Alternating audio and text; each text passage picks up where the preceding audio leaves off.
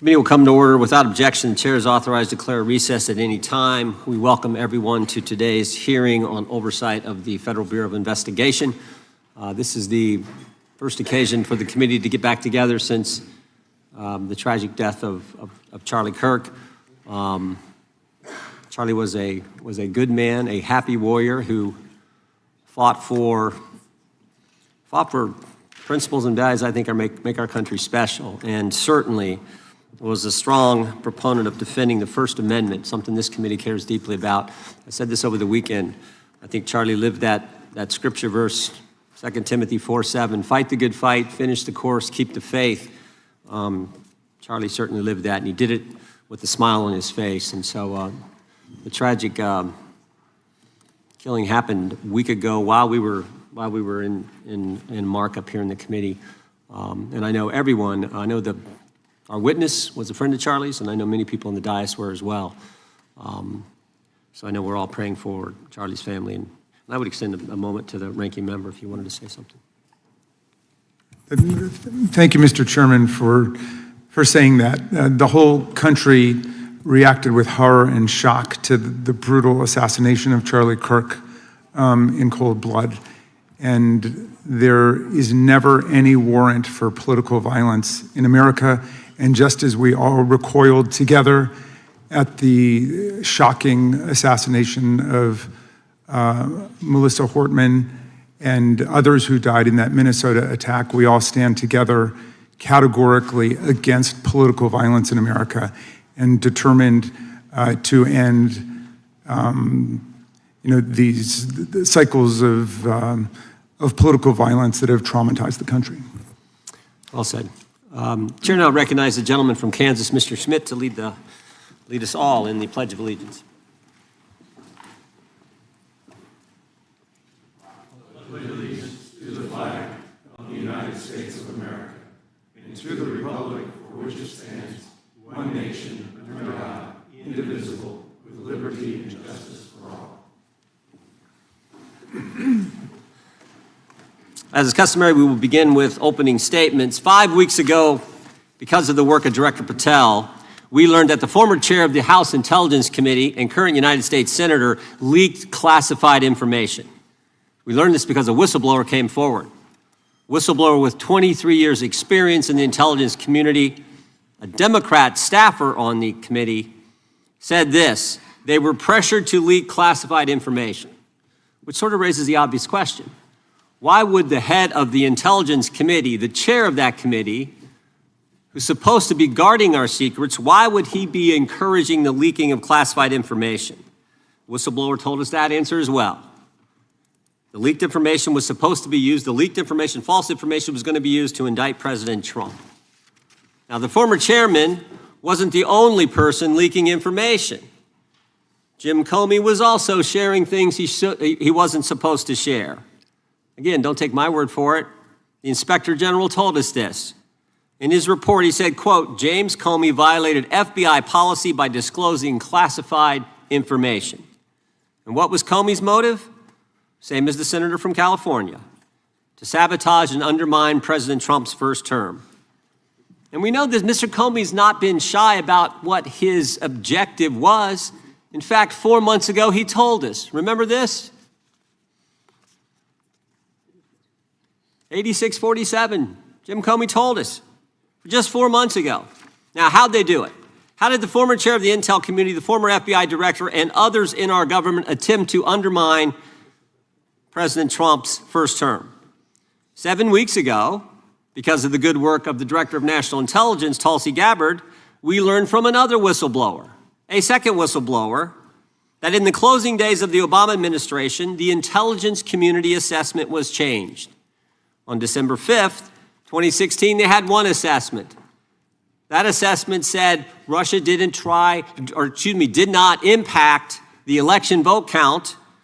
There was a meeting at the White House on December 9th, 2016, where it was decided, no, we're not going to have that. We're going to come up with a new one. And the new one said Russia was trying to influence election and did influence election, which just wasn't accurate.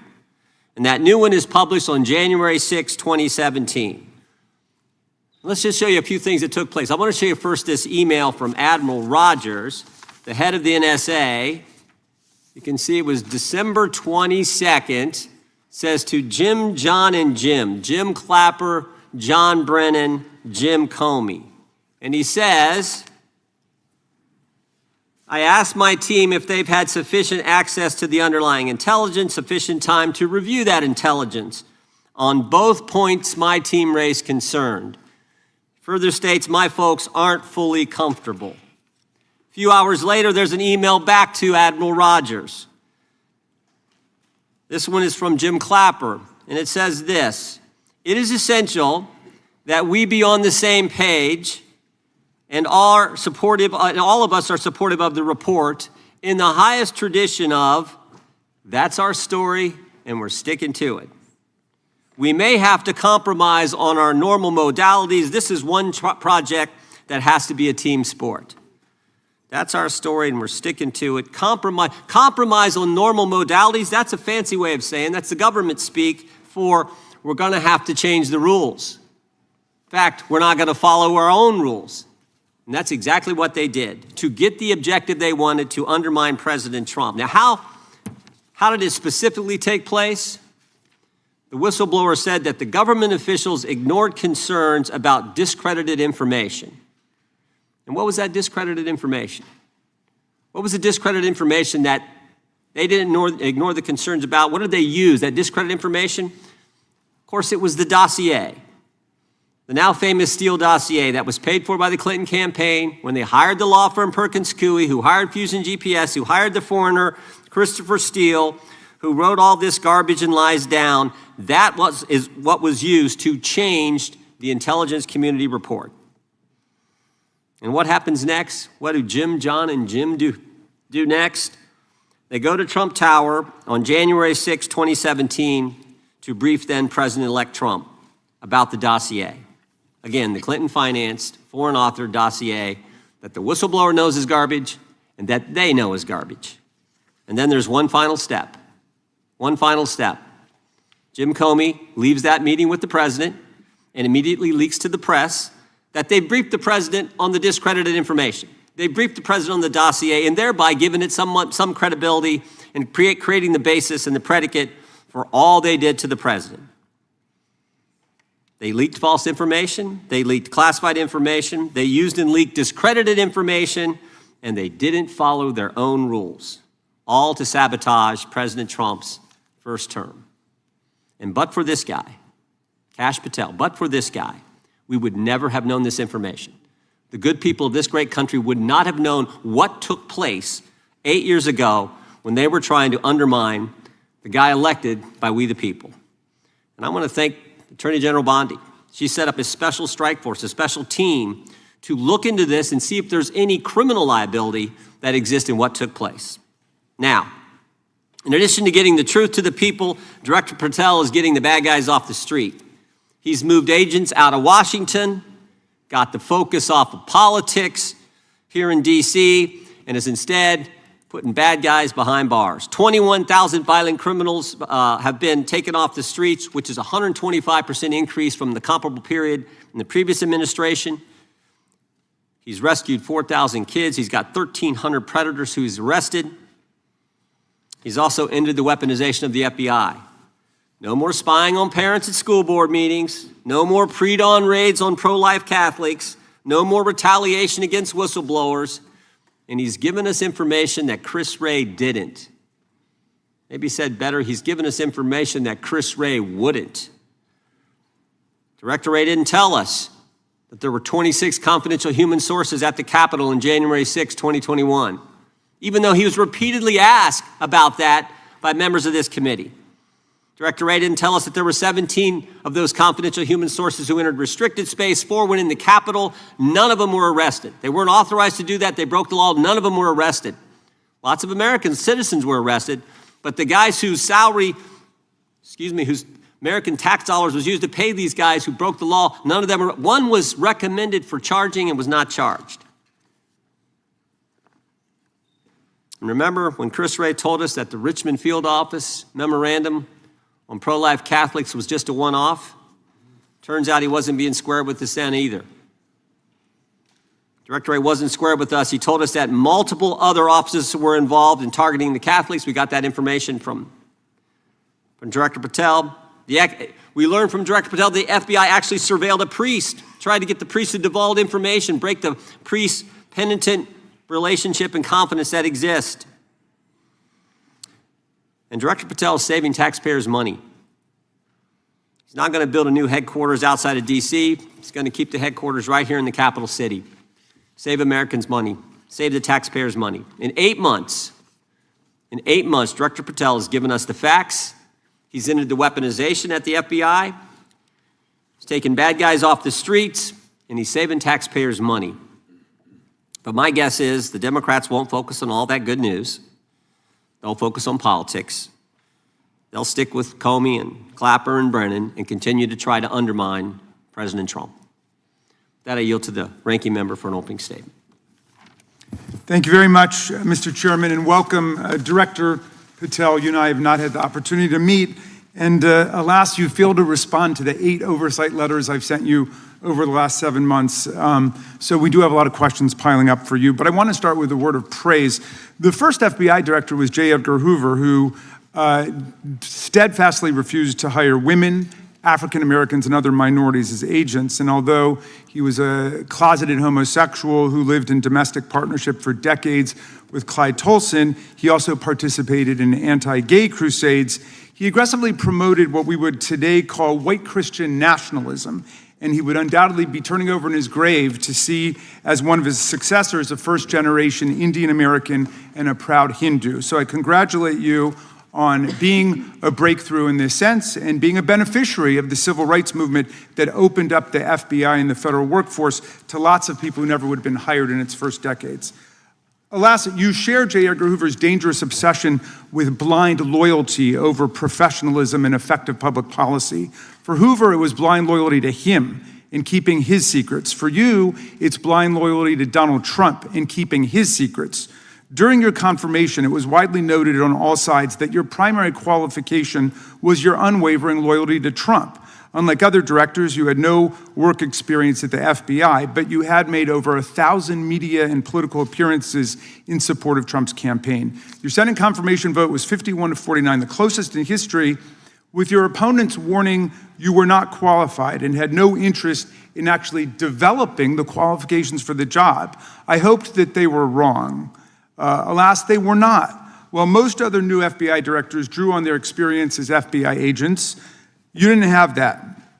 But you did write a picture book trilogy for children ages 5 and up based on your experience clashing with President Trump's political enemies.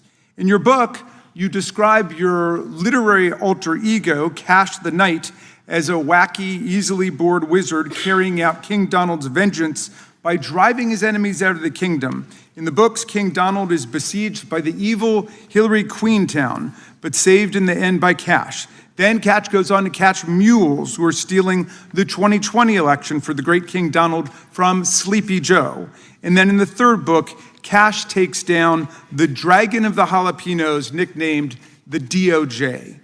Your supporters had hoped that you would graduate from imagining yourself a romantic fairy tale knight to actually running America's premier federal law enforcement agency.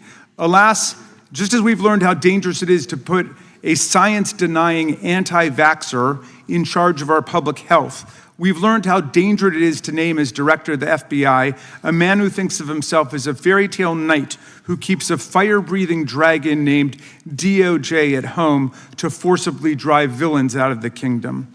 When Charlie Kirk was assassinated, while his killer was still on the loose, you decided you didn't need to be at FBI headquarters in Washington to work with your team while the chaotic manhunt unfolded. You spent your evening dining in a swanky Midtown Manhattan restaurant and tweeting out false information that the subject of the shooting was in custody, a statement you had to retract 1 hour later.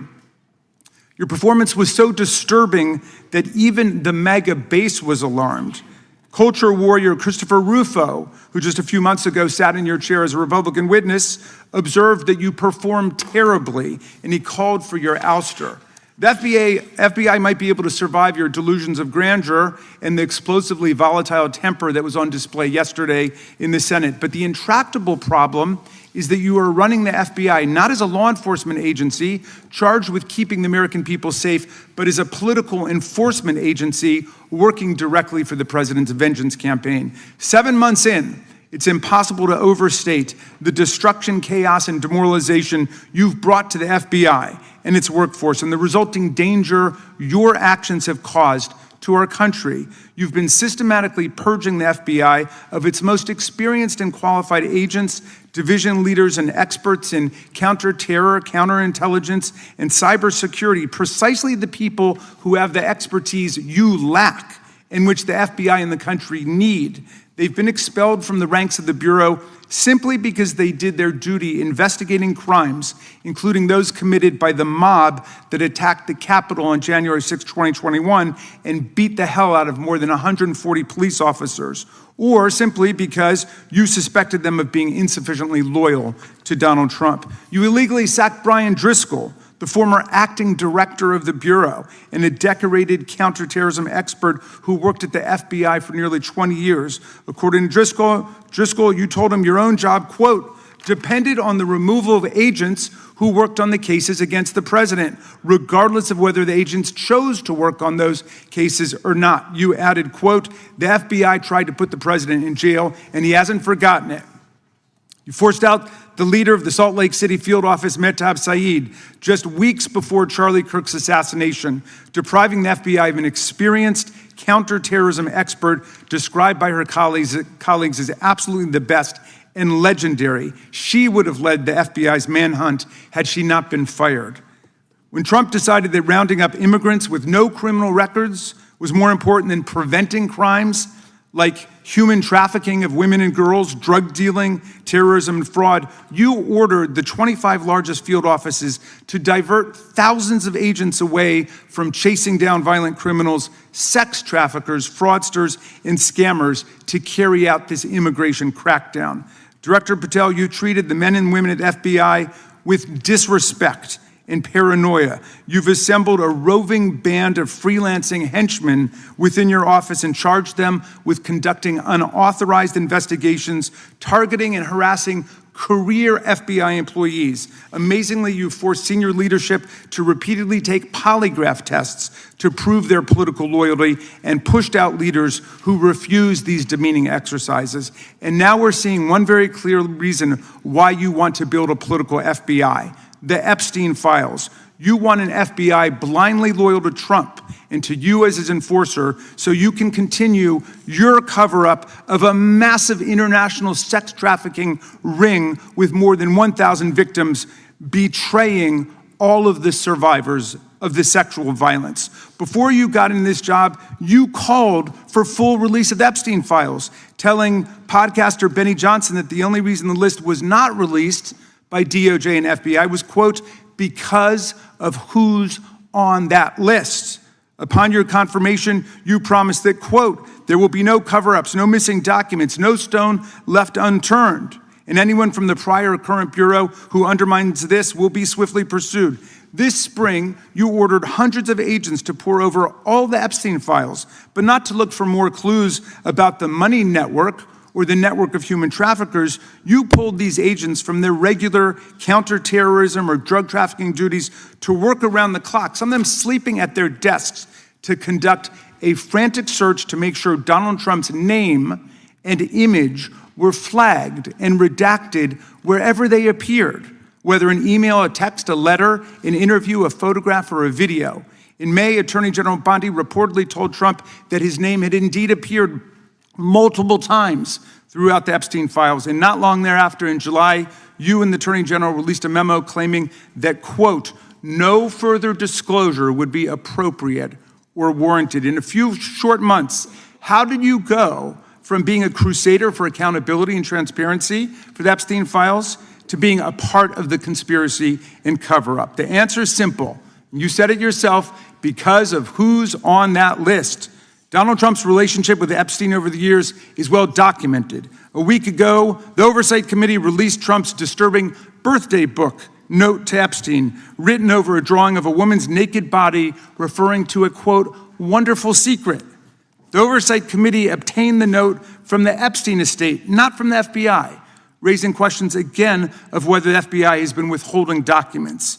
While you're unleashing the FBI to cater to Trump's desire to shut down the Epstein inquiry, the first 9 months of the Trump presidency have seen a spate of political violence and domestic terror events. We saw deadly attacks on political figures on both the left and the right. The brutal assassination of Minnesota Democratic House Speaker Melissa Hortman and her husband, and the attempted murder of Democratic State Senator John Hoffman and his wife, who miraculously survived a combined 17 gunshots. We saw an arsonist set Pennsylvania Governor Josh Shapiro's residence on fire. And of course, last week, we saw the horrific, cold-blooded assassination of Charlie Kirk in Utah that has shaken the nation. 1 minute after Charlie Kirk was shot in the neck, a 16-year-old shooter in Evergreen, Colorado, radicalized by white supremacist ideology online, opened fire and critically wounded 2 other students at Evergreen High School. We've seen lethal anti-Semitic violence, including the murder of 2 young Israeli embassy staffers just blocks from the Capitol, and then in the attack on a gathering of Jewish people in support of hostages held in Gaza in Boulder in June. We've seen continued mass shootings at schools, like the domestic terror incident at a Catholic school in Minneapolis last month, which killed 2 children and wounded 18 others. And in August, a man fired more than 500 bullets at the Centers for Disease Control and Prevention, killing a police officer who was a Marine veteran and a father. People like Melissa Hortman and Charlie Kirk should be able to participate in politics as elected officials or active citizens without being shot down in cold blood in the United States of America. People should also be able to go to elementary school, to middle school, to high school, to work, to the mall, and to church without being shot down in explosions of gun violence. The important position at the FBI requires a leader who puts public safety and national security and the rule of law first. I'm afraid, Director Patel, you've given us reason to believe you've used the powers of the FBI to serve Donald Trump and his agenda of partisan retribution. You've broken your promise not to do that. You've betrayed Jeffrey Epstein's victims and survivors. You've turned your back on the career law enforcement officers of the FBI, and as a result, you've left all of us less safe than before. Mr. Chairman, I yield back. Gentleman yields back. That opening statement may have been longer than any book director's ever written or anyone else has written. Without objection, all of the opening statements will be included in the record. We will now introduce today's witness. Mr. Patel has been the director of the FBI since February of 2025. He previously served as chief of staff at the Department of Defense, deputy director of national intelligence with the National Security Council, and also as a congressional staffer, as a federal prosecutor, where he focused on national security cases. And he also worked as a public defender in the state of Florida. We welcome our witness, appreciate his work, and thank him for appearing here today. We will begin by swearing you in. Director, would you please stand, raise your right hand. Do you swear or affirm under penalty of perjury that the testimony you're about to give is true and correct to the best of your knowledge, information, and belief, so help you God? Let the record reflect that the witness has answered in the affirmative. You can be seated as you are. You've been through this yesterday. Did a fine job. Please know that your written testimony will be entered into the record in its entirety. Accordingly, we ask that you summarize your testimony. Director, you may begin. Good morning, Mr. Chairman, Ranking Member Raskin, and members of the committee. I want to begin today by discussing the appalling assassination of Charlie Kirk. It's important for this FBI to be transparent without jeopardizing our investigations, so a little bit of the timeline is important. Charlie Kirk was unfortunately assassinated on September 10th. We immediately, the next day, released images early in the day in local time in Utah to start the public partnership in our manhunt for the assassin and culprits. At approximately 5 p.m. local time, I arrived on the ground and walked the crime scene myself. And we flew multiple FBI assets in and out to process DNA simultaneously while bringing in evidence response technicians, hostage rescue teams, and other experts to assist state and local law enforcement with their investigation. At 8 p.m. local on September 11th, the FBI collected and populated and promulgated at a press conference a video of the suspect on the grounds. We also released enhanced images.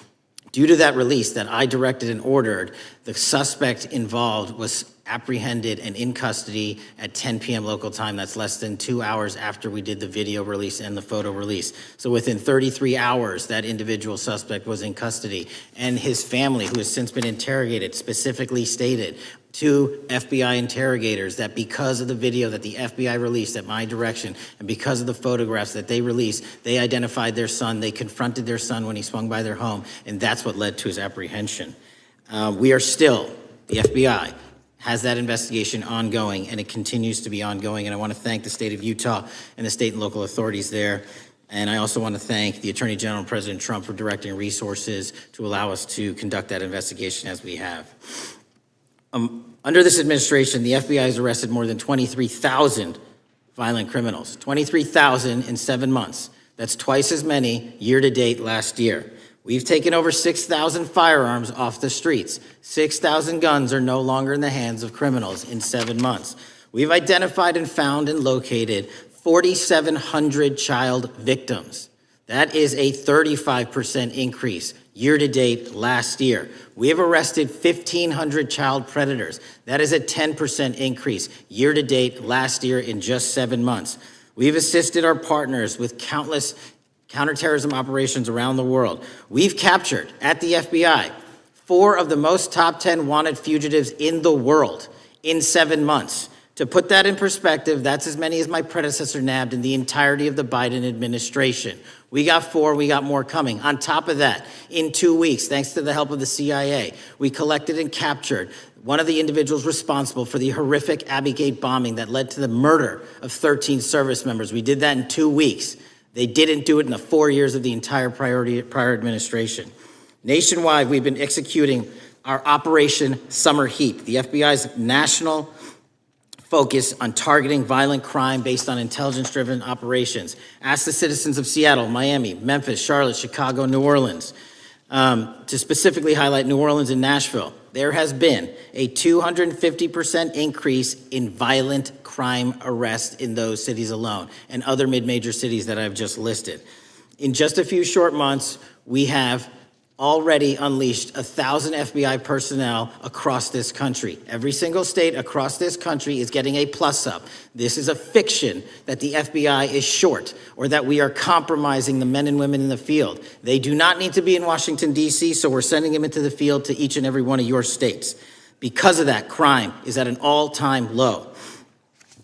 We had to do it because of the explosion of crime. And maybe the most important stat for Americans to realize, in just 7 months, we are on track to produce the lowest murder rate in modern U.S. history by double digits. Those are results not of mine. Those are results of the men and women of the FBI. If you want to criticize me, bring it on, but do not attack the brave leaders in the field.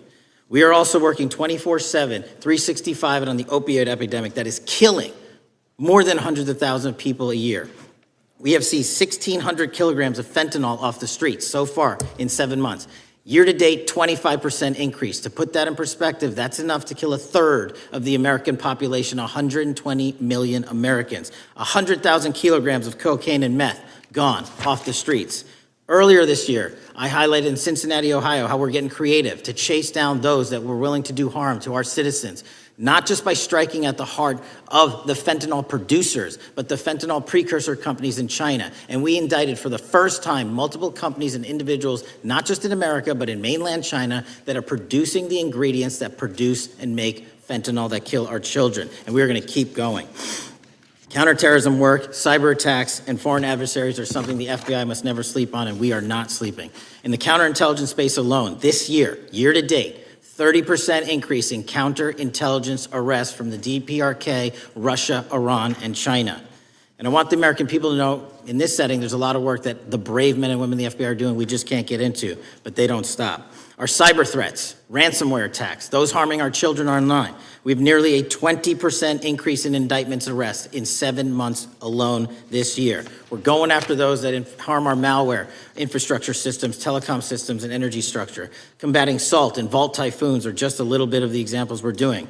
Maybe most importantly, under the counterterrorism and domestic terrorism umbrella, are nihilist, violent extremists, and those that label themselves 764, who wish to go online and convince children to maim and mutilate themselves and commit suicide. And we are producing record numbers of arrests under that umbrella organization. We even stopped an individual in the 764 network who wanted to conspire to kill an adolescent girl. He is now in custody. Transparency remains one of my main priorities at the FBI. And this is what I've done in my 7 months at the helm. We've produced more than 33,000 pages of documents to Congress to a variety of committees, including, I believe, 7,500 to this committee alone, if memory serves me correct. To put the 33,000 in perspective, my predecessor in 7 years produced 13,000 pages in total to the United States Congress. His predecessor in 4 years produced 3,000 pages in total. I repeat, I have produced 33,000 pages in 7 years to this Congress and will continue to do so. I'm dedicated to restoring the trust and the mission and the integrity of the FBI, and we cannot do so without congressional oversight, and I promise you I will continue to do so. On the Epstein case, the original sin on the Epstein case was how it was handled by Mr. Acosta when he first brought the case in 2006, 7, and 8. The original case had a very limited search warrant, had a very limited search window, had a very limited investigative window. I was not there when those search warrants and that investigation was launched. I would not have done it that way. They were limited to only 3 to 4 years of investigations from 97 to approximately 2001 and 2002 to 2005. Mr. Acosta allowed Mr. Epstein to enter into a plea agreement where he served weekend jails for trafficking minor women. He also was allowed to relieve jail to go home on the weekends.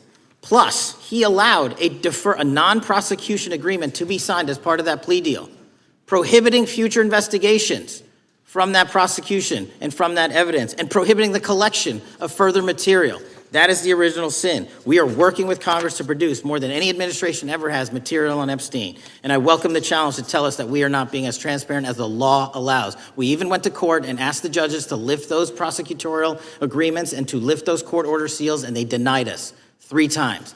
Congress is welcome to do the same and join the fight. And I'd lastly like to focus on operation that the president led in D.C. Because of this, we are taking this fight in D.C. to every single city across the country. 2,100 arrests in the last month alone. D.C. has seen a 60% decrease in gun crimes, 75% decrease in carjackings, and 53% decrease in homicides in our nation's capital. And rightly so. We're bringing that fight to the streets of America. I want to thank you for your support, and I'm proud to be the director that leads this FBI into a new headquarters building that they've needed for decades, saving the taxpayer $3.5 billion, and also providing our workforce a safe environment. If you don't know the calamity that is the Hoover Building, I invite each and every one of you to walk around. I'll give you a tour myself, and you can see where the cement falls on the heads of our employees that is only to be saved by netting. Just to give you an example. Thank you for support to our mission. And I do want to highlight one thing about D.C. It's because the FBI gathered sources and evidence that we were able to, through our source network, identify the horrific murder of the D.C. intern, Eric Tarpinian. Mm-hmm. And I've spoken to his family, yep. And we are working to bring them justice. And Mr. Chairman, in my 16 years, now my 17 years of government service, if anyone has any questions about my service, bring it on. Yeah. Thank you, Director. We will now proceed under the 5-minute rule. The chair recognizes the gentleman from California, Mr. Eisen. Director, delighted to have you here. You are a breath of fresh air. As you outlined, and I won't repeat it, the accomplishments, you did so with the same resources as your predecessor, roughly. Is that correct? I believe so, yes. And so how much of that has to do with taking people out of the backside of the FBI and moving them into the field, into doing the job for which we primarily pay the FBI? It's exactly what we needed done. 1/3 of the FBI's workforce resided in the National Capital Region before I got there. 1/3 of the crimes do not happen in Washington, D.C. Not anymore. Not anymore. So 1,000 personnel of the FBI were deployed across this country on a permanent basis, and every single state in this union is getting a plus up, not a reduction, a plus up of 1811s of intel analysts and support staff. And that is why the crime rates are going down in record numbers. Thank you for doing that, and it's perhaps the hardest thing for a bureaucrat to do is to lower the head count around them that support them, and I appreciate your willingness to do it different than your predecessor. A lot of what you covered earlier was the find, the discovery, and then the prosecution that is done by the DOJ. But I want to talk a little bit about the prevent side. On the Charlie assassination? sir? No, on all of these. Okay. Okay, for example, and I'll bring it up before the Democrats bring it up, January 6th. January 6th, we now know, because of your find, that in fact there were people involved who were not just observers but participants who in fact, it's been alleged, and I personally believe, in fact, were part of promoting, perhaps even the one woman who died, encouraging her to walk through a door that led to her death. When you see that kind of activity, and you know it was done under predecessors with full knowledge, whether it's January 6th, where embedded people crossed the line, or any other activity, including obviously the Russian hoax that we're now dealing with up in, front and center. My question to you is, what can you or others do to prevent it from occurring again? Not on your watch, but on future watches. How can we know that this won't happen again the moment you leave the FBI? It's simple. What I'm doing through our leadership cadre is having FBI agents do what they were trained to do, not what they were not trained to do, not put them in situations that both harm them and the public. We're also utilizing our SORT networks and prioritizing the threat structure to go after the narco traffickers, the counterterrorism people, the counterintelligence threats, and the cyber threats. That's what they were trained to do, and that's what we're letting them do. One major question I have, after decades of doing this, on our side of it, both the chairman, myself, and others, both at Oversight and here, have seen that the FBI and the Department of Justice hide behind non-statutory practices. Now, you've changed the interpretation of many of those practices. That's why we're getting the discovery that was previously withheld. How do we work together to make sure that we never again have false walls, non-statutory walls that say the Department of Justice has a prohibition about giving, quote, you fill in the blank, that has led to the chairman not seeing anything until you took over? I'm wedded to aggressive constitutional oversight. Having been a House congressional staffer, I know that is an important part of securing our democracy. And the way we make it an everlasting, enduring process is by showing the American people the results of what we are doing and the important work of this committee and putting it out to them so they can see government waste, fraud, and abuse. And then they can demand from our constituents and our electors that they want this process to continue. Last major question here. Some things are so sensitive that we both would agree they cannot be made public. Will you commit to this committee, when it is too sensitive to disclose, that you would at least make it available for in-camera review by the chairman and ranking members or others designated? I have done that, and I will continue to do that. Well, thank you, Mr. Chairman. This is a breath of fresh air. This is the beginning of what we need. But my questions today for the director are ones in which I believe that we do need to codify by agreement or by statute, if necessary, the kind of openness and transparency that we're seeing from this administration, the kind of discovery that's allowing us to do our oversight properly. And I would hope that that be the follow-up to this, obviously along with the Attorney General. And I yield back my 4 seconds. Thank you. The gentleman yields back. The gentleman from New York is recognized. Thank you, Mr. Chairman. Welcome, Director Patel.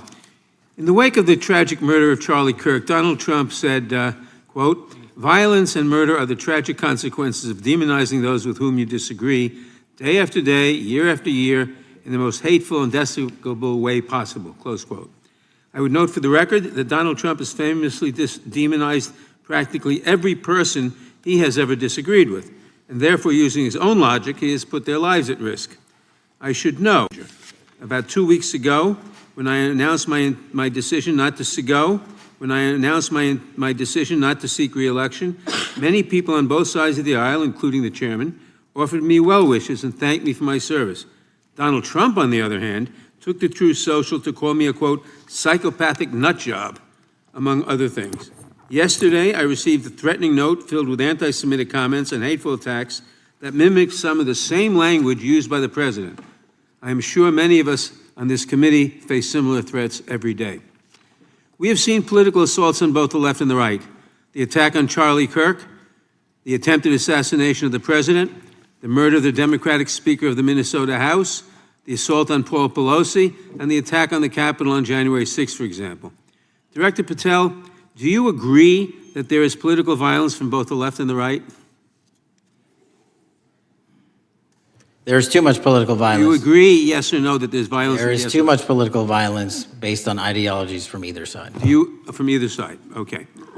Are you aware of the study by the Cato Institute, a well-known conservative group, that found that 69% of the violence is from the right? I'm not familiar with that You're study. not familiar, okay. I would commend it to you. Are you aware the administration has threatened to use violence as an excuse to crack down on liberty and freedom of speech? Say that again, I'm sorry? Are you aware the administration has threatened to use violence as an excuse to crack down on liberty and freedom of speech? Nobody at the FBI is doing that. I didn't ask you about the FBI, I said the administration. I speak for the FBI. I would like to enter the record an article from today's New York Times titled, "Trump Invokes Kirk's Killing and Justifying Measures to Silence Opponents." In the wake of Charlie Kirk's killing, President Trump and his allies have laid out a broad plan to target liberal groups, monitor speech, revoke visas, and designate certain groups as domestic terrorists. I ask unanimous consent to insert this into the record. Thank you. Politicizing the murder of Charlie King to go after free speech is not a legacy I believe Charlie King would have wanted. Moving on, I want to address another topic. The FBI has traditionally played a key role in prosecuting public officials for corruption. But I fear that at a time when the president is accepting planes from Qatar for his post-presidential personal use, issuing pardons to major donors, and personally profiting from the office of the presidency, the FBI may be abandoning its commitment to investigating public corruption. Since its creation in the wake of the Watergate scandal, the Public Integrity Section has been one of the crown jewels of the Department of Justice, investigating and prosecuting corruption among the nation's public officials and acting as a key safeguard against politicized prosecutions. This section's work has been supported by an elite squad in the FBI devoted specifically to rooting out corruption. But according to reports, the Public Integrity Section has now been decimated, and the FBI's Public Corruption Squad has been dismantled. I would like to submit for the record a New York Times article entitled, "FBI Dismantles Elite Public Corruption Squad." I ask unanimous consent. Thank you. These actions are an invitation to corrupt politicians to break the law, since they know that the government is asleep at the switch. Last month, Senator Warren and I, along with dozens of other members of Congress, wrote to you and Attorney General Bondi expressing grave concern over your decision to effectively legalize corruption and to politicize prosecutorial decisions. And he asks unanimous consent to enter this letter into the record. Thank you. I don't have time today to walk through all your questions, all of our questions and concerns, but will you commit to answering this letter in short order so that we can understand what factors led to this decision and how it has impacted the ability to hold corrupt officials accountable? I will review your letter with my team and respond as soon as I can. You will respond. Thank you. I yield back the balance of my time. Gentleman yields back. Gentleman from Arizona is recognized for 5 minutes. Thank you, Mr. Chairman, and thank you, Director, for being here. I appreciate the change in the FBI and the tone since you've been there. We heard the ranking member, however, describe the FBI under your leadership as being resorting to political enforcement and you personally as being paranoid. I would just suggest that perhaps that is the projections of the ranking member himself and not you, sir. I want to refer to something that was said yesterday in yesterday's hearing by Senator Grassley. He said, "It's well understood that your predecessor left you an FBI infected with politics." At your nomination hearing, he gave you records, made public records about whistleblowers regarding something called Arctic Frost. Arctic Frost was the FBI case opened and approved by anti-Trump FBI agent Thibault, and Arctic Frost became Jack Smith's elector case. The new records show that Arctic Frost was much broader than just an electoral matter. In fact, it was expanded to Republican organizations. Some examples of the groups that the Ray FBI sought to place under political investigation included the Republican National Committee, Republican Attorneys General Association, and Trump political groups. In total, 92 Republican targets, including Republican groups, Republican-linked individuals, were placed under the investigative scope of Arctic Frost. On that political list for investigation was one of Charlie Kirk's groups, Turning Point USA. In other words, Arctic Frost wasn't just a case to politically investigate Trump. It was the vehicle by which partisan FBI agents and DOJ prosecutors could achieve their partisan ends and improperly investigate the entire Republican political apparatus. I'd ask that, Mr. Chairman, that document be admitted. Without objection. So, I know that this may be under current investigation, but I wish to ask specific questions about this for just a moment. What search tools were used in Arctic Frost to view private communications of targets? I believe the traditional search tools, search warrants, lawful service of process, and the tools that the FBI has in our infrastructure systems, cybersecurity systems, and counterintelligence systems. But generally speaking, if I may, I want to use this to highlight the fact that I'm continuing my promise to work with Congress to produce documents simultaneously and also conduct ongoing investigations. I'm giving you as much as I can, and I'll give you more when I can. Thank you. Another question regarding that is, were there any directives from the Biden White House concerning the Arctic Frost investigation? Were there any, sorry? Directives or communications from the Biden White House itself concerning the Arctic Frost investigation? I'll just rely on what was turned over to date, sir. Okay. So I want to add here, the search warrants that were used included the seizing of a U.S. member of Congress, his phone. I think we all know who that was and how that was taken away and used for political purposes, Mr. Chairman, Mr. Director. So we'll leave that for a second, and let's go over to the Charlie Kirk case for just a second. Let's emphasize this. How many hours did it take from the assassination to the arrest of the assassin, Mr. Director? 33. That seems pretty swift, and it was because of the actual release of videos and photographs that you directed to be released, sir. That's correct, and to put it in perspective, the Boston bomber took 5 days and Luigi Mangione took 5 days. Was the platform Discord forthright from the start with law enforcement about the shooter's communications on its platform? Discord, the platform ownership, has been working with our lawful process, and we are obtaining materials from them on a rolling basis. Thank you. And I want to get back here to Arctic Frost for just a second, Mr. Chairman. I'd like the unclassified document from the FBI released to be admitted to the record. Without objection. And a document from the Economic Times also to be admitted to the record. Without objection. So I'm going to give you the last 30 seconds. We could go on about the Epstein case. I've got a bunch about that, but I'm just going to let you, if you wish to respond to either of the two vitriolic questioning or statement from the Democrats. The work of the FBI speaks for itself. It's on showcase here today. Anyone that wants to attack the FBI can attack me, but leave our leadership structure alone. When you have 23,000 violent felons arrested, twice as many as this time last year, the work speaks for itself.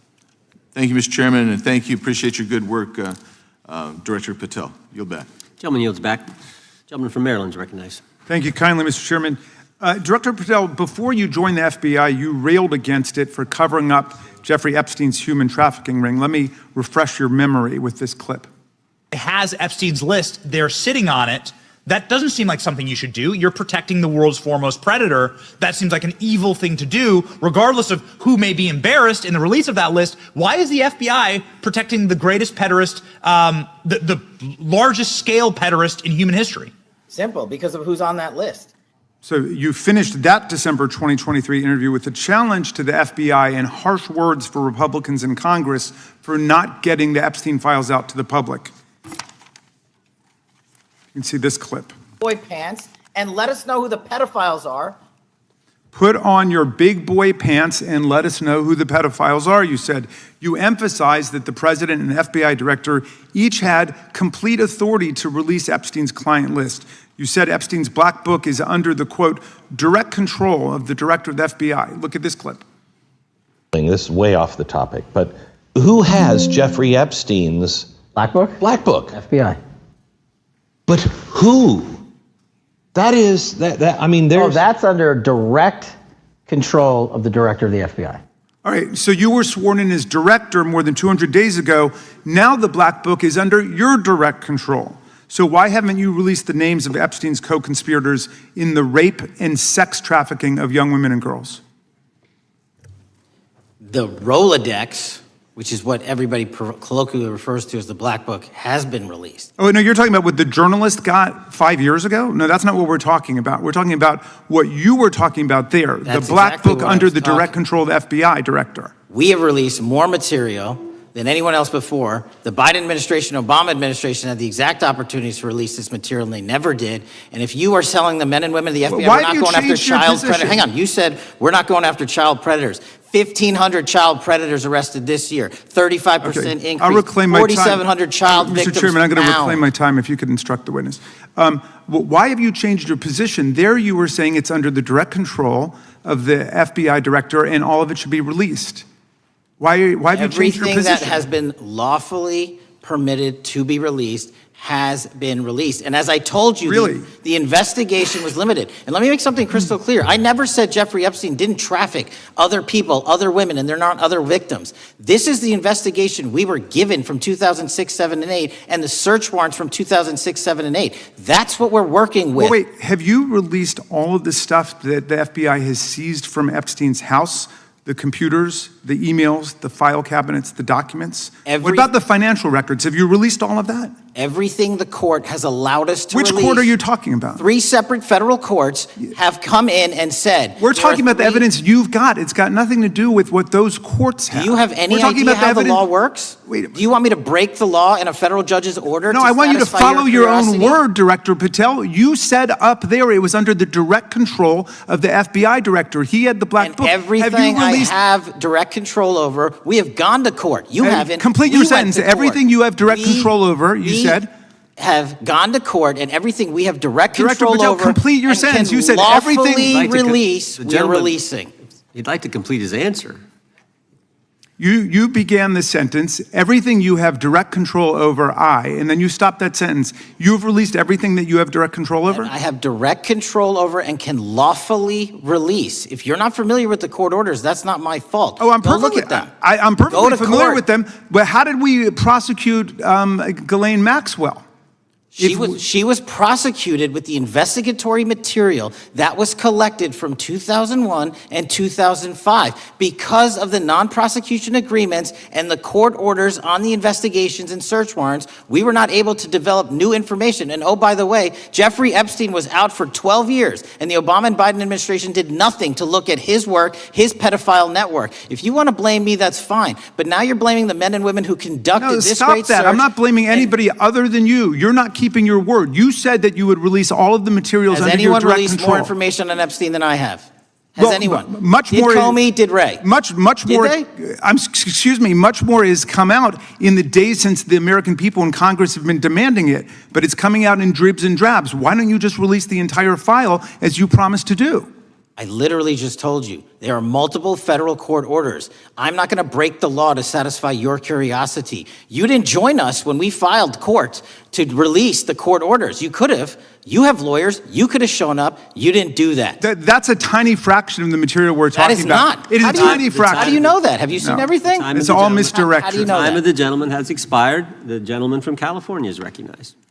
Well, thank you, Mr. Director. Just to be clear, how many of the Epstein files were released in the 4 years of the Biden administration? 0.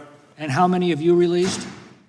I don't have the number, but it's got to be thousands of pages of stuff. I was going to ask you to begin whether Americans are safer today than they were 9 months ago, but you cited dramatic increases in criminal arrests since you've taken office, a dramatic decrease in crime that's resulted. Who would have thought that taking criminals off the streets would reduce the crime rate? But somehow we have stumbled upon that new truth. But it begs the question, what was the FBI doing during the 4 years of the Biden administration to see that dramatic an increase in work under your tenure? The simple answer is I'm letting good cops be cops. We're working with our state and local law enforcement. We're energizing our partnerships. We're bringing on more task force officers. When you have more cops in the streets, when you're using ground-based intelligence, when you're not weaponizing law enforcement and focusing on DC and focusing on the rest of America, this is what happens. It is not a significant mind shift in terms of how we maneuver the FBI. They've wanted to do this work since they signed up. We're just letting them. And we've seen many prominent Democrats oppose your efforts to restore law and order to the streets of our nation's capital. I mean, all of us here have seen a dramatic change for the better here in Washington, D.C. Why are so many Democrats attacking you for that? Sir, Democrats have been attacking me for a decade, as is the fake news media. They didn't like the fact that I exposed the Russiagate host and the largest weaponization of the FBI and DOJ in U.S. history. We proved it to be true with congressional oversight. I'm wed to that congressional oversight and will continue to do that work. Christopher Wray repeatedly warned this committee that the Biden open borders policy had produced a significant increase in terrorist threats that he said kept him up at night. A particular concern, he said, was the 2 million gotaways that entered the country during the Biden administration. That's an average of 41,000 every month. What are the monthly gotaway numbers today? Sir, I'll have to get back to you on the exact gotaway numbers, but identifying that there are gotaways is step one. Going and manhunting them is step two, and that's what we're committing our resources to do. Well, that's my next question, is what progress has the administration made in apprehending and removing terrorist threats that came in during the Biden years? I think you're talking about, if you're not, let me know, known or suspected terrorists, and we've encountered almost zero at the southern border since the southern border has been sealed. But the problem that we are running into is our northern border. It's largely expansive. The enemy has adapted, and we need more focus on the northern border to stop known or suspected terrorists from coming in from places like China, Russia, the Middle East, Africa, Afghanistan. And what can you tell us about the remaining threat posed by potential terrorist cells here in the United States? The terrorist threat that continues to be posed by international terrorists here in the United States is one of my highest priorities. We are working through our intelligence community partners to identify those individuals, and we've taken down numerous individuals in numerous rings across this country to neutralize that terrorist threat, including places like New York City, Los Angeles, and I believe Dallas, Texas most recently. How extensively did criminal cartels like Sinaloa, Jalisco, New Generation, MS-13, Trinidad, and others infiltrate our country during the Biden administration? By the tens of thousands. Well, and what progress have you been making in combating their presence? I think the DHS is best to speak to that, but I think I can't remember the numbers of tens of thousands or hundreds of thousands of individuals they found that came in illegally, and the tens of thousands that associations to criminal networks have all been deported. And that effort is being opposed every step of the way by Democratic leaders in our cities, some of our states, and right here in the Congress. Isn't that true? Well, we're just working where we can in every single city we can, and I welcome the opportunity to partner with Republicans or Democrats on fighting violent crime like we're doing. Mr. Biggs asked about Arctic frost. What else can you tell us about that and what we need to do to assure that it never happens again? Continue the congressional oversight work that you're doing on Arctic frost. Let me provide you with more documentation on Arctic frost, and also call in witnesses from the paperwork that we have given you. You have that right, and the American public deserves to hear what those people have to say. As for my ongoing investigation, there's not much I can say.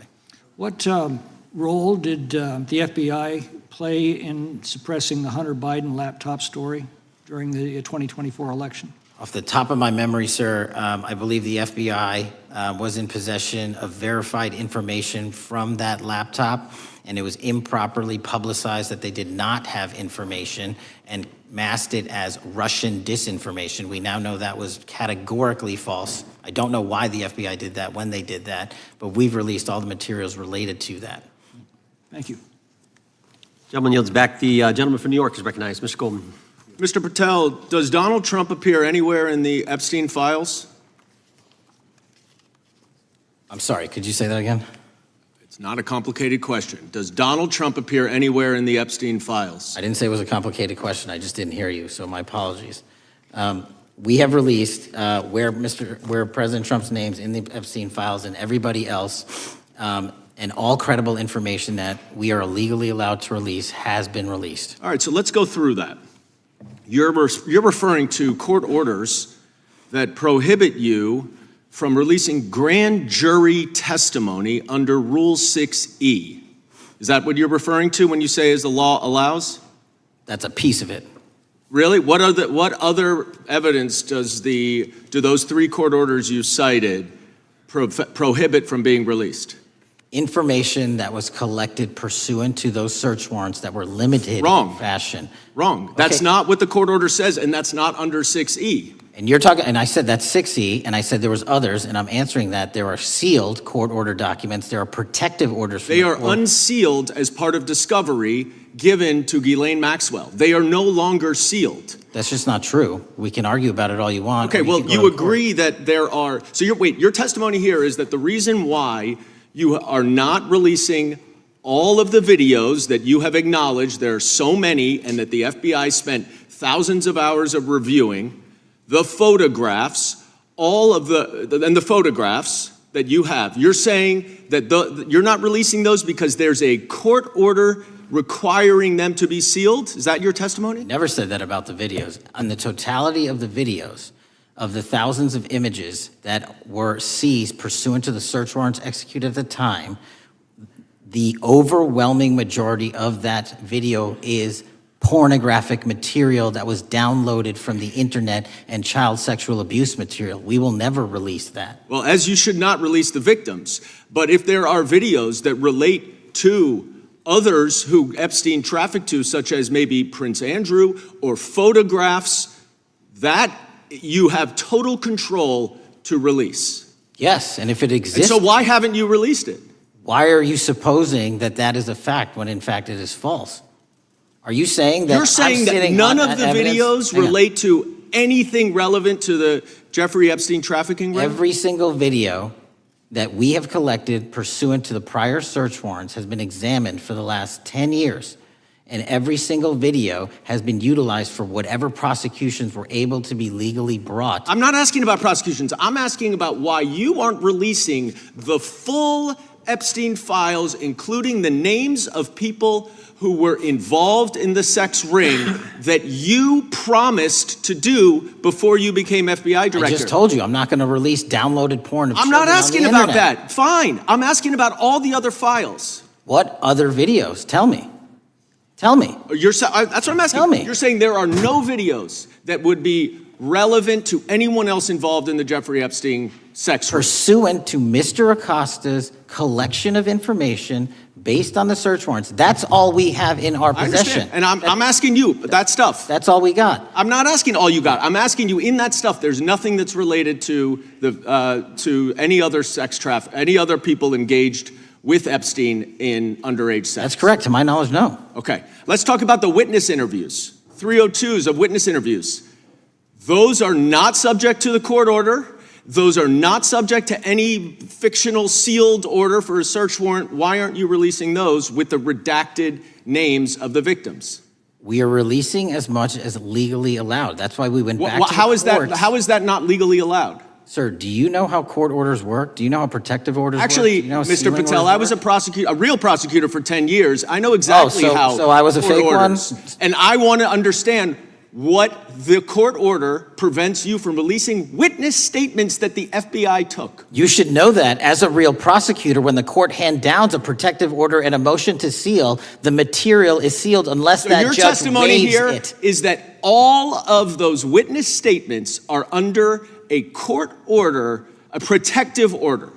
We are providing everything we can legally provide. No, that's not my Congress has question. sent us a My subpoena. question is, why are those witness statements that are not grand jury testimony, that if they were under a protective order are no longer under a protective order, why are they not being released? How are they not under a protective Why order? are you not going to the court like you did for the grand jury testimony to unseal those records? The DOJ did go to the court. No, not on those records. Why Time aren't of you the going? gentleman. You just went on grand jury. Time of the gentleman has expired.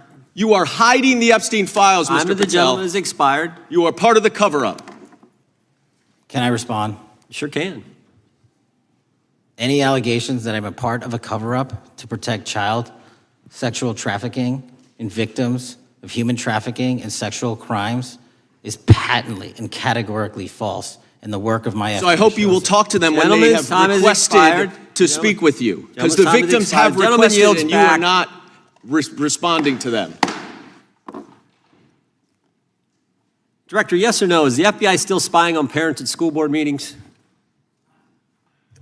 No, sir. Is the FBI still targeting Catholics? No, sir. Is the FBI still spying on President Trump? I don't believe so. Is the FBI still censoring Americans? No, sir. Is the FBI still targeting Americans for shopping at Cabela's or purchasing Bibles?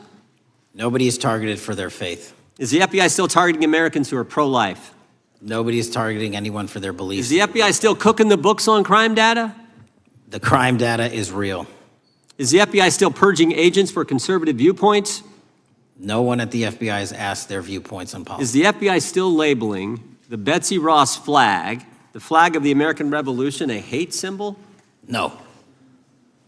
Well, maybe that's why you've been able to, what was the number? 23,000 bad guys you've arrested, a huge increase from the same time period in the previous administration. I think you said 1,400 predators, 4,000 children rescued. Were those the facts? 4,700, 35% increase on children rescued. Yeah. And you got the guy to Abbey Gate. We got the Abbey Gate We had guy. a guy from the 4th District of Ohio who lost his life there serving our country. We appreciate that. Maybe when you're not focused on politics, you can actually do what the FBI is supposed to do. Go get the bad guys, right? That's what the men and women of the FBI do. Director, did John Brennan lie to Congress? Let me just read a couple things actually before you answer that. 2 years ago, we had Mr. Brennan in for an interview, and I asked him, how'd you learn about the dossier in December of 2016? Mr. Brennan replied, I received a copy of it from the FBI, and the CIA was very much opposed to having any reference or inclusion of the Steele dossier in the intelligence community assessment. That's what John Brennan told the United States Congress. 7 weeks ago, the Director of National Intelligence told us this. John Brennan lied and denied using the dossier in the intelligence community assessment because he knew it was discredited. CIA officer told the House Intelligence Committee Brennan refused to remove it, and when confronted with the dossier's main flaws, he responded, yes, but doesn't it ring true? John Brennan lied to us? Mr. Chairman, I won't stylize the evidence. What I will say is that the intelligence community assessment, those that created it, and any individual involved with it, is an ongoing investigation. There's an investigation into what took place in December and January of December 2016, January 2017, when this whole thing started, this grand conspiracy. That is being investigated, is that right? That has been publicly announced by the department. That's been announced by the department. Did Chris Wray hide documents from this committee? You would know better than me, sir. Well, I think you told us like 700 pieces of information you've given this committee since you've been the director relative to just one incident, the Catholic memorandum from the Richmond field office. I can give you the comparison, sir. Yeah, the Catholic memo, I believe we turned over 750 documents. In Mr. Ray's tenure, I believe they turned over 19 pages. 19 pages. You've given us 700. Why would Chris Wray hide information from this committee? You'd Want have to to hazard ask a him. guess? I'm sorry? Hazard a guess why he would do that? I don't know, sir. I think maybe it was because FBI was spying on a priest, trying to get him to break the priest penitent confidence that exists. You think maybe that was the reason? You'd have to ask him, sir. Yeah, we'd love to do that. I want to read a few names here. Arctic Haze, Tropic Vortex, Riding Hood, Foggy Falls, Echoes Fate, Sirens Lure, Genetic Christmas. What are these code names about, Director? You know? Not off the top of my head. Well, Arctic Haze, Tropic Vortex. My understanding, these are code names for leak investigations of classified information from the year 2017. Does that ring a bell? In terms of leak investigations, many of those are classified and many of those are ongoing, Mr. Chairman. But we are working with you to produce documents as we close those investigations or as we declassify them. Let me ask you this question, because this is something I've wondered about, the way the FBI used to work. The way this whole thing so many of these things unfolded. Seems to me you had all these people in government leaking information that then gets reported in the press, there's a story written about it, and then that article is then used to further the investigation and move forward with what they want to do. Did that take place back in 16 and 17? That's the exact scenario that took place in the FISA application for Carter Page and the rest of the Trump campaign. And that is frightening, because that's what the CIA is supposed to do in foreign countries. It's not supposed to happen to Americans, but it did, didn't it, Director? Yes. And not just any Americans, it happened with the President of the United States. Is that accurate? Yes, sir. Yeah, and you were the key guy in helping expose that. And I think our country will be forever grateful for what you did to let the country know that was going on involving Americans, which is not supposed to happen, and not just, again, any American, but the President of the United States. Chair now recognizes the gentlelady from California. Thank you, Mr. Chairman. I'm concerned by reports that FBI agents have been diverted from their important work on crime and anti-terrorism to work on matters that are not critical to our safety.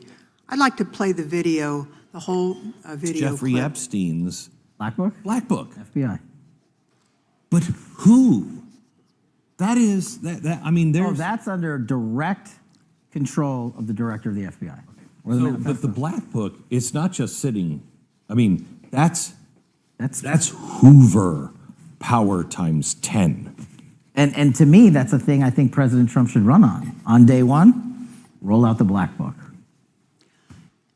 In contrast to that attitude of let it all out, we're getting reports of actions that run contrary to getting everything out and that also involve diversions of FBI resources. For example, an FBI whistleblower reported that you were pressured by the Attorney General to place 1,000 personnel on 24-hour shifts to mine roughly 100,000 Epstein-related records to redact President Trump's name from the files. Bloomberg reported this, that you directed FBI special agents from the New York and Washington field offices to join the Bureau's FOIA employees in Winchester and another building a few miles away, and that while reviewing the Epstein files, FBI personnel identified numerous references to Trump in the documents, and people familiar with the matter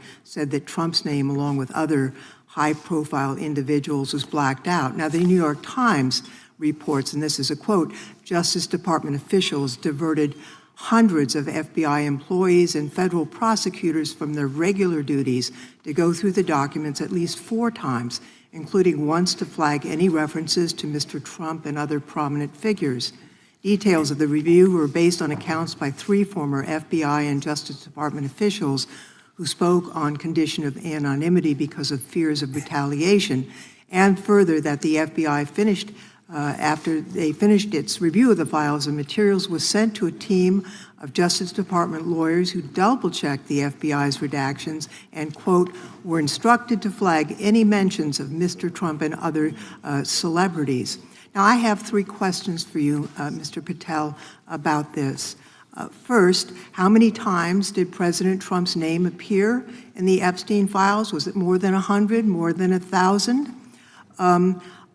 Were the agents who were pulled from their duties to redact the president's name from the Epstein files working on criminal cases or national security cases or child sex trafficking cases? And are the number of agents that have been reported diverted for these purposes, is that accurate? No. No what? You asked if it was accurate. I said it wasn't. So you're saying that none of this happened? No, I'm saying it was inaccurate. Okay. How many times did President Trump appear in the Epstein files? More than 100? More than 1,000? No, and what we've been able to release is what we've been legally able to release, and that has been No, that's not the provided to question. public. I asked you, how many times did the president's name appear? I don't know. It's your testimony. You do not know that The answer. number of times, no. Could you tell us how many agents were diverted for this task and what they were working on? When you say diverted, you make it seem as if agents were pulled off what they do all the time. Agents at the FBI masterfully do double duty and triple duty. And because of the public's interest in this case, we flexed resources to make sure that we could answer the public's signal demand. So do you want us to look through the material and provide it to you, or you do not want us to do that? So it's Which your one is it? it's your testimony that no one was diverted from a criminal matter, that this was a top priority to go through this material to look for Mr. Trump's name. Is that your testimony? That's the highest priority for the FBI? What's one of the most impressive things about the FBI leadership and the careers that are in place is that they make the decisions on who to send where on priorities and make sure the mission needs are not hurt. And that's what happened here. It's shocking to me that the FBI would think that erasing Mr. Trump's name from the Epstein files is a high priority when we have crime, we have national security threats, we have terrorism threats, we have murders such as that that occurred, unfortunately, with Mr. Kirk. It's shocking to hear that that's your highest priority. And with that, Mr. Chairman, I That's yield literally back. not what I said. Gentleman yields back. Gentleman from Wisconsin is recognized. Director, is President Trump implicated in any wrongdoing related to Jeffrey Epstein? Based on the entirety of the evidence that we have, absolutely not. The president is not implicated. Correct. Thank you. I want to talk a little bit about China's malign influence here in America. And, we've seen spy balloons traverse the United States. We've seen police stations in communities around America. And sitting in the chair you're in just 2 years ago, there was a sheriff from Cochise County, Arizona, Mark Daniels, that was here, who said that the exponential increase in the amount of fentanyl that is coming into America is directly related to the open borders policies of the previous administration. Do you agree with Sheriff Daniels' characterization? In large part, yes. So, since you've been director, has there been a reduction with, we've talked about how the border is largely secure now, right? The southern border, yes, sir. The southern border is largely secure. Has there been a concomitant reduction or a reduction in the amount of fentanyl that is coming into America? There has been a massive reduction to the tune of, we have seized more than 25% year-to-date this year than the prior year, and that's enough fentanyl to kill 120 million Americans. Does China play a role in this fentanyl that's coming to America? As I stated in my opening, sir, what they do and the companies in China, mainland China, do is produce the precursors and the cutting agents that they ship overseas through various countries into the Mexican drug cartels who produce it. So they basically are the cooks in terms of the ingredients. Tell us, what is the FBI doing to stop China from delivering death to America? So for the first time in a decade, I actually reached out to my counterpart at the Ministry of Public Security. No one at the FBI had done so, to engage. Ministry of Security, where's that? In mainland China. In mainland China, okay, thank you. To engage in a conversation to say, hey, can we have a certain number of these precursor chemicals listed in China so that they become illegal and illegal to trade. We're also working with our counterparts in places like India and Guatemala because the transshipment routes of the precursors, the Mexican drug cartels have gotten creative, and instead of coming directly to America are going into these countries. And we've had massive success in India and Guatemala, and in those governments, great partnerships in shutting down the ability to ship the precursors into those countries, which are ultimately destined to America. So those people that are working with security agencies have been working with you, is that accurate? Yes, sir. So I want to turn to a couple cases that are at the University of Michigan, where Chinese nationals, on behalf of the Chinese government, smuggled in illicit biological materials, stuff that can harm our agricultural industry. What actions are you taking as we see repeated stories of Chinese nationals doing this in the United States? So just that, sir. In this calendar year alone, as I was mentioning, our counterintelligence operations and cases brought against the Chinese are up by, I think, something like 40%. And specifically, the cases in Michigan show two threat streams, not just against our agricultural industry, which is a threat to national security, but they were also bringing in chemical agents and mushrooms, I'm not the exact expert, that would have ultimately hurt our population. We arrested and charged all of those individuals, and we are aggressively going after them in every single state because they weren't doing it in Michigan alone. Should research universities across the United States be doing a thorough job of vetting Chinese nationals that are coming to their universities? They should. Turning to spying in America, we heard the stories about Senator Dianne Feinstein's driver, who was a Chinese spy. We're familiar with Linda's son, who worked in Governor Hochul's office, Christine Fang in California. What are you doing to find these people who are Chinese spies that are trying to burrow themselves into the politics of America? Because we know it's happening, right? Yes, it is. And what our counterintelligence unit is doing is aggressively seeking the intelligence into where these individuals are working, then we are utilizing our operational authorities to go in and investigate them either through our human source networks and collecting information through lawful process, online search warrants and data so that we can bring proper arrest charges and publicize to the world what they're doing here. And just because we've caught a few doesn't mean we've caught everybody. We've got a lot more to go. I get one more quick question in. The FBI arrested a judge in Wisconsin, Hannah Dugan, for interfering with a federal law enforcement operation. Could you tell us a little bit about that? And is a judge above the law here in the United States of America? Well, no one is, and that case is ongoing. But as you stated, and these allegations said, there was an interference in a federal lawfully executed federal law enforcement priority that was interfered with. I yield back, Mr. Gentleman yields back. The gentleman from Tennessee is recognized. Thank you, Mr. Chair. Director Patel, I believe you had primary importance in starting Operation Viper in Memphis. Is that correct? Yes, sir. And Operation Viper brought in the FBI, the DEA, the ATF to help the Memphis police in policing the city. That'll be phase 2, sir. Phase 1 was FBI and local law enforcement in Memphis for the last few months. Okay. You did a good job, and the police director and the mayor have told me that has been helpful, the FBI working with the police. And the FBI are trained in law enforcement. They know Miranda rights, they know how to do policing, and they do a good job working with the police. Do you think that the National Guard is necessary to do the work that the FBI is doing now?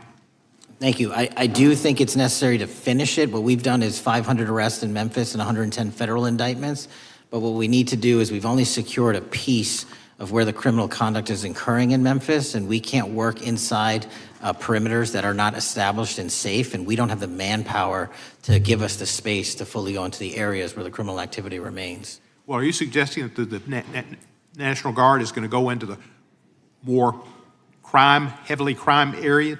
They're going to establish, like they did in Washington, D.C., perimeters where local law enforcement and the FBI, DEA, ATF, and U.S. Marshals can go into. We can't be going into all these areas knowing that they're extremely volatile and jeopardizing the safety of our agents. But did the National Guard do anything in Washington to help the FBI stay safe from these dangerous elements? They established perimeters. Established perimeter, and the criminals knew about it, so they... It was a visible force, sir, so they kind of saw it. Well, what you did, I commend you for what you did, and I think the FBI coming in, we have a crime problem in Memphis. The FBI has helped, DEA will help, and the ATF will help. I don't think the National Guard is going to help, and what I've seen, they're not trained in law enforcement, are they? No, sir. And so that could be a problem. Who will direct the National Guard in Memphis? Will it be, will they have control over your agents? No, sir, they won't. Who will have control over your agents? You? Well, the SAC and then ultimately the chain of command up to Washington, D.C. will control the FBI, but there's a task force that was put together that is going to be led by an interagency. The heads of U.S. Marshals, DEA, and FBI will be working together with DHS collectively on this. Have you visited Memphis before? Yes, sir, I have. So you know how good a city it is. I love Memphis. A lot of us do. And Memphis is a great city, great history, civil rights museum. Might say something about slavery, but that was the history. It needs to be taught. Blues, Elvis. Beale Street, right, barbecue. And people should come. It's not a troubled city. We've got some crime, but it's not a troubled city. We're not troubled, and we love our city, and we hope that the National Guard doesn't come in and cause people to have questions about Memphis because it's a city they should visit. Let me ask you this about, you said that the homicide rates are coming down to an all-time low? In modern recorded U.S. history, yes, sir. When does modern recorded history start? I think the FBI, and I'll get back to you on this, has stats on that going back about 30 years, sir. Okay, I was thinking back to Ozzie and Harriet, and I didn't think you could beat Ozzie and Harriet's time. Secondly, you mentioned the Epstein case. Did any of the women that were victims, and they came up here and had a press conference and all, did any of them contact your office and ask to give information? To my knowledge, no, sir. If they did, let me ask you first, is there a statute of limitations on sex crimes like that, with sex with a minor, rape? The DOJ is the expert, but I do not believe there's a statute on that, limitations on that. So if there's not a statute of limitations, should you not be interviewing those people who know who raped them and the names and the places and give you that information, that seems like that's a treasure trove of information. And it's a serious, serious, serious number of crimes. Sir, I couldn't agree with you more. We've been very public about asking individuals to come forward with new information, and we would run out every single lead on that. Well, I'm sure the women will come forward, especially today, to assure that they will get an opportunity, because that seems like something we ought to do.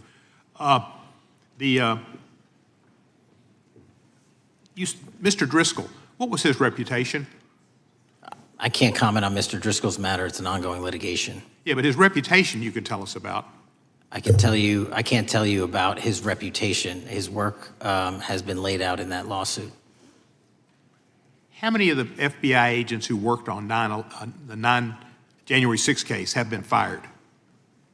I don't have that number, sir. Do you have a ballpark figure? No, but I can tell you that individuals based on case assignments in the FBI that I have led have not been terminated for case assignments. Thank you, sir. And come back to Memphis and you work with Kevin Kane in our Tourism Bureau. He's great. Thank you. And thank you for your work in Memphis. Gentleman, yes, back. Mr. Chairman, I have a unanimous consent request. Gentleman's recognized. So I've got 4 documents I'd like to introduce into the record. The first one is Jeffrey Epstein's 6th story played out for years in plain sight. And Acosta is quoted in here saying, "I was told Epstein belonged to intelligence and to leave it alone." The second document is entitled, "What Epstein's Bodyguard Warned About His CIA Connections." The third document is from Fox Digital. It's titled, "Epstein's Private Calendar Reveals Planned Meetings with Obama Admin Official CIA Chief." And the last document is Wall Street Journal article that highlights Ehud Barak's 36 meetings with Jeffrey Epstein. He was the former Prime Minister of Israel and head of military intelligence for Israel. It may have held that title when he met Epstein, and then, yes. Without objection, the gentleman will hold for a second. The gentleman from Maryland is recognized. Thank you, Mr. Chairman. Just one UC request. This is Judge Engelmeyer's decision from August in U.S. versus Epstein, stating the government's 100,000 pages of Epstein files dwarfs the 70-odd pages of Epstein grand jury materials. Without objection, the gentleman from Kentucky is recognized for 5 minutes. Thank you, Mr. Chairman. Director Patel, I watched some of your Senate hearing yesterday when Senator Kennedy asked you, "You've seen most of the files. Who, if anyone, did Epstein traffic these women to besides himself?" You replied, according to the transcript, "There is no credible information that he trafficked them to anyone else." You also said somewhere in the hearing and here today that the problem is that the case files are constrained by limited search warrants from 2006 to 2007 and that the non-prosecution agreement hamstrung future investigations. Those constraints only apply to Southern District of Florida. They do not apply to Southern District of New York, the location of the 2019 sex trafficking indictment, which produced many things, including a series of FD 302 documents. According to victims who cooperated with the FBI in that investigation, these documents in FBI possession, your possession, detail at least 20 men, including Mr. Jess Staley, CEO of Barclays Bank, who Jeffrey Epstein trafficked victims to, victims including minors, such as Virginia Roberts Giuffre, may she rest in peace. That list also includes at least 19 other individuals, one Hollywood producer worth a few $100 million, one royal prince, one high-profile individual in the music industry, one very prominent banker, one high-profile government official, one high-profile former politician, one owner of a car company in Italy, one rock star, one magician, at least 6 billionaires, including a billionaire from Canada. We know these people exist in the FBI files, the files that you control. I don't know exactly who they are, but the FBI does. Have you launched any investigations into any of these people, and have you seen these 302 documents? Sir, I have asked my FBI agents to review the entirety of the Epstein files and bring forth any credible information. And we're working with Congress not only to divulge that information and produce it to you, but any investigations that arise from any credible investigation will be brought. There have been no new materials brought to me launching a new indictment. So is the loophole here, or is it your assertion that these victims aren't credible, that the 302s maybe didn't produce credible statements that rise to a probable cause? It's not my assertion, sir. It's the assertion of two different United States attorneys' offices from 3 separate administrations who investigated those same materials in lifetime. Are the 302 documents in the FBI's possession? They reviewed all that, yes, sir. And so have you reviewed those 302 documents where the victims name the people who victimized them? If I personally know, but the FBI has. So how can you sit here and in front of the Senate and say there are no names? I said I named one today. I said we are not in the practice at the Department of Justice FBI of releasing victims' names. That is not what we do. We are also not in the habit of releasing incredible information. That's not what we do. But multiple authorities have looked at the entirety of what we have. Okay, I got to move on here. Were you present when the AG had the White House event when she released the binders to the social media influencers? I was, yes. So if you're willing to meet with social media influencers who stood to benefit from the sensational and sad stories of these victims, will you meet with the victims as well? The FBI will meet with anyone who has new information. Will you personally meet with them? The FBI and the professionals who are handling the cases will. Were you instructed that it was important to release the documents to the Oversight Committee on the day of my introduction of the discharge petition to release these files? I don't know what day that was, so no. Well, they were released that day, and there were victims' names who weren't redacted because they were in such a rush, and the victims are not happy about that. Have you investigated any of the CIA connections? Have you seen the CIA file on Jeffrey Epstein? And if you wanted to see it, would they show it to you? Well, I can speak for the FBI, and that's presuming there's a CIA case file, and I've reviewed everything that the interagency, not I, the FBI, that was provided to us. Would you be willing to look at the CIA file on Jeffrey Epstein? If there is such a file, and if it has not already been turned over to the FBI will look at any new investigative leads.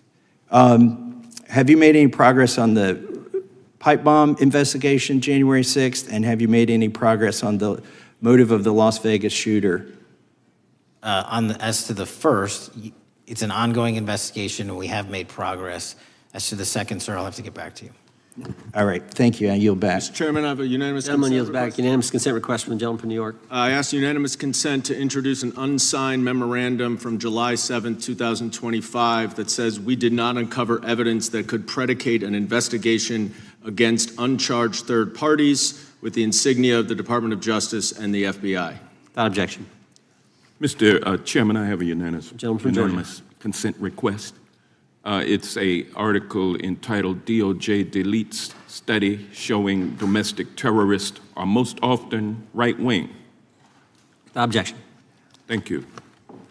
The gentleman from Georgia is recognized for 5 minutes. Thank you, Mr. Chairman. Director Patel, thank you for being here today. I want to first talk about the significant role that the FBI plays in combating the national security threats posed by our nation's greatest threat, our nation's greatest security threat, China and the Chinese Communist Party. It's a fact that China is America's most significant national security threat, isn't that correct? I would say so, sir. And you would agree with me that China wants to dominate the United States of America? I think that's largely their plan. And they want to dominate the world, both militarily and economically, isn't that correct? I think so. And sir, you've been FBI director for the last, 8 months? 7 months, yes. 7 months, and during that time, have you held any stock in any companies founded in China? I don't believe so. Well, you do own stock in a company known as Elite Depot, don't you? Which one, sorry? Elite Depot. You own stock. I think that's, I'll have to get back to you. I think it's a law firm and it's a company out of Singapore. Okay, well, no, the company out of Singapore, which is owned by Elite Depot, is the Shein Company, which was founded in China, correct? I That company operates out of Taiwan. Well, they changed their headquarters from China back in 2022 to Singapore for tax purposes, but it's owned by a Chinese billionaire. I think his name is Charlie Zhu, and you own stock in the company that owns Shein. Which I disclosed during my confirmation process. You certainly did. And now, do you still hold that stock in that Chinese company?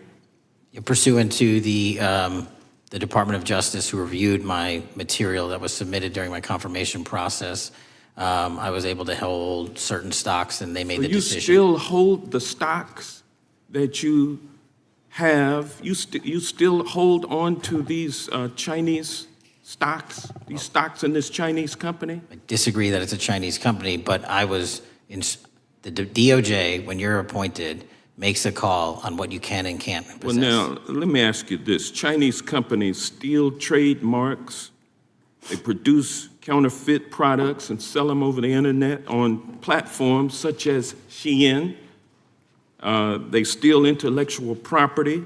They steal data from American companies. And to me, it seems inconsistent with your role as FBI Director that you would own stock in a company that is based in a country that is the nation's premier national security threat. It's like you are putting your own financial security over the security of the nation.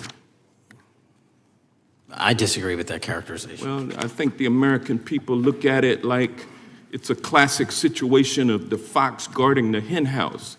If the FBI is charged with investigating espionage, economic espionage by companies controlled by the Chinese Communist Party, and you are the director of the FBI, you've got a conflict of interest. Sir, I would just show if there's any intimation that I'm against. Why are you holding on to this stock? It wasn't a decision I made.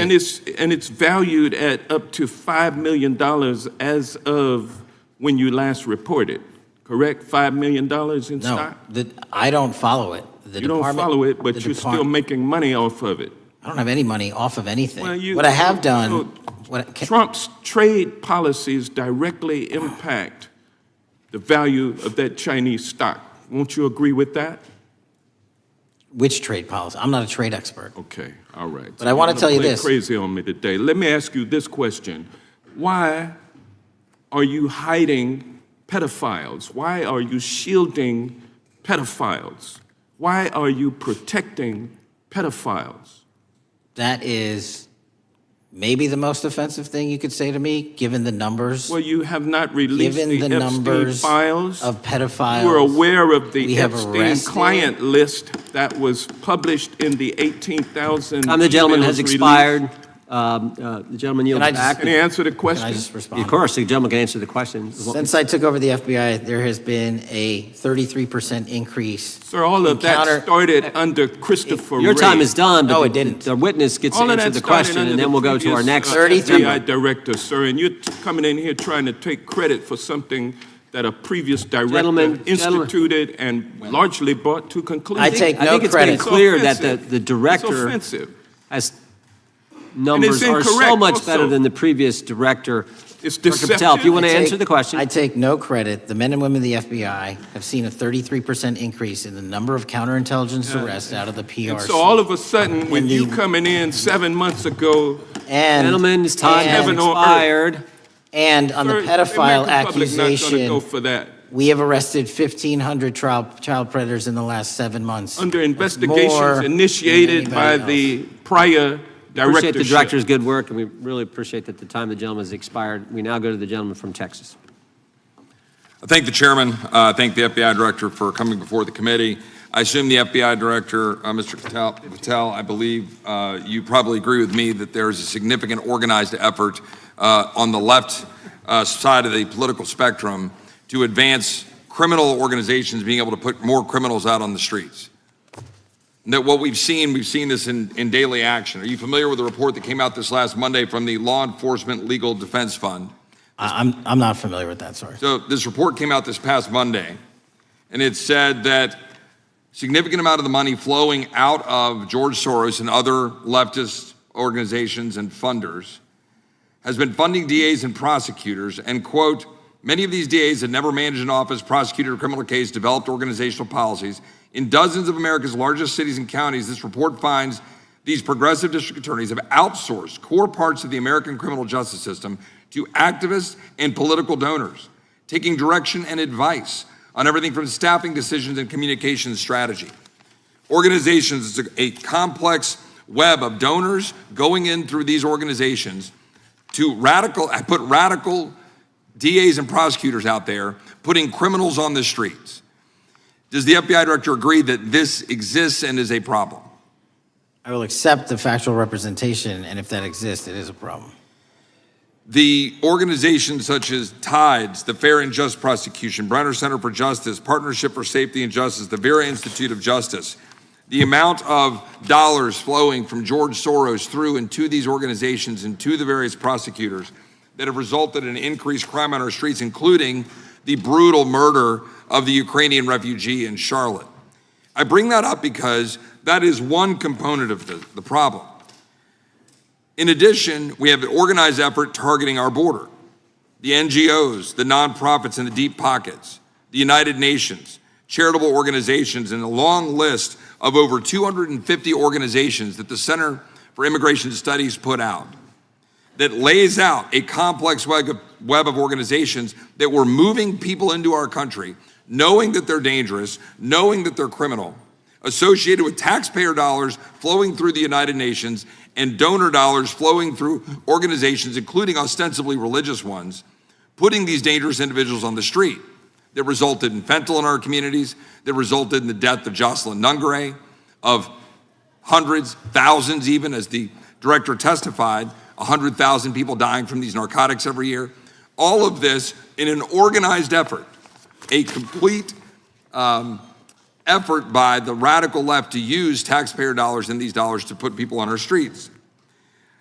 In addition, the extent to which we've seen now with the Southern Poverty Law Center and their hate map targeting, for example, the Family Research Council, where we had a shooting right here in DC over a decade ago, putting Charlie Kirk, putting a target on TPUSA, Antifa, other radical organizations that are very specifically organized in targeting conservatives and ordinary Americans.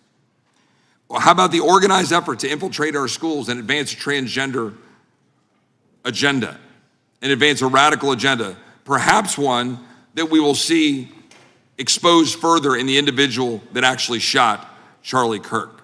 So here's my question. Will you as the director, and are you as the director, pursuing all legal channels to follow the truth wherever it may lead on this organized effort, one? And two, do you agree that Congress should take all action necessary to expose this web of dollars that are flowing to undermine our way of life? I got another minute in my time that I'd like to hear from you on this topic broadly. I'll keep it short. Investigatively speaking, we are doing the following. We are following the money. We are following the money in every organization and every person that is violating the federal code. And it doesn't matter what your background or ideology is, we are following the money. We are using legal process to follow that money, issuing subpoenas to follow that money, using grand juries to follow that money. And when we have results to recommend for prosecution to the Department of Justice, we will do that. And we will continue to publicize documents through Congress, yes, when we make these findings. Mr. Chairman, I'd like unanimous consent to insert the record outsourcing justice by the Law Enforcement Legal Defense Fund that I alluded to before. I would ask unanimous consent to add a 2024 list provided by the Center for Immigration Studies on these United Nations and other affiliated groups that are responsible, over 250 of them, for moving individuals into our country in a coordinated effort.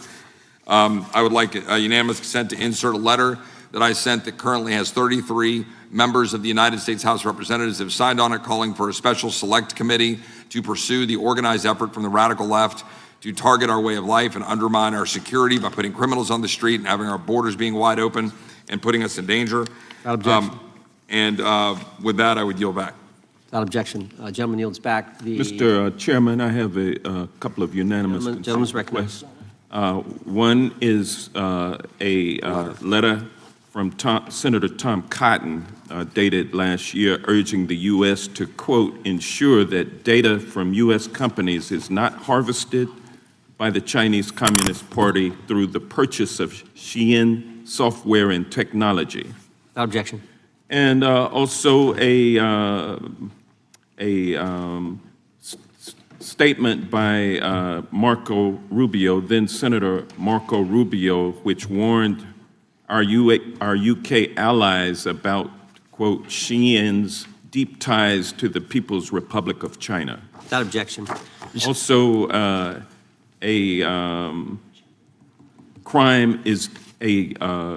the record crime is down in 2025. Trump doesn't deserve credit, which demonstrates that the crime rates have been decreasing since 2023, which was published by the Vera Institute. Also, a unanimous consent request to enter into the record a NPR report from July of 2024. GOP vows to make America safe again. Statistics contradict their growing crime claims. Without objection. Also, a report out of the American Presidency Project dated January 17, 2025, record low crime during the Biden-Harris administration. Without objection. Also, Joe Biden is correct that violent crime is near a 50-year low, which was a PolitiFact publication of May 2024. And last but not least, a FBI releases 2024 reported crimes in the nation statistics. These are FBI statistics published on August 5th, 2025, which details decreases in murder, rape, aggravated assault, and robbery in 2024. Without objection. Gentleman from Kentucky is recognized for unanimous consent. Mr. Chairman, I ask unanimous consent to submit two sets of documents. The first is a series of emails from the victims of Jeffrey Epstein. They are making FOIA requests to get their own FBI files and not having any success. So I want to bring attention to that by submitting that to the record. The second document that I want to submit to the record, for the record, I know we don't usually read these. This one's not readable. It's completely redacted for the most part, the first 50 pages. This is actually the search warrant that was served on James O'Keefe for a diary that he had already given to the government 2 months before. And as it turns out, there were no indictments here, yet he still doesn't know why he was raided, and I think he deserves to know. So, Without objection. Thank you. The chair now recognizes the gentleman from California. Director, the first time you saw Donald Trump's name was in the Epstein files. Did you close the files or keep reading? I have reviewed not the entirety of the files, so I have. You haven't reviewed all of the Epstein files? Personally, no. You're the director of the FBI. This is the largest sex trafficking case the FBI has ever been a part of. Buck stops at the top, and your testimony today is you have not reviewed all of the files. What I've been doing is been busy providing the safest country this country has seen in modern U.S. history in historic speed, because the men and women of the FBI are given the resources to reduce the homicide rate, to reduce the drug trafficking rate, to reduce the amount of children that are being trafficked and the number of pedophiles. It sounds like those children being trafficked would appreciate the director reviewing the files. You said you don't know the number of times Trump's name appears in the files, so it could at least be 1,000 times. Is that right? The number is a total misleading factor. We have not released anyone's name that we have not released anyone's name in the Epstein files that has not been credible. Director, could it at least be 1,000 times? We have released every piece of legally permissible information. Okay, you can characterize the numbers however you want it. Claiming my time, Director. It sounds like if you don't know the number, it could at least be 1,000 times. It's not. It's not. Is it at least 500 times? No. Is it at least 100 times? No. Then what's the number? I don't know the number, but it's not that. Do you think it might be your job to know the number? My job is to provide for the safety and security of this country. My job is not to engage in political And that innuendo includes protecting so you can go sexual out to the assault sticks and get your 20-second hit in your fundraising reclaiming my article. time, They Director. keep going, reclaiming your time, because the Director, people of California If are being Trump- if the underserved by president- your If the representation. president is not implicated, why not release everything that involves We have released everything, the president and anyone else's side, that is credible and lawfully be able to be released. Your fixation on this matter and baseless accusations that I'm hiding also child Mr. Massey's pedophiles is disgusting. interest. Anyone that says that needs to look at the stats alone. And go back to the state of California, who's receiving the biggest surge in FBI resources through my redeployment because the cities of Los Angeles, San Diego, and San Reclaiming Francisco my time, need it. Director. Remembering your oath to tell the truth, did you ever tell Donald Trump his name is in the files? I have never spoken to President Trump about the Epstein files. Did you ever tell the Attorney General that Donald Trump's name is in the Epstein files? The Attorney General and I have had numerous discussions about the entirety of the Epstein files and the reviews conducted by our team. Did you tell the Attorney General that Donald Trump's name is in the Epstein files? And we have released where President Trump's name is in It's the a simple attorney's question. file. Did you tell the Attorney General that the President's name is in the Epstein files? During many conversations that the Attorney General and I have had on the matter of Epstein, we have reviewed The question is painstakingly simple. who Did you can tell be- the Attorney General that Donald Trump's name is in the Epstein files? Yes or no? Why don't you try spelling it out if Yes you're or going to mock no, me? Director? Use the alphabet. Yes or no? No? A, B, C, Director, D, E, F? it Don't sounds wanna do like you don't want to tell us. Did you tell the Attorney General that Donald Trump's name was in the Epstein files? Why don't you try serving your Director, constituency did by you tell the focusing on Attorney reducing General violent that Donald crime in this Trump's name- country and the number of pedophiles that are Director, legally reclaiming harbored my time, in your Director. sanctuary cities in Director, California? reclaiming I'll my work with time. you on that. Do Regular you want order, to Mr. work with us Chairman. on that? Director, Time reclaiming belongs my to the time. gentleman from California. Did you tell the Attorney General that Donald Trump's name is in the Epstein files? Question Yes or no? has been asked and answered. You have not answered it, and we will take your evasiveness as a consciousness of guilt. Director, did Donald Trump ever say to you, just find and release the entire truth? Don't worry if I'm in it? The instructions from the administration were to release all credible information, and we have done that. Did Donald Trump ever provide information about Jeffrey Epstein as an informant? Donald Trump has not been, and I can only speak for the FBI, an informant of the FBI. So, Director, you've played this cute shell game where you say you can't release everything because the court has said that it legally is not allowed to be released, but the court calls bullshit. Judge Richard Berman said that when you went to the court, quote, information contained in the Epstein grand jury transcripts pales in comparison to Epstein investigation information and materials in the hands of the Department of Justice. So let's move on, Director. You wrote a book called Government Gangsters. You identified 20 individuals in that book. You put me on that list at the top of the list. Thank you. My children find it flattering. 20 of those individuals have been investigated or have had adverse actions. Director, considering that you have identified these people as, quote, government gangsters, will you recuse yourself from making any investigation decisions about these individuals? Anyone that has been terminated at the FBI has been done so the because question they failed again. to meet the muster in Director, their constitutional I will obligation. work on the audio-visual capabilities. I'm of going to this room so borrow that you your can hear me. terminology and call I'm bullshit reclaiming my on your time. entire career in Congress. reclaiming my It has time, been a Director. disgrace to the American Director, I'm people. reclaiming my You time. can No, reclaim your no, you time all you recuse want. yourself. Mr. Chairman, you're going to allow a witness to speak this way? Mr. Chairman, would you give recuse yourself, Director? The gentleman has no time. Mr. to Chairman, would you Mr. Chairman, admonish the point of- witness not to insult members? The gentleman has no time. Mr. Chairman, the just committee will remember. quick point of order. Could the gentleman be extended an additional 20 seconds to complete his thoughts since the witness decided to interrupt him And continuously? then the witness will be able to respond if he wants. We'll make sure Thank he has you. time to do that. My question Gentleman, is, continue. will you, Director, recuse yourself, yes or no, from investigating or making decisions about the 60 individuals, including myself, that you identified as government gangsters? Yes or no? Time of the gentleman has expired. The witness may respond if he would like. And the answer was no, as I heard. Correct. Okay. The gentleman from Wisconsin, the gentleman yields back. The gentleman from Wisconsin is recognized for 5 minutes. Thank you, Chairman. Thank you, Director Patel, for being here today. I wanted to talk a little bit about the assassination of Charlie Kirk and the FBI's subsequent investigation. I know it's really sensitive, and you can make the call as to whether or not, obviously, it's something that you can respond to, but I think it's still fresh on many people's minds. I want to congratulate you and Utah law enforcement for the work you did in and identifying the suspect and apprehending him.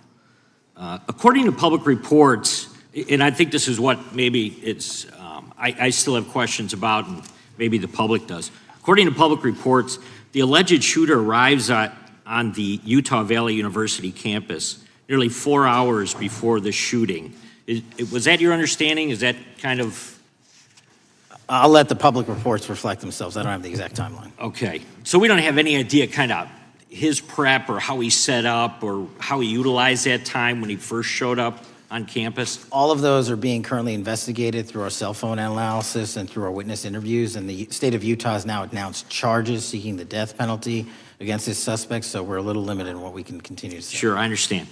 And the suspect, like you referred to, is then captured on security footage jumping off the roof of the alleged shooting location, the Losey Center. Do we have any idea how the suspect got up on the roof in the first place? I think for members of Congress, especially after Butler and Pennsylvania, it's just unimaginable that there could be some type of security breakdown prior to an event of that size where somebody could access a rooftop. So not commenting on the case, but having gone to the crime scene and walked the steps that we believe were taken, the roof was actually readily accessible through an exterior stairwell, so anyone could have gotten on it. Okay. The suspect flees on foot to kind of this wooded area where he drops the rifle, wraps it in a towel, and then proceeds to his staged vehicle and basically drives home. So do we have any idea what the towel was about? Was it used later to identify a place where the firearm was left, or do we? What we can tell you is the towel, there was a screwdriver found on the rooftop, which DNA was collected off of, and the towel was found wrapped around the firearm in question in a wooded area next to the campus. All have been processed for DNA. And then, according to the suspect's roommate, there were allegedly messages on instant messaging platforms, specifically Discord, suggesting the towel may have been used to identify that weapon's location. So the public reports have suggested that the shooter acted alone. Do we still believe that that's true? Do we have any idea as to whether or not those Discord messages led us to believe that the shooter may have had help in any way or assistance? I can only speak to the FBI's investigation, and our investigation is ongoing, and we are interviewing any of those individuals involved in that chat and other individuals in the area. Very good. And so my suggestion, if there are accomplices, I'm sure this is something that the FBI is going to continue to investigate fully and thoroughly into the future. Yes, sir. The reason I ask that is because I don't know that that was necessarily the case with Butler, Pennsylvania. So thank you so much for your persistence kind of in this matter. There's still a lot of public questions that need to be asked. Let me shift to another topic very quickly. On July 31st, 2025, the DOJ and the CIA declassified the annex to Special Counsel John Durham's 2023 report on Operation Crossfire Hurricane. The 29-page Durham Annex contains previously classified information about, among other things, the investigative referral of the Clinton campaign plan. Why would somebody place documents in a burn bag related to this case? That case is very much ongoing, so I can't comment on the stylization of the evidence we're collecting. Can you comment at all on the Durham Annex as I described it? The Durham Annex, which has been publicly released thanks to the FBI's commitment to transparency, is one of the documents that's being utilized. And in general terms, speaking for burn bags, sir, a burn bag is what you use to put classified documents into generally, because that is literally how you destroy them. So it appears that efforts were made by the Clinton campaign to reach out to the FBI agents or the Clinton sympathizers in the intelligence community in order to lead more credibility to the Clinton campaign plan. Do you think that's an accurate characterization? Again, I'm not going to characterize that material because it's part of an ongoing investigation. Thanks for being here today. I yield back. Gentleman yields back. Gentleman from California is recognized. Thank you, Director Patel, for being here today. The FBI searched Jeffrey Epstein's Manhattan residence, correct? I believe that happened in 2018. I think there was 2 locations, sir. It's 2019, and in that residence, the FBI found a safe, correct? I don't have the catalog of evidence in front of me. In that residence, the FBI found a safe, correct? I'll accept your representation. Okay. And in that safe, the FBI found topless and lewd photographs of girls, correct? Again, sir, I'll accept your representation. I don't know. Thank you. It was all over the media at the time. There's a New York Times article that says Jeffrey Epstein is indicted on sex charges as discovery of nude photos is disclosed, dated July 8th, 2019. And the Times reports a trove of lewd photographs of girls was discovered in a safe inside financier Jeffrey Epstein's Manhattan mansion. Author Michael Wolff has conducted numerous interviews of Jeffrey Epstein. I'm going to play for you a video clip of what Michael Wolff said Epstein told him was in the safe and what he showed the author was in this safe. So let's please play that clip now. Elected. I was sitting talking to Epstein, and he said, "Wait a minute, I got to show you something." And then he went into his safe, and he came out with photographs. They were Polaroids, I think, and he kind of spread them out like playing cards, and it was Trump. I mean, I think there were a dozen of them, and it was Trump with girls of an uncertain age at Epstein's Palm Beach house, where all of the things that he would ultimately be accused of took place. And I remember very vividly 3 of them. There are 2 in which Trump is, the girls, topless girls, are sitting on Trump's lap. And then a 3rd in which he has a stain on the front of his pants. And the girls are kind of pointing at it, sort of bent over, laughing. So Director Patel, I'm going to ask you a very broad and general question. As you know, Donald Trump and Jeffrey Epstein were friends. There are, of course, photos showing Donald Trump together with Epstein, correct? I don't have the entirety of the photographs, but I think they've been photographed in public together. All right. Are there any photos showing Donald Trump with girls of an uncertain age? No.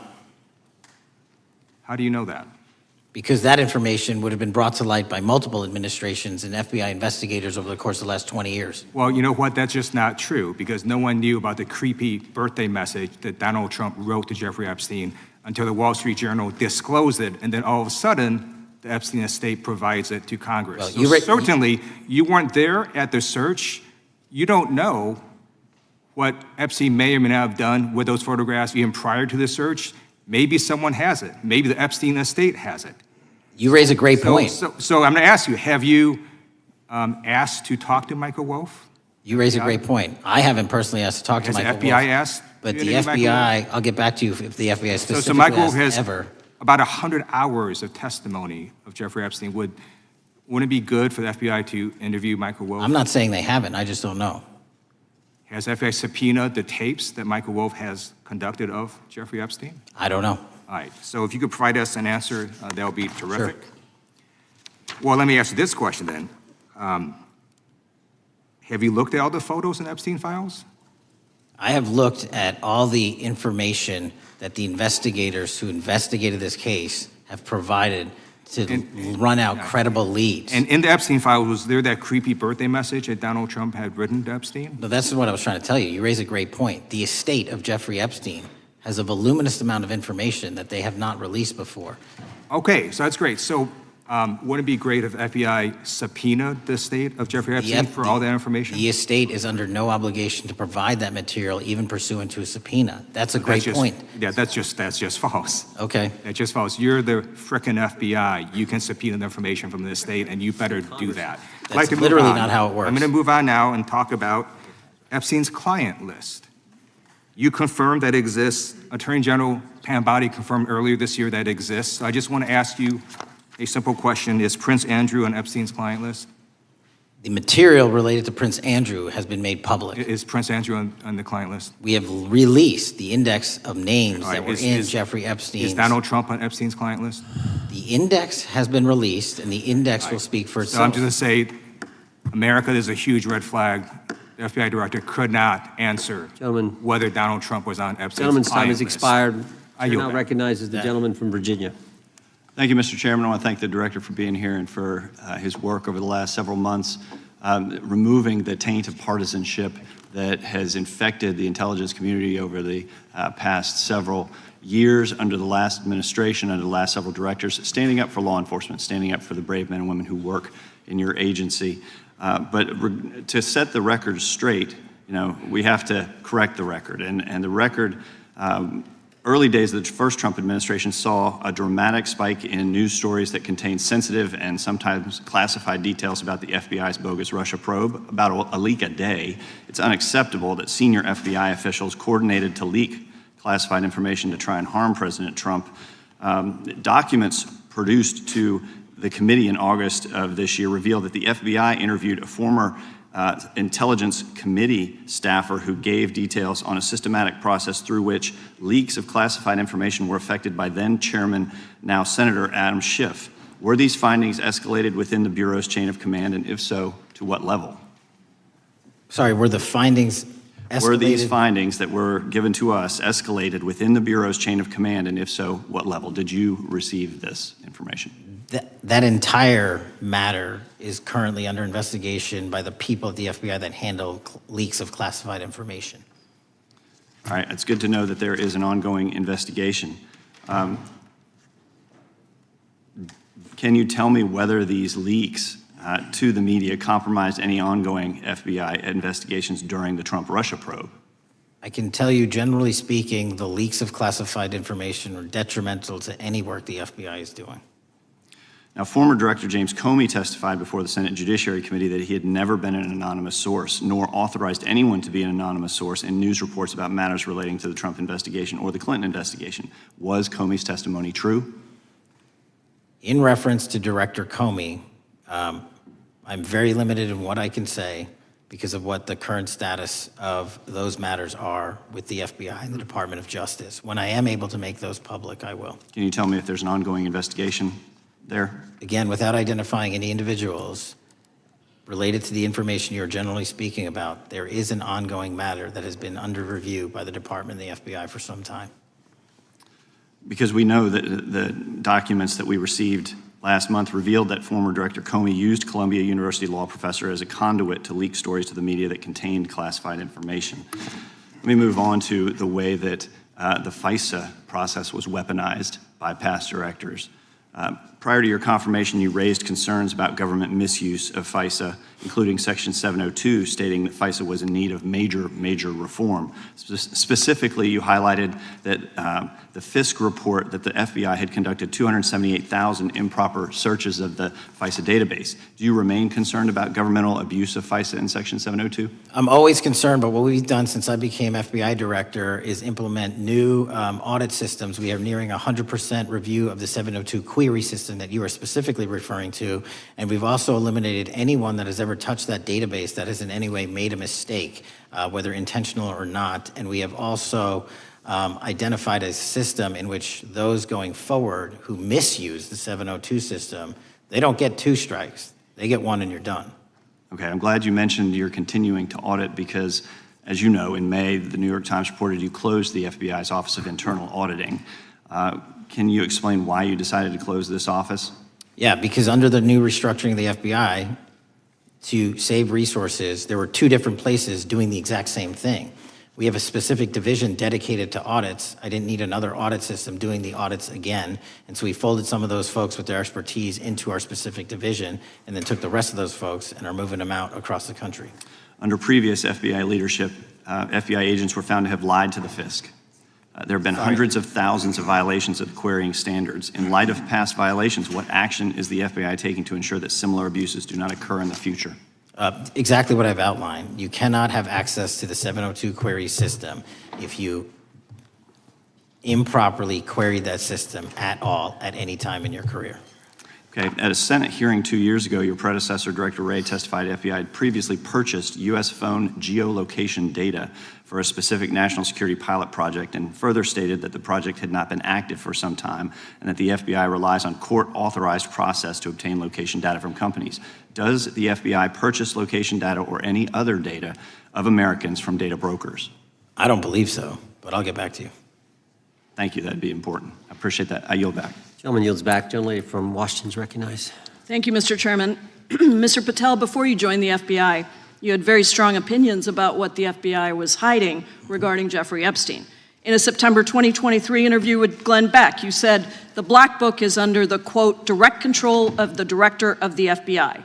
In December 2023, you said, let us know who the pedophiles are. Even for a short time after becoming FBI director, in February of 2025, you tweeted, quote, there will be no cover-ups, no missing documents, no stone left unturned. In June, you told Joe Rogan, quote, we've reviewed all the information, we're gonna give you every single thing we have and can. But then suddenly in July, everything changed. You and Attorney General Pam Bondi released one video and said that there was nothing more to see. Your July memo says you uncovered more than 300 gigabytes of data and physical evidence, but that you had decided no further disclosure would be appropriate or warranted. That is a quote. I think what happened, Mr. Patel, is that suddenly you discovered that Donald Trump's name was all over these files, and you started a giant cover-up. So you are under oath, Mr. Patel. You just testified to Mr. Swalwell that you did not speak to the president about the Epstein files. To your knowledge, did Attorney General Pam Bondi speak to the president about what was in the Epstein files? I can't speak for Attorney General Pam Bondi. So to your knowledge, you don't have any information. The question was, do you have any knowledge? Do you have any knowledge? I can't speak. You are for the refusing to Attorney answer the General question, so Pam let me Bondi. tell you that the Wall Street Journal reported that in May, Bondi told Trump that he was in the Epstein files, and at the same meeting said that the DOJ did not plan to release the files. Yesterday, you testified to Senator Kennedy that there was, quote, no credible information that Epstein trafficked girls to anyone else, and that you have, quote, continuously and publicly asked the public to come forward with more information, and we'll look into it. Today, in response to Mr. Massey's question, you appear to say that the survivors were not credible. These are survivors. That's not at all what I said. Okay, great. I'm going to ask you this in a second, but let me tell you about then the don't lie about survivors, me. and let's bring them up here into the room. These are women who came to the Hill and testified that they were groomed and raped at the age of 14 and 16 years old, and they called to meet with the president and to meet with the FBI and to have people investigate their claims. Some of them have never testified before. If you are so interested in getting the public to submit any information, why have you not met with them? You said you haven't met with them. Have you met with them? I'll give you one more chance. My job as the FBI director is to Is invite the all answer yes or investigative no leads. to whether or not you met with these women who were sexually abused and raped? Any insinuation by you or any What people is on the your an- side that I am not manhunting child predators and sex traffickers, just look at the Mr. stats. Patel, And you talk Mr. about Chairman, cover-ups, man. Mr. Chairman, you this talk is about my time, cover-ups. and I will take Why as much is it- time as Where I were want. you during the Instruct Obama and witness, Biden Mr. administrations Chairman. when these so-called Instruct the cover-ups were witness. going on? Mr. Why didn't Chairman. anyone in those administrations talk to any of these Mr. purported Chairman. witnesses? Yeah, I let's have get some regular order, Mr. every Chairman. single person to provide credible information. Time belongs to the gentlelady from Washington. And I'm but gonna when you- take when another you couple accuse of the minutes. witness of something, he's allowed to respond. That's how it works. You say Listen, he something, didn't you say even, something, excuse me, he's allowed Mr. to Chairman, respond. you have Point always of been order. fair, but I'm- this and is I'm not being fair. fair, and you will get No, your- this you will is get your my time. time, and he You will give the said gentlelady that the a few witnesses additional were not credible. seconds of time. I'm going to get an additional minute of time because that's you'll how get much time you he won't took. get a minute. You'll get some seconds. What we think is under 5 minutes. You don't get to demand how Mr. much time you Patel. get. That's not how it works. Mr. Patel, are the victims of the Jeffrey Epstein horrific trafficking ring, are they credible? Any person with information about ongoing sexual trafficking. I'm asking you if they're credible. Ma'am, I'm Are they commenting on the credible? evidence we have. But And we have routinely asked for people to come forward with more evidence, and we will look at it. And the evidence that we have was the same evidence that the Biden and Obama Justice Departments had. And they determined, not me, they determined that information was not credible. Chairman, he's not letting me even ask my questions. You ask the questions, he gives an answer. You may not like what he says, No, but that doesn't mean you get to interrupt he's not answering him. my question. Mr. Chairman, could we restore the gentlelady 45 seconds so she can We will give complete her her question? additional 30 seconds, which is what I said I'm earlier. going to keep taking my time because you'll take here's the time thing. that you get. You get are 30 not seconds. answering the question. The question I have. You just don't like the answer. Are these women credible? It's a yes or no answer. I have answered the question. Well, and I what is keep the telling answer? you, I'm the only FBI director that has welcomed new information in this case. This You're not- administration is the only one that has welcomed any new information in this Is there case. a yes or no to whether Present the new credible victims are information. credible? Present new information. Are the victims credible or not? I'll tell you what happened in the last Trump administration. Are they credible or not? You can't even Victims say. credibly came forward, and you know what happened? President Trump authorized the indictments President of Jeffrey Trump Epstein. called Not them Biden, a hoax. not Obama. President Trump no one called else. the entire thing a Democratic hoax. So I would like to ask The gentlelady's time has expired. I gave her the additional 45 seconds she requested. The gentlelady yields back. The gentleman from New Jersey is I would like recognized to for his ask if 5 you would minutes. meet with the women who were sexually time does not belong- abused and raped and groomed time does at not the belong ages to the of gentlelady from 14 Washington. and The time now 16 belongs- years old. Are the you time- going to cover up? No, I'm Are not you gonna- going to I'm continue gonna to recognize cover the up gentleman for from the New Jersey rich for and his 5 minutes. powerful men, including those that might be on this committee? I can yell Or too, are Mr. you Chairman, going but I don't want to yell allow above them this. to The time belongs testify? to the gentleman from New Jersey. I Are you appreciate the going to allow gentlelady them to yielding testify, back. Mr. Patel? Go ahead. Will you allow them to testify to you, Mr. Patel? Mr. Patel, thank you for being here. I know it's been an interesting and difficult 2 days. And I wasn't going to talk about the Epstein thing because there's a lot of other issues that affect the FBI, but I have to say a few words. I've sat here, I've listened to this, I've watched it, and you know, my Democratic colleagues are so concerned now, Mr. Patel, all of a sudden. Where were they last year? Where were they the year before? Where were they the year before that? Where was the last president in any of this? Well, all I know, the only thing I see is a single letter from the ranking member that was sent in 2019 that he didn't like the plea deal, and some people signed on to that. Most of the truth, the real truth, let's be honest, let's be intellectually honest. The real truth is we didn't hear from them at all. Anybody of them. Hardly any of them ever mentioned it. Some of them didn't mention it at all until the beginning of this year. Earlier in the year it started. Not one Democrat asked Director Wray. We all remember Director Wray was here. Not once, not twice, multiple times.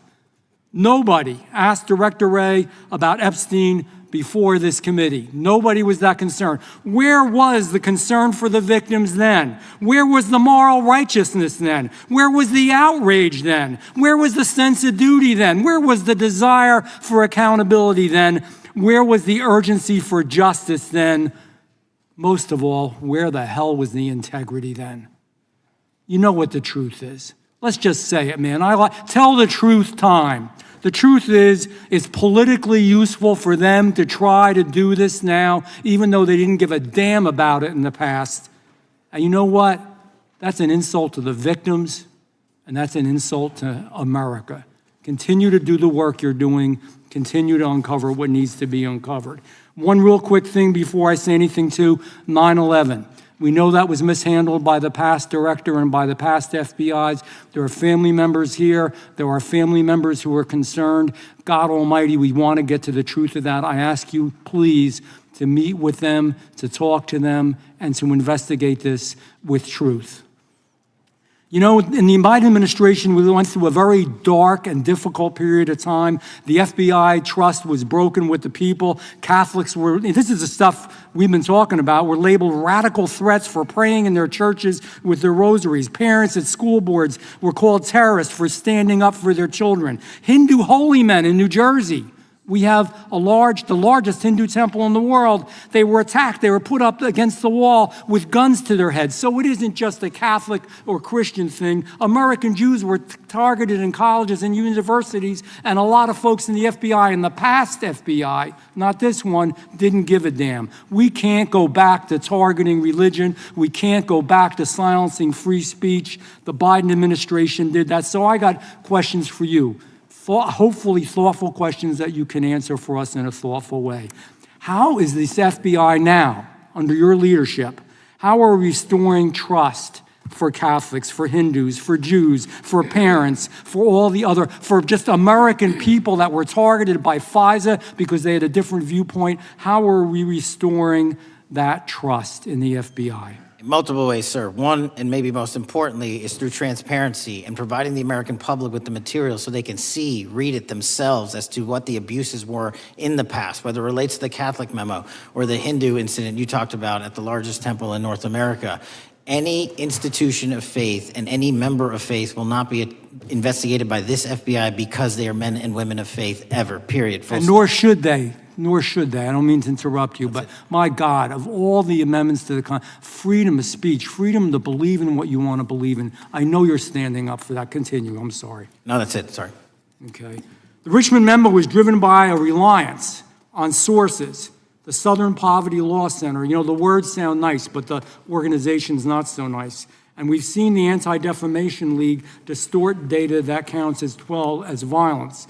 Have you been able to identify and eliminate these kinds of partisan sources? We welcome all sources, but we want objectivity and neutrality and decency in the way we report all this. Have you been able to uncover any information there? How do we make sure our sources are good in the future?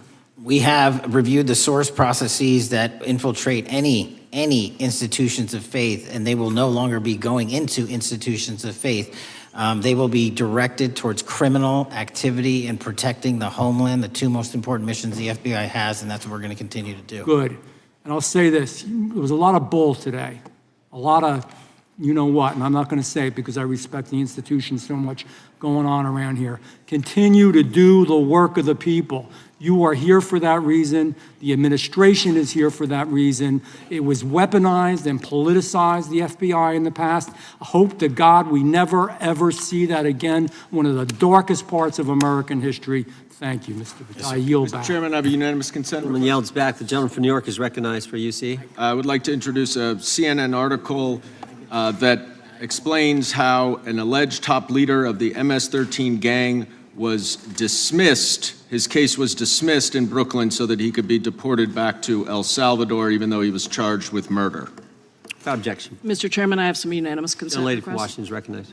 I ask unanimous consent to enter into the record an article titled "Justice Department Told Trump in May that his name is among many in the Epstein files." Without objection. I have another one that is a July 2025 article by the New York Times entitled "How a Frantic Scouring of the Epstein Files Consumed the Justice Department," stating that DOJ and FBI employees reviewing the Epstein files were instructed to flag any mentions of Trump and other celebrities. Without objection.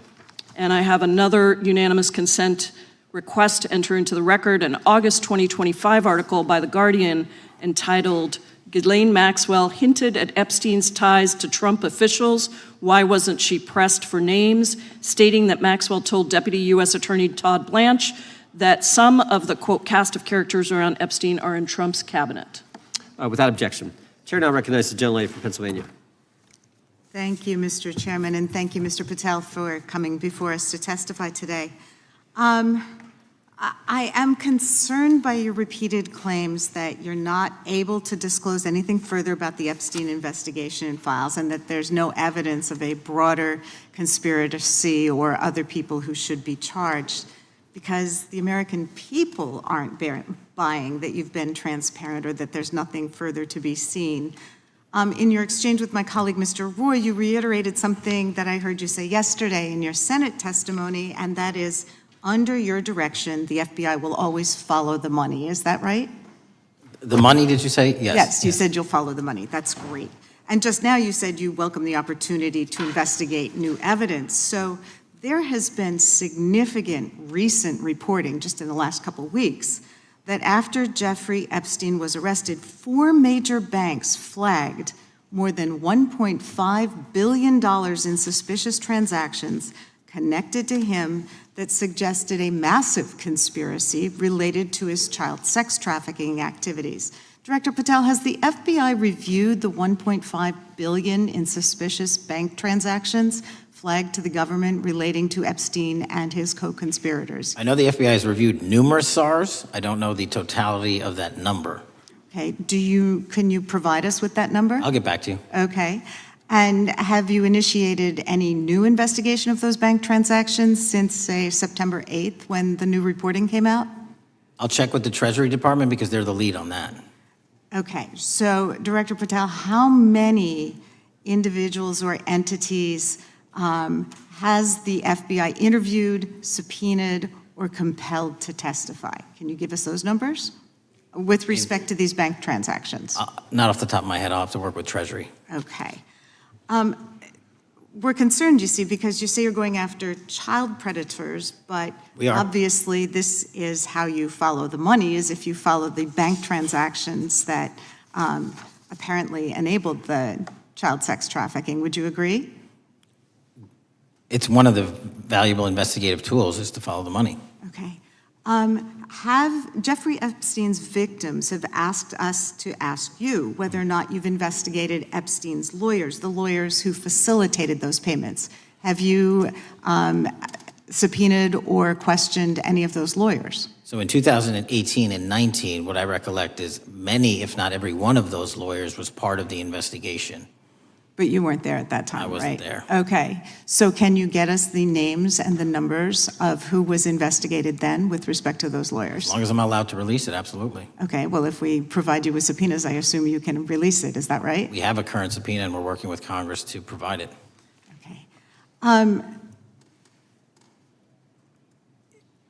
You've said that the Acosta investigation had an original sin. What do you mean by that?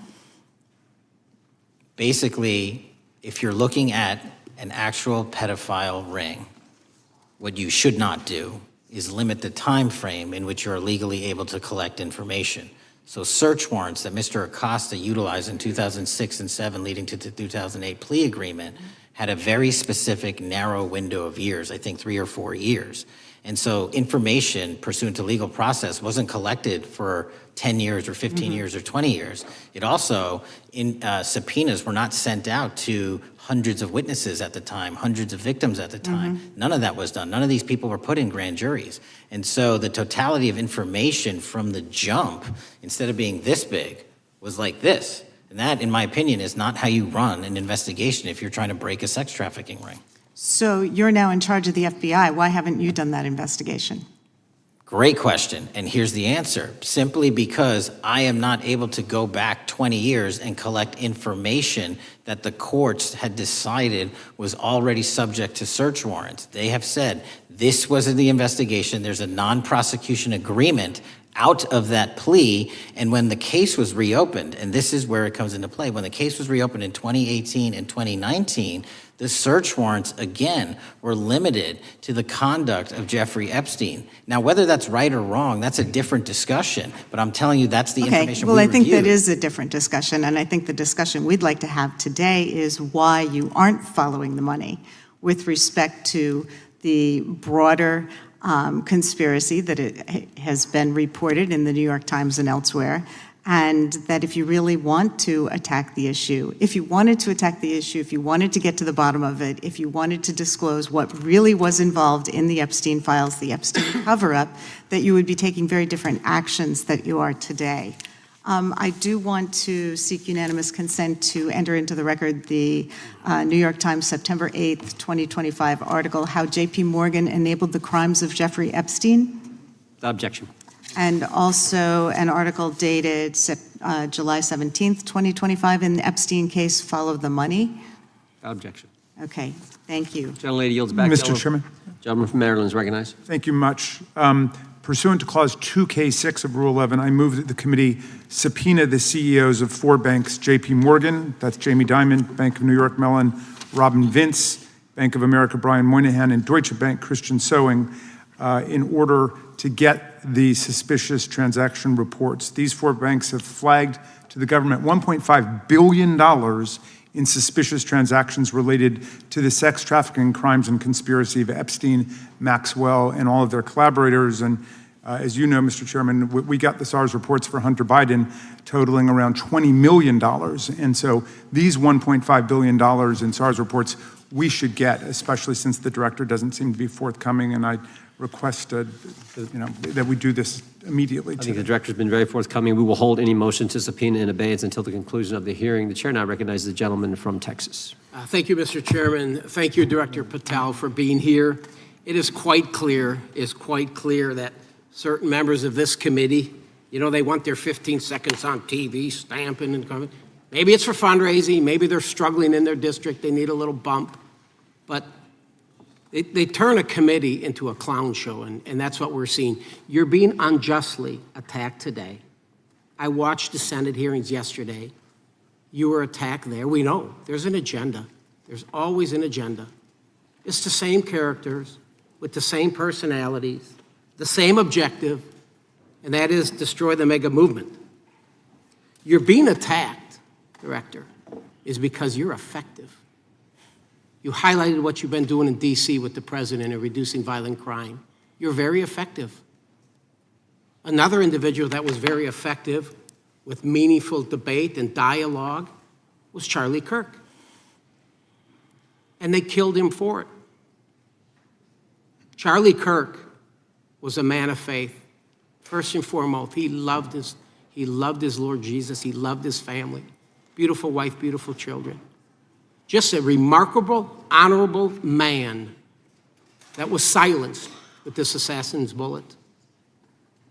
I would say if Charlie Kirk lived in the biblical times, he'd have been the 13th disciple. He'd have been the 13th disciple. We have a new committee, if you're not aware, a new select committee regarding January 6th. I'm honored to be on that committee.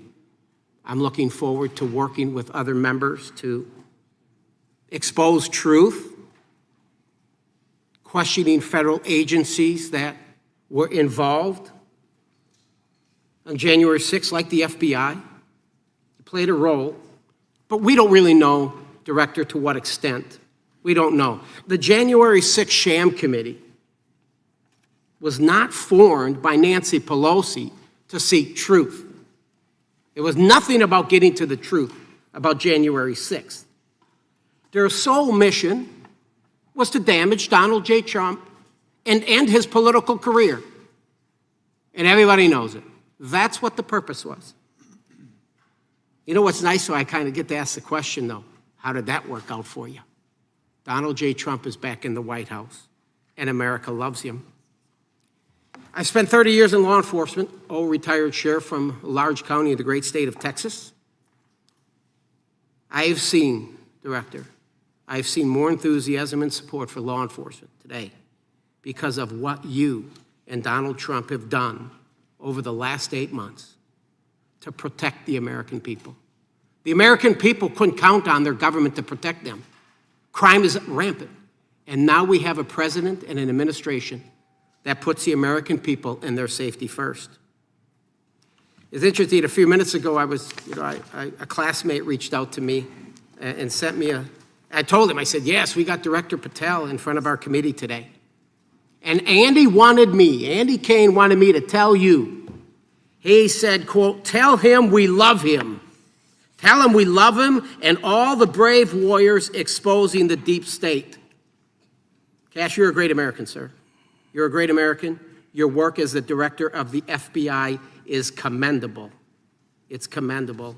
And I want to thank you, sir. Thank you for your service. Keep up the good fight, brother. Don't let him tear you down. Keep up that good fight. You have it in you. With that, sir, I yield back. Gentleman, yield to me.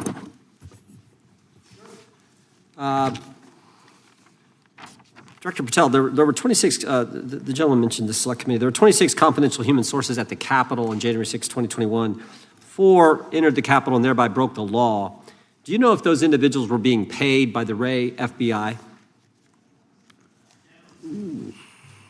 So we've provided 600 pages of documents to this committee alone regarding January 6th. That's 600 pages more than any of my predecessors. Yep. Generally speaking, confidential human sources are always paid by the FBI. That's how it works. I can't speak to the specifics on each one and how much they make. And we appreciate it. We've reviewed some of that material, and you've given us a lot of material that we didn't get from Director Wray. That specific question, I think, is important to the American people.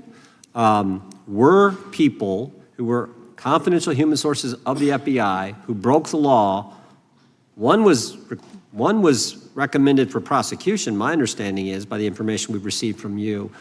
Were they actually paid by the very taxpayers who may have got charged with the same offense? I think that's important for us to understand. I'll get back to you on that. Thank you. Chair now recognizes the gentleman from California. Thank you, Mr. Chair. Welcome, Director Patel. I'm going to focus a little bit on domestic terrorism.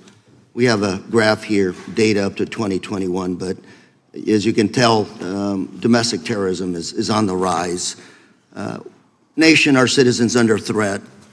We saw the assassination of Charlie Kirk, 2 assassination attempts on the president, school shooting, Minnesota last month, and closer to home, just a couple of days ago, Huntington Beach, peaceful vigil for Charlie Clark, infiltrated by neo-Nazis who essentially made the local individuals attending that event fear for their safety.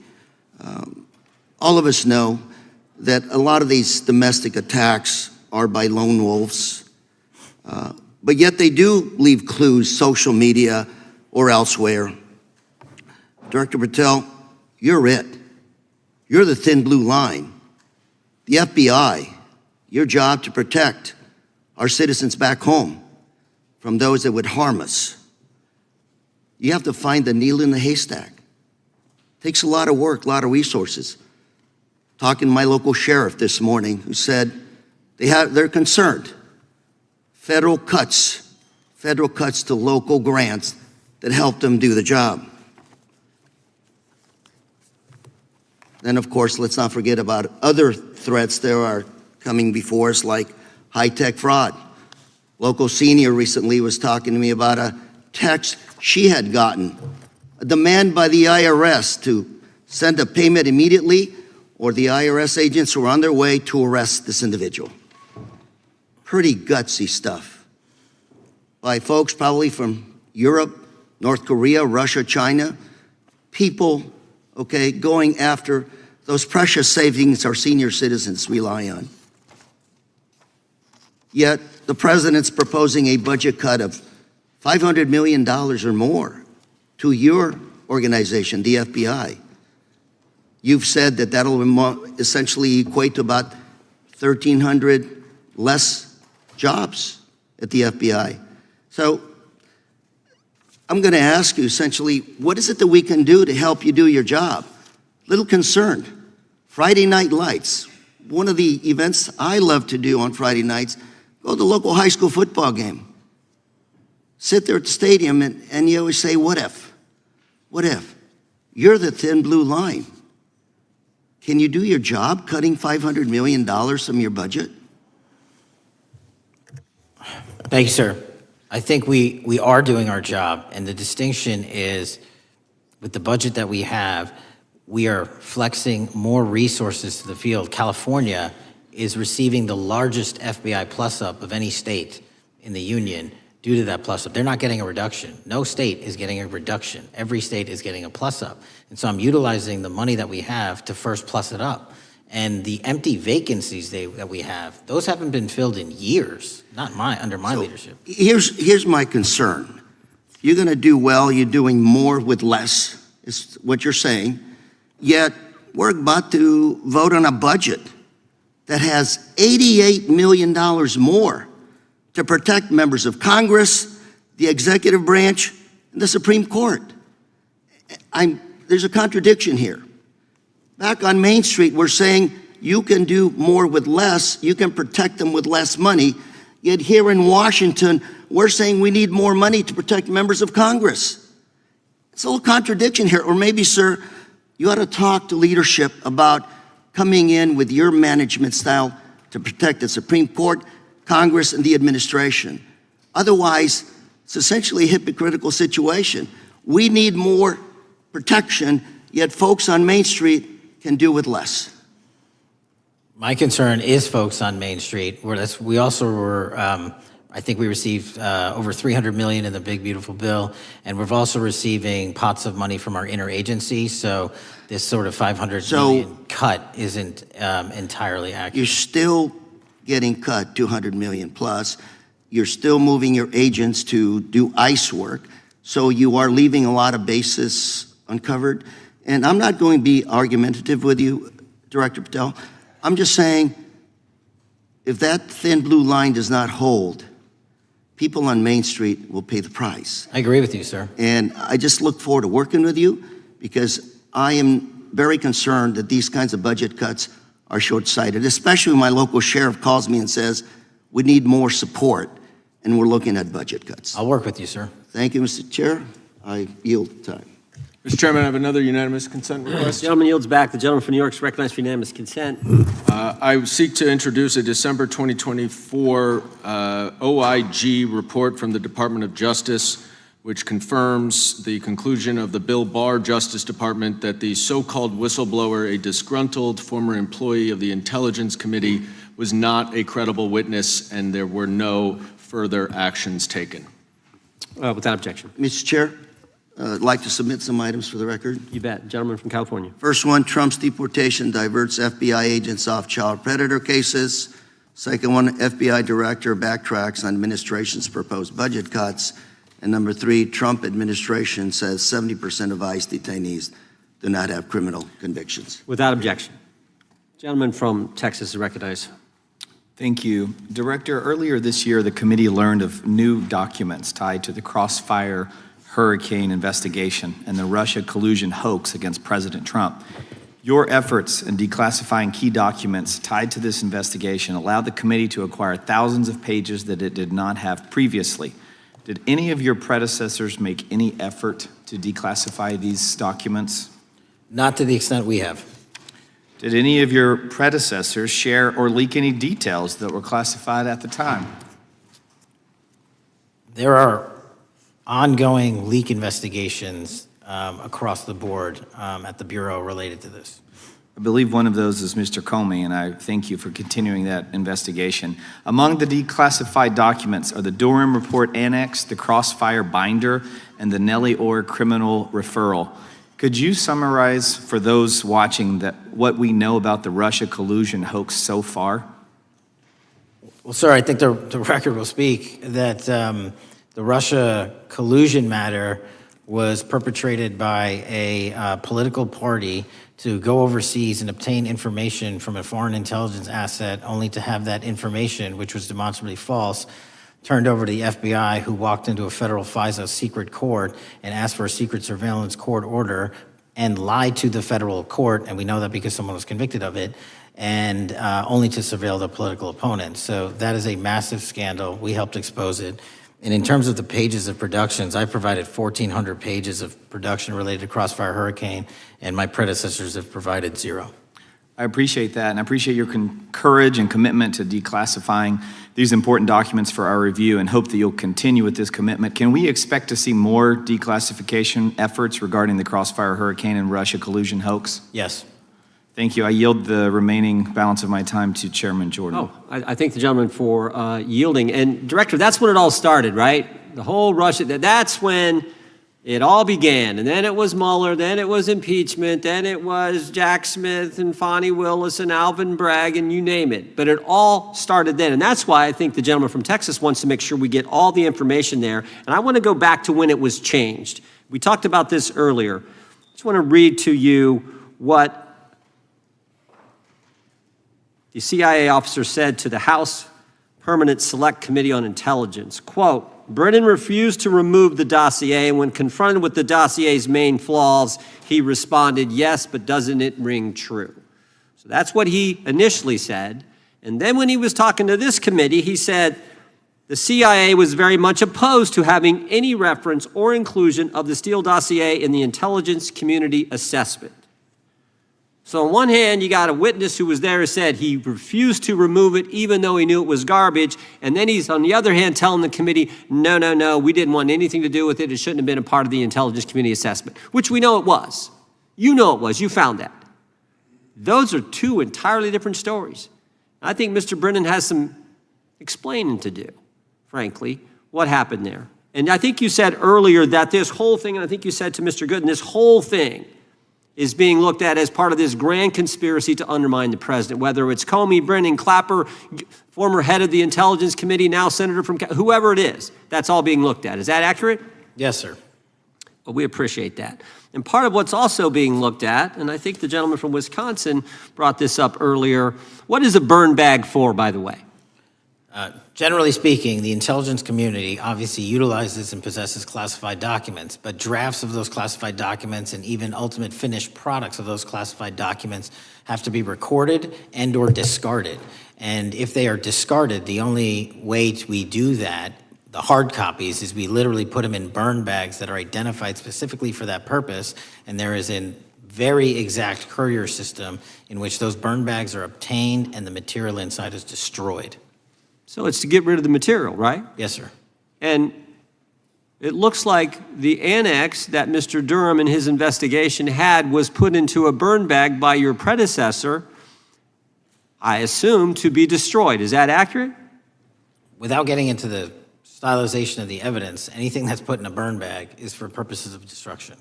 Do you find that interesting that the Durham annex was placed in a burn bag, that you would discover that when you took over as the head of the FBI? We found a lot of information in a lot of burn bags. Well, we appreciate you finding that. We'd like to know a little bit more about that, and we look forward to that information coming forward. And I appreciate the gentleman yielding. With that, we now recognize the gentleman from Colorado. Thank you, Mr. Chairman, for holding this hearing. Thank you, Director Patel, for being here today. I have a couple of questions regarding a terrible shooting that occurred in Colorado, a state, as you may know, that I represent.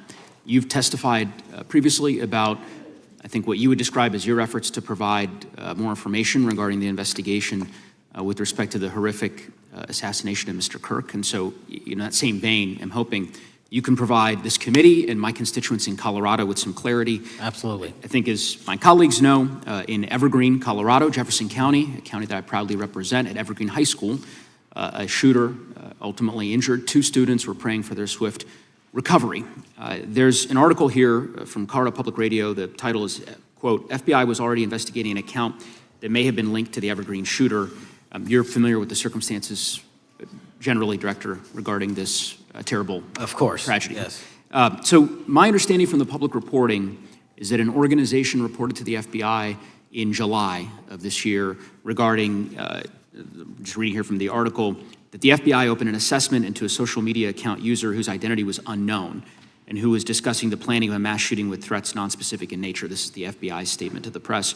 And that the FBI continued to work this assessment investigation to identify the name and location of the user up until September 10th, 2025, which was the day of the tragedy.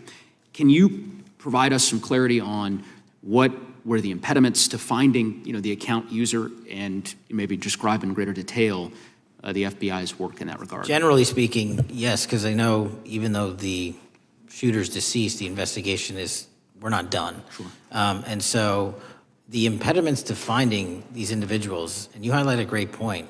We had 2 huge tragedies in the span of days in this country. The school shooting in Evergreen, Colorado being one of them. And proactively going out onto these social media platforms, which are so large, is our biggest impediment. And we need to rely on the service providers. There's actual legislation, I can't remember the name of it, that's up for renewal, which will, and I think at the end of the month, which gives service providers the ability to report that information in from their end without liability. We need that to continue, because while the FBI has so many people and the police are great at doing it, there's just too many platforms to cover down on.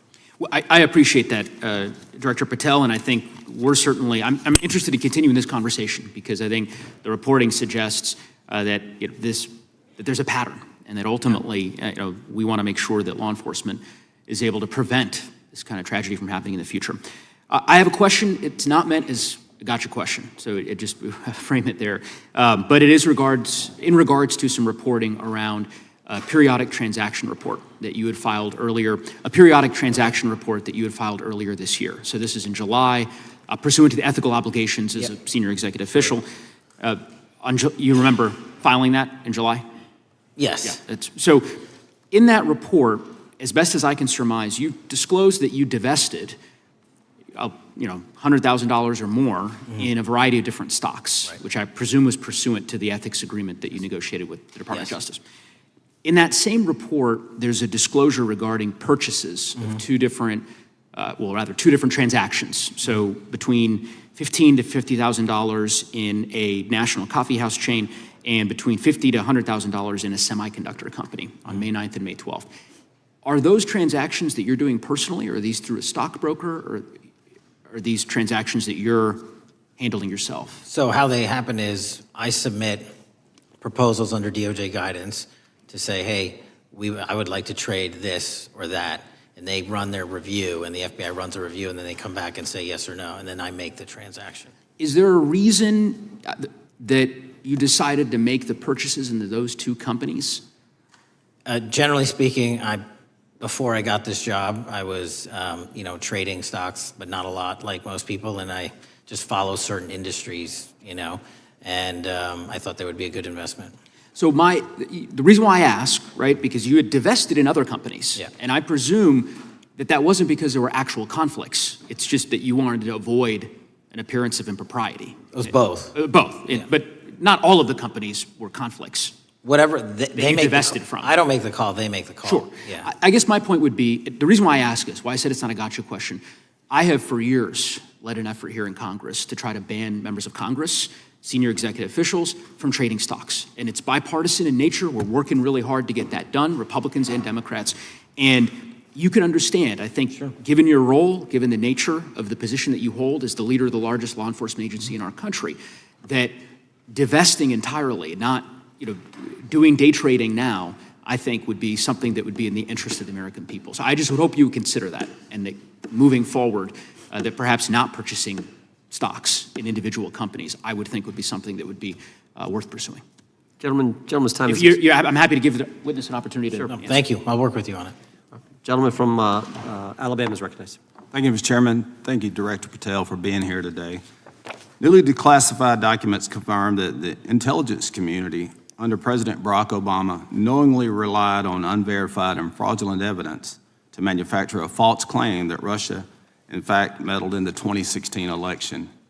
Is there more to be done to uncover the depths and origins of the Russian collusion hoax? There is, and we're doing it. Why should Americans still care about that, Director Patel? Everybody wants to talk about a weaponized bureaucracy. When we put out the facts about a weaponized bureaucracy, not because I said so, but because we found the FISA documents, because we found the 302s and the 1023s, then it becomes a political football. My job is to continue to put out that information and let the American public read it for themselves when I'm lawfully able to do so. And that's been my commitment on any subject, Russiagate or otherwise. Wherever the law allows me to do it, I will do it. When I first came in 2020, the number one concern as I was doing town halls was the weaponization of the government against the American citizen. And so are there things that you're doing, structural reforms that implementing so that the FBI cannot be weaponized again, whether it's against President Trump or future elected presidents? Well, it shouldn't be weaponized against anyone. And the structural reform is simple. If you're going to go after a political individual or someone seeking political office, there has to be a grounded basis in law and fact to open up a criminal investigation. And if there's not, the investigation isn't even opened. And I've also gone back and reviewed other cases that were opened in prior administrations related to public officials. And we've closed a number of them because we felt that some of these actions were weaponized on either side of the aisle. I felt it wholly inappropriate for the FBI to be playing umpire and referee amongst these decision makers when there was no factual or legal basis to continue those investigations, so I shut them down. And I think that's so desperately needed because we need to restore trust in law enforcement and certainly in the DOJ and the FBI so that the American people don't fear the very government that's supposed to protect them. And so thank you for doing that. On August 11th, you released to the committee documents concerning leak investigations that began in 2017. You believe these leaks were accidental, or were they intentional in order to influence public opinion against President Trump? When I can publicly make a final decision on that, either through a recommendation of charging that the DOJ makes or findings that I have, I'm able to do so, but they're still not complete. Why did the FBI under Director Comey want to undermine the Trump administration? I don't know. You'll have to ask him. Think it might have been political? How will Director Comey be held accountable for his leaks and classified information concerning the Russian collusion hoax? Well, anyone. Doesn't matter what you did before or what seat you were in. If you leak classified information, that's illegal. And we will investigate it fully. And if we can bring enough evidence to recommend charges to the Department of Justice, we will. But as you know, in these leak investigations, it's very difficult to produce the information necessary. We know leaks happen. They literally happen every week. It's one of the most destructive things to this country. Media receives classified information beneficial to one side or the other. I'm a fan of none of it, and I want to shut all of it down. And we need to bring some real cases to deter individuals from doing that, and that's my focus. What was Comey's role in creating the ICA? Speaking from my memory, as the head of the FBI, he was charged under then Director Brennan and Director Clapper and the other IC elements to come in with the NSA, CIA, FBI, and ODNI and put together a collection of information on how the information sort of surrounding Russiagate came together. So he represented the FBI in that. Was former Director of CIA, John Brennan, he's denied that the Steele dossier was used in creating the ICA. Is that true? Well, without commenting on him, the FISA has been released, and the dossier was in the FISA. It was in 4 FISAs. So I'll let the public decide. Well, former Director Brennan actually denied repeatedly that he pushed for the Steele dossier to be included in the ICA. Is that true? I'll let his testimony speak for itself, but then Deputy Director Andy McCabe also testified to the House Intelligence Committee, which has now been declassified, that were there no Steele dossier, there would have been no FISA. Well, my time's getting close, but let me tell you this, sir, and my colleague from Texas said, thank you for the job you're doing. You're making the American people safe. You're restoring trust in these agencies that so many of us had lost trust in. So thank you for the work you're doing. That thin blue line, you're doing a fine job, and we want to let you know we appreciate it. Thank you. God bless you. Lady from California is recognized. Thank you, Mr. Chair, and thank you, Director, for coming here today. And actually, thank you for your response to my colleague from New York who asked you earlier about violent extremism. And you said that there is violent extreme ideology on both sides. And I think you actually alluded to that same statement yesterday in the Senate. So I too have some questions I'd like to ask you. These are not gotcha questions, and just deny, please, what you deem to be false.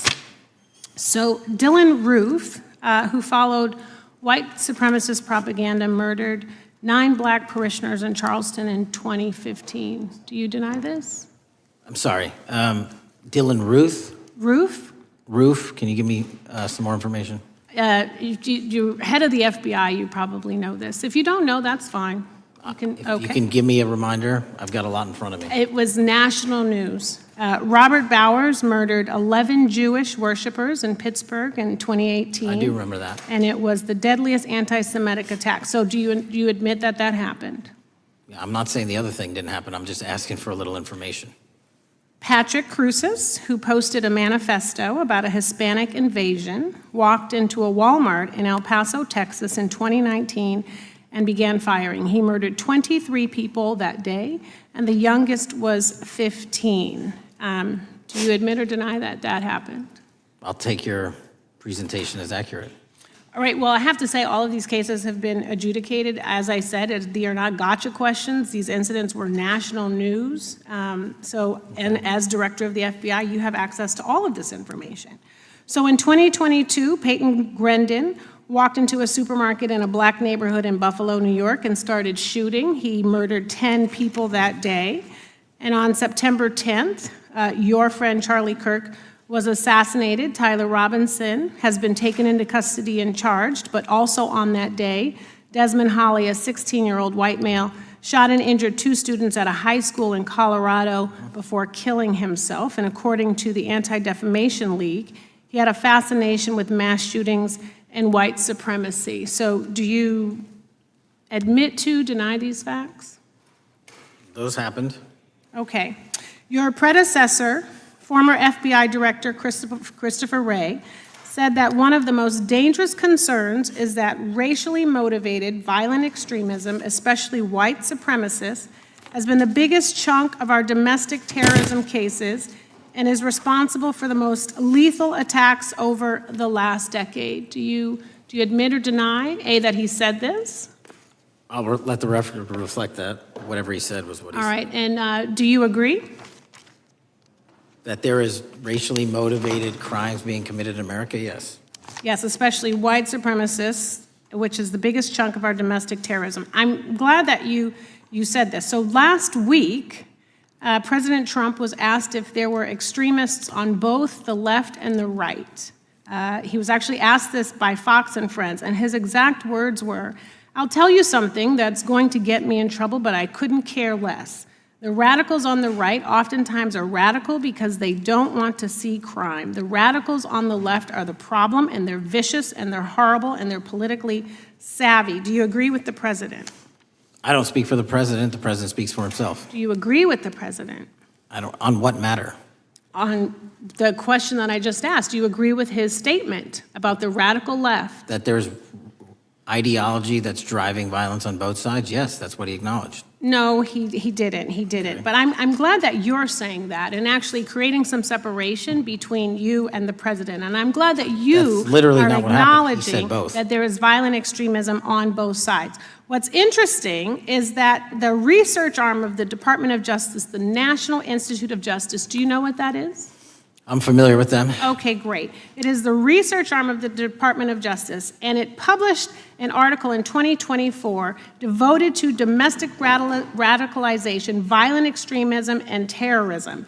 I have it. It's interesting that it's no longer on the website. It has been scrubbed, but I ask these questions because what makes a strong, qualified director of any business, of any household, of the FBI, what makes a reputable prosecutor is not lapdog loyalty, but a commitment to the creed that evidence is agnostic and that the evidence will lead you to making the right decisions. And your job, no one's job is to like the data or the evidence, it is to collect it. That is how you gain trust. And Mr. Chair, I would like to enter into the record, if I may. White supremacist group stands by racist ideology with unanimous consent. Without objection. Dylan Roof, the radicalization of the alt-right and ritualized racial violence.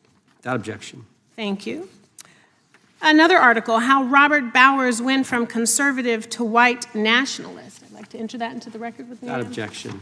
Patrick Cruces believed he was fulfilling Trump's wishes in El Paso attack, his attorney said. I'd like to enter into the record. Without objection. Buffalo shooting, how far-right killers are radicalized online. I'd like to enter that into the record. Without objection.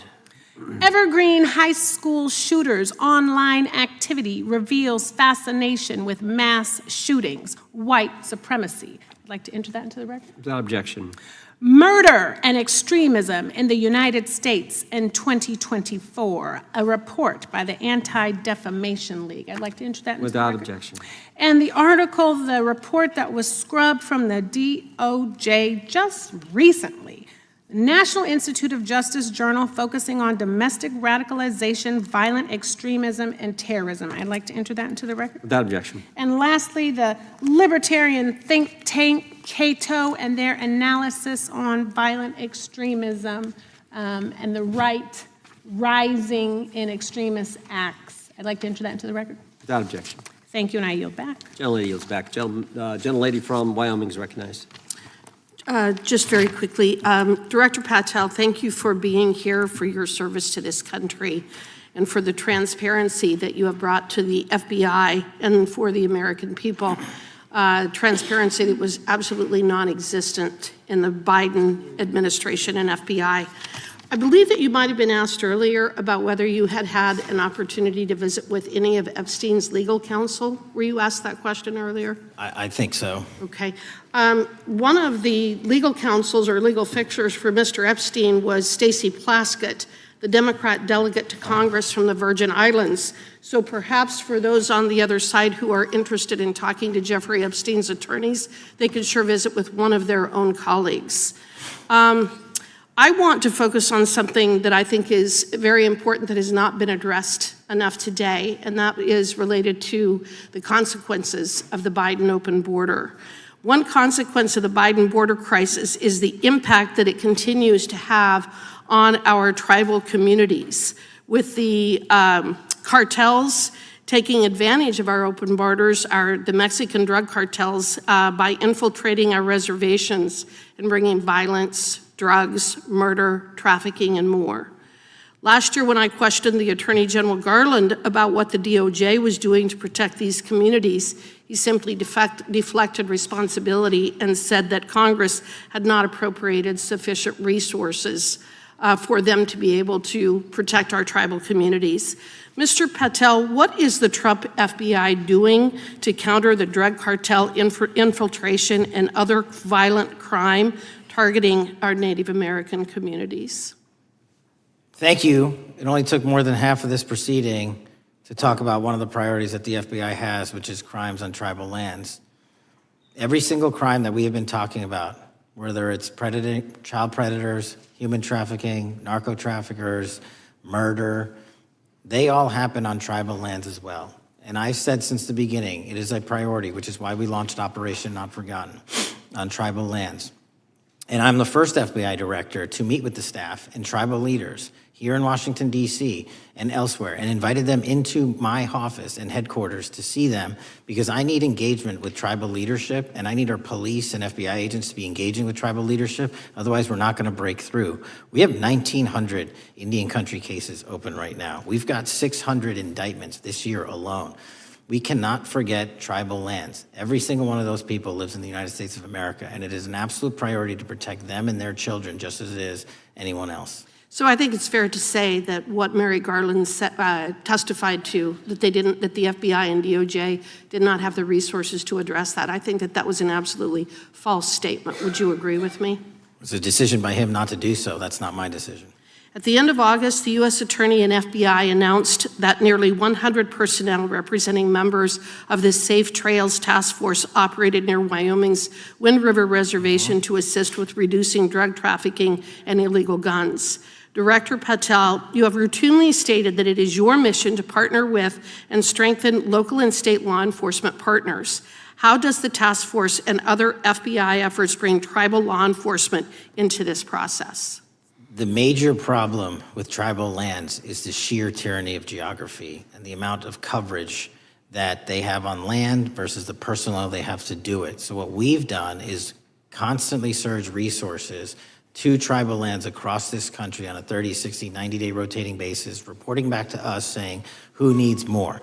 And what we found is that most of these lands can be assisted by our counter-UAS program, our drone capabilities, and we're gonna do it because what's happening is the Mexican drug cartels are literally flying overhead, dropping their cargo, their narcotics onto this land where no one's looking, and then it's being disseminated to children, to youth, to adults on that land and killing them. And we got to stop it before it gets dropped off. Well, and your testimony proves that the Biden administration did not lack the resources to address drug and violent crime in tribal communities or around the United States. It instead expended and wasted these resources investigating parents, Catholics, we now find out Turning Point USA, the RNC, and Republican organizations, rather than protecting our Native Americans by closing the border. Is that fair? I think so. Wonderful, thank you. And I do appreciate the work that you've done in this regard. I was previously the chairman of the subcommittee on Indian and Insular Affairs with the Natural Resources Committee, and safety and security on our reservations and for our tribal members has been one of our priorities, one of my priorities, and I very much appreciate the work that the FBI has done. Let me know if there's anything else I can do to help you, and with that, I yield back. I will, ma'am. Gentlelady yields back. The gentlelady from Georgia is recognized. Thank you, Chairman, and thank you for coming in today, Mr. Patel. In the past few months, the country has experienced a string of horrific, high-profile attacks that have been motivated by racial hatred or political ideology. A shooter attacked the CDC headquarters, firing hundreds of rounds and killing a police officer. An arsonist set fire to the Pennsylvania governor, Josh Shapiro's residence, with the governor and his family actually inside. Minnesota House Speaker Melissa Hortman and her husband were assassinated earlier this year.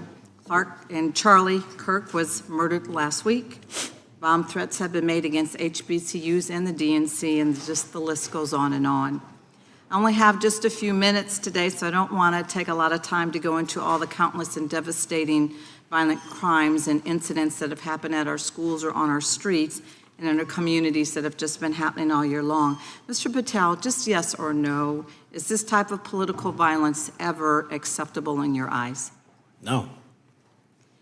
I'm glad that we agree that these heinous acts designed to instill fear and division in our nation are never, ever acceptable, yet each of these incidents has recently taken place under your watch. The FBI's website states that protecting the United States from terrorist acts is the FBI's #1 priority, including from domestic terrorists. Is this still your #1 priority? Domestic terrorism? Preventing domestic terrorism. Our #1 priorities are protecting the homeland and international terrorism and crushing violent crime, and domestic terrorism sort of interlays between both of those. Okay, so, well, then I'm glad that you're giving us the right answer, but unfortunately, your actions kind of tell a different story. Earlier this year, you granted the ranks of the FBI's Domestic Terrorism Operations Section. This is the section of the FBI that is most directly responsible for addressing political violence in our country by preventing attacks from occurring and effectively responding to them if they do. The agents in this section are the ones who stopped an individual stockpiling weapons, who planned to attack schools and churches in Florida and seized bombs made by an ISIS sympathizer in New Orleans. And instead of ensuring that this section has all the resources that it needs at a time when its mission is critical, you fired its decorated veteran FBI agents who have served their country proudly under Republican and both Democratic presidents, and you scrapped the tools that they developed to fight domestic terrorism, including the National Domestic Terrorism Incident Database. I mean, most of that is just not true. We have 1,700 current DT-managed programs. We're up 300% in the amount of cases we brought against nihilistic, violent extremists, including 764, wishing to harm our children. The FBI and the men and women are getting after that problem set more than ever because I've unleashed them to do so. And any insinuation that these tragic occurrences across the country are somehow singularly my fault or disgusting because that watershed goes Mr. down to the Patel, men I'm and going to women at the reclaim my FBI, time. Mr. Patel, and I'm they gonna are not reclaim my time. responsible Mr. for it. Chairman, I'm I'd happy like to to work enter with a you unanimous to consent- get them what they need. Gentlelady request. controls the time. Unanimous consent request. She'll state a request. Thank you very much. Into the record, an article from Reuters titled FBI Scales Back Staffing, Tracking of Domestic Terrorism, Probes Sources Say. Thank you very much. Without I objection. appreciate that. So, Mr. Patel, and it isn't just the domestic terrorism operations section. Under your watch, agents are fully diverting their attention to these anti-immigrant and city takeover operations, leaving our children vulnerable to dangerous networks of online predators, both domestic and international. You pulled more than 120 FBI agents from their normal duties to operate sobriety checks and conduct traffic stops, exposing the FBI's fleet of unmarked cars and thereby making it harder for the FBI to combat violent criminal gangs, foreign intelligence services, and drug traffickers in the process. That's simply not true. If we were not able to do two things at one time, how would we be Patel, I seizing reclaim record my amounts time. of I reclaim my fentanyl? time. 23,000 Chairman, I'd like to violent enter felons have been into the arrested. Time belongs to the gentlelady. More than twice as many as Consent last request. Belongs to the gentlelady from Georgia. Thank you very much. And this request basically is, it is an article from Reuters which quotes law enforcement officers familiar with agents who once covered child exploitation cases but now focus on immigration child exclusive. Thousands of agents diverted to Trump immigration track down. Mr. Patel, in the short time I have left, your tenure as director of FBI has been somewhat problematic. Americans are left safe, left definitely less safe under your watch. You have gutted the FBI's ability to keep safe from domestic terrorism. You have sent FBI agents to conduct traffic stops and round up hardworking immigrants who pose no danger to public safety. People even President Trump referred to as good, long-time workers. Your job is to protect and serve the American public. Time to the You have gentlelady. spent your time protecting heinous individuals and using the FBI to serve as a political circus. You at times have appeared unequipped. Time to This the country gentlelady has deserves better, and I expired. yield. Gentlelady yields back. May I respond? Sure can.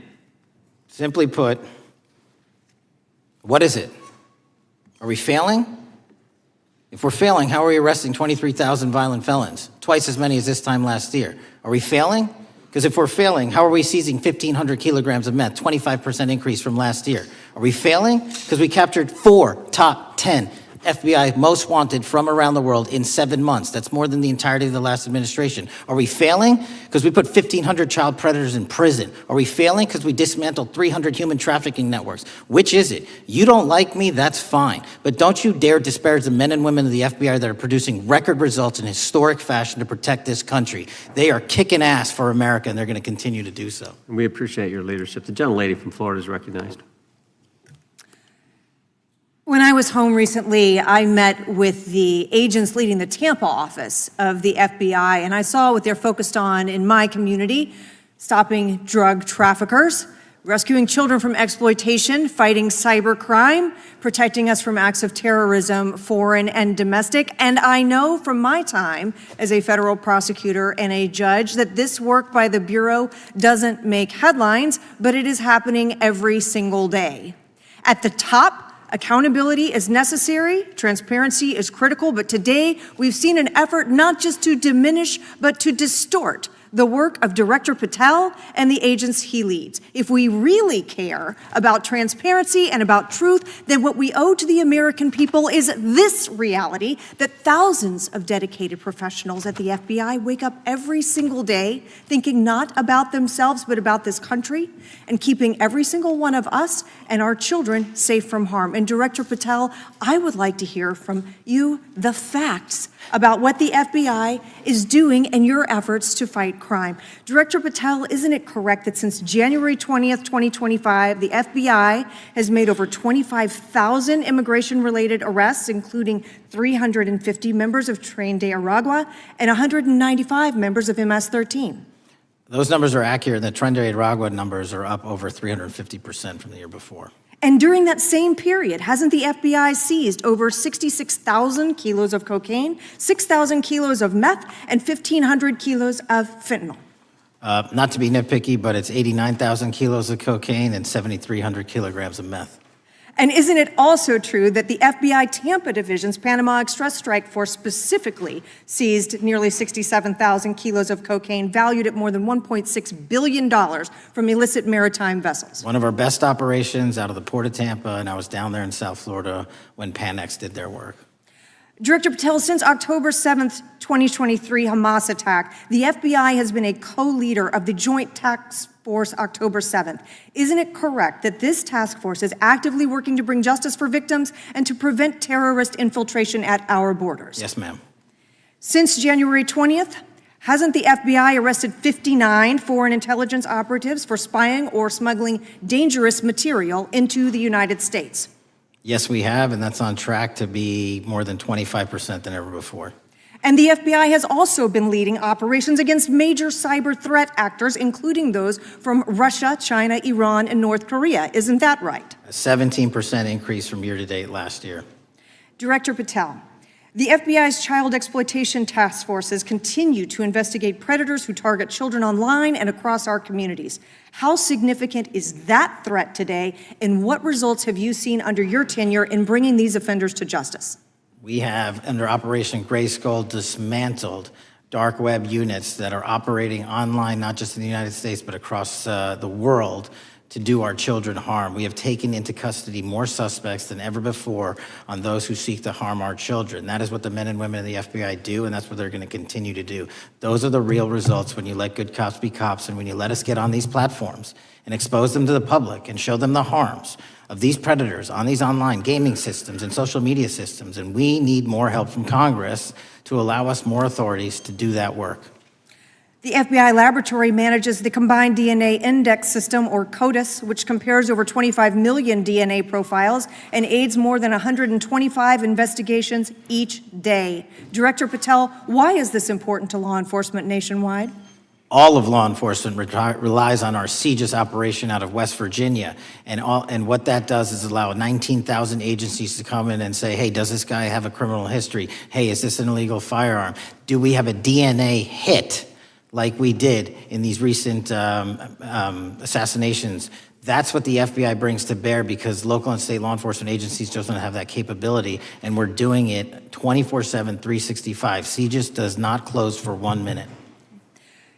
In your testimony, you noted that the FBI has ongoing counterintelligence investigations into China, Iran, and Russia across all 55 field offices. Why is it essential to maintain that scope of coverage, and what success can you point to in disrupting nation-state actors? Our biggest threats involving nation-state actors are the PRC, Russia, and China, and they are up 33%, 83%, and 60% respectively in arrest alone this year. Those nation-state actors wish to do harm in our infrastructure, our critical infrastructure system, our energy, our water supply, and also go after and target individuals and senior citizens and take their money through online pig butchering schemes, which we've exposed in Cambodia by way of the CCP. This is groundbreaking work that the American public should be seeing that their FBI is doing, and I'm happy to have the opportunity to report on it. Thank you, Director Patel. I yield back. Gentlelady yields back. The gentlelady from Mr. Chairman, I have a couple uses. Unanimous consent. Thank you so much. I appreciate it. In response to Mr. Patel's making the remarks that that maybe our colleagues are disparaging the men and women of the FBI, I'd like to enter the record 3 unanimous consent requests. One is entitled FBI is using polygraphs to test officials' loyalty. The second is Kash Patel knowingly broke law when firing top officials, lawsuit alleges, published by NBC. And the third is FBI forces out more leaders, including ex-director who fought Trump, demand for January 6 agents' names. Without objection. Thank you. Gentlelady from Vermont's recognized. Thank you, Mr. Chair. Director Patel, thank you for being with us today. Appreciate your time. Let me say at the top, political violence should have no place in this country, and I strongly, unequivocally condemn the killing of Charlie Kirk last week. And this is exactly the kind of case that warrants a swift and thorough investigation by the FBI.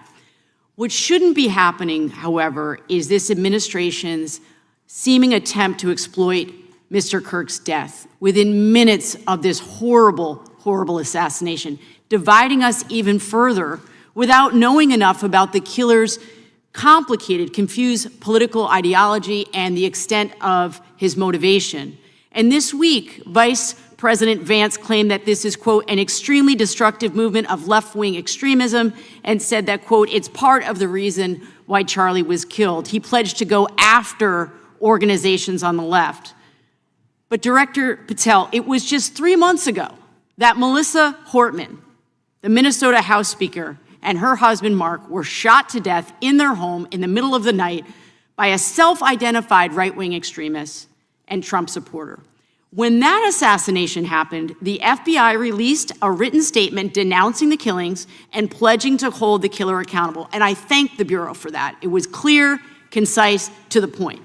But when you compare that statement to the over 50 mentions of the Charlie Kirk killing and just 4 for the Hortmans on accounts affiliated with the FBI and your personal account, it appears to many Americans that you're valuing some lives more than others, and that's painful. And this is what I'm hearing from my constituents, so I just want to convey that to you.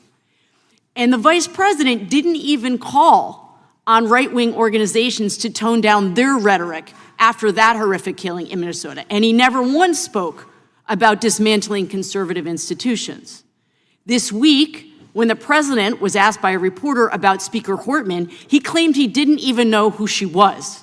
one of the most high-profile assassinations of an elected official in recent memory, and the president claims to know nothing about it, hasn't even heard of it. It was absolutely devastating for her colleagues and for her family. And I think we all can agree in this room that we have to stop this political violence. So my first question to you is, Director Patel, what is your plan as director of the FBI to turn down the temperature, especially in light of the fact that it seems like members of the administration are reacting to political violence based on party affiliation? What's your plan? I can only speak for myself and the Of course. FBI. And what we are doing is, I think I mentioned it earlier, we're following the money, because whatever attack you are describing, and they are all despicable, equally so, people need money to operate. People need money to conduct these attacks, to conduct these investigations.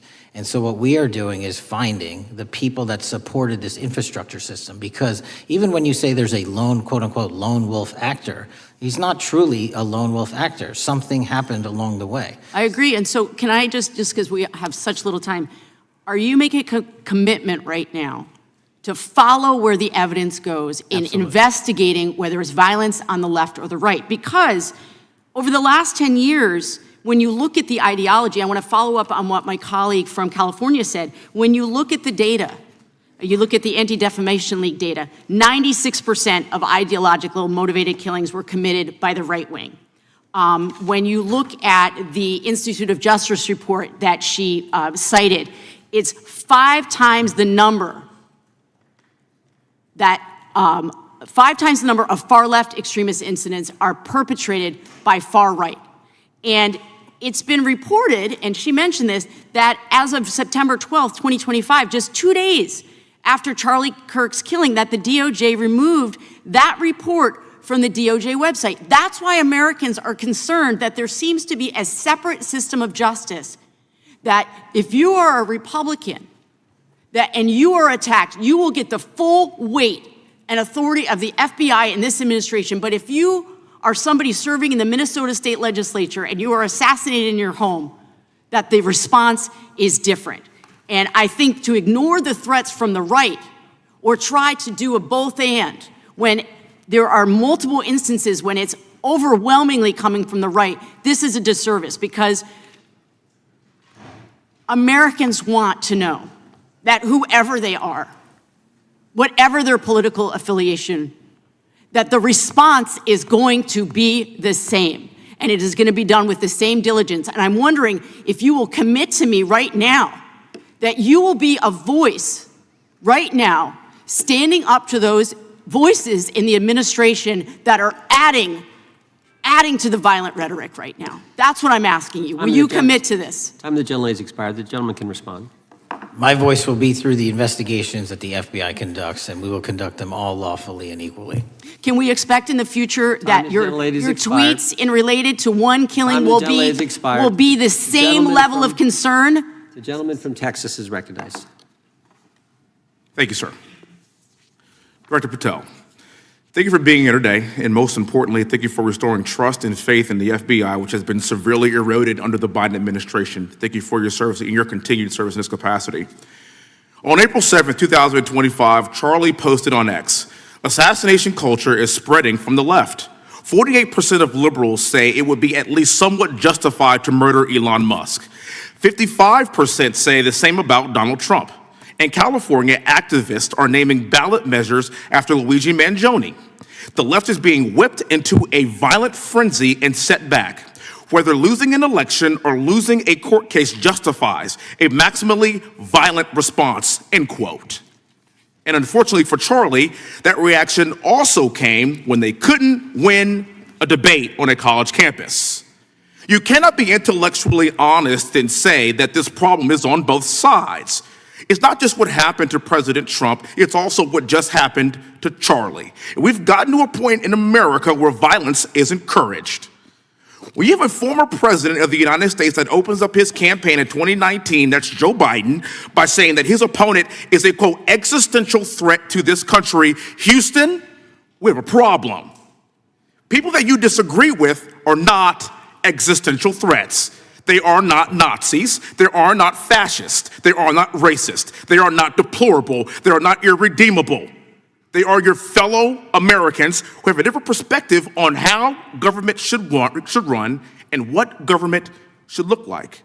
Whether or not we should have strong sovereign borders, whether or not we should have safe communities, whether or not we should have places to worship our God and not worry about being shot, whether or not we live in communities and cities that are not overwhelmed by drugs and crime, whether or not we have two genders, and whether or not we have common sense in our policies and our values. And people that believe these things are not existential threats. I happen to be one of these people that believes all of the above, and as someone that served this country in combat, I can assure you I am not an existential threat to this country because I swore to protect her. I also want to point out, how many cities have you seen burned to the ground since Charlie Kirk's death? 0. No summer of love, no riots, no nothing, no looting, no killing, none. We simply gathered and prayed for his soul, his family, and this country, because that's exactly what we represent. And while we might be angry, this righteous anger will carry on Charlie's message and legacy. I want everybody to know something very simple. Charlie is not dead because of what he said.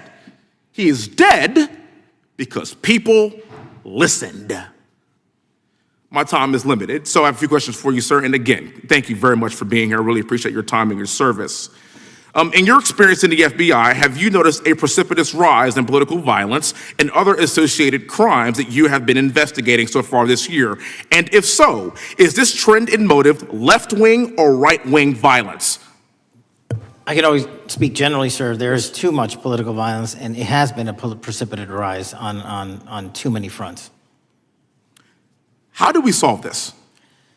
We solve this by giving the FBI more authorities to go into and work with the private sector. There are too many online platforms. There are too many social media platforms. There are too many gaming platforms. There are too many places for people from America and around the world to get together without their parents knowing anything about it, without their school teachers knowing anything about it, and infesting the minds of our children and infecting them with radical ideology, and that is the root cause of these problems, and we must tackle it. It is not a 1950s America anymore. In 2025, the cyberspace needs to be tackled. Thank you.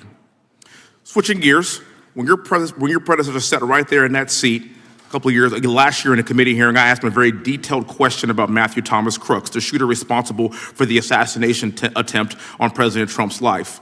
I didn't get an answer from Chris Wray that day, and I submitted written questions to the FBI and into the record of this committee, and I want to resubmit those questions today because I think we are still awaiting answers to those questions. So, Mr. Chairman, I'd like to submit them for the record, please. I'd like to ask you, sir, and the FBI, under your leadership, would you please respond to these questions, and can you commit to doing that? As soon as the trial's over. Thank you very much. I will end with this. Charlie Kirk is not dead because of what he said. Charlie Kirk is dead because people listened. He set up a tent that said, "Prove me wrong," and exercised his First Amendment right. That's all he did. And we will continue to do so in this country in order to preserve this constitutional republic. And with that, I yield back. Thank you. Gentleman yields back. The gentleman from Florida is recognized. Thank you, Mr. Chairman. Before I begin, I want to caution my colleagues on, one-sided violence in this country. We just heard that there were no riots on the right. We're literally sitting in the building where there was a giant riot by supporters of the president, the right. We also heard that only leftists, have said that Trump is a Nazi. In 2016, the current vice president of the United States said, Trump is either a cynical asshole or he's America's Hitler. And so this is the problem.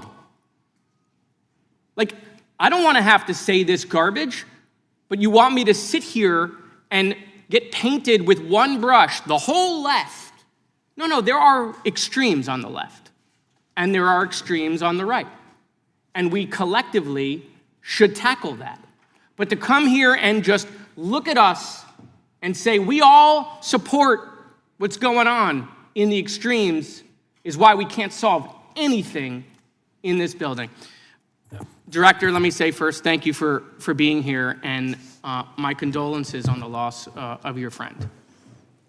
And I'm happy to hear that you want to do more on the social media platforms. Okay, it's crazy what's going on the social media platforms.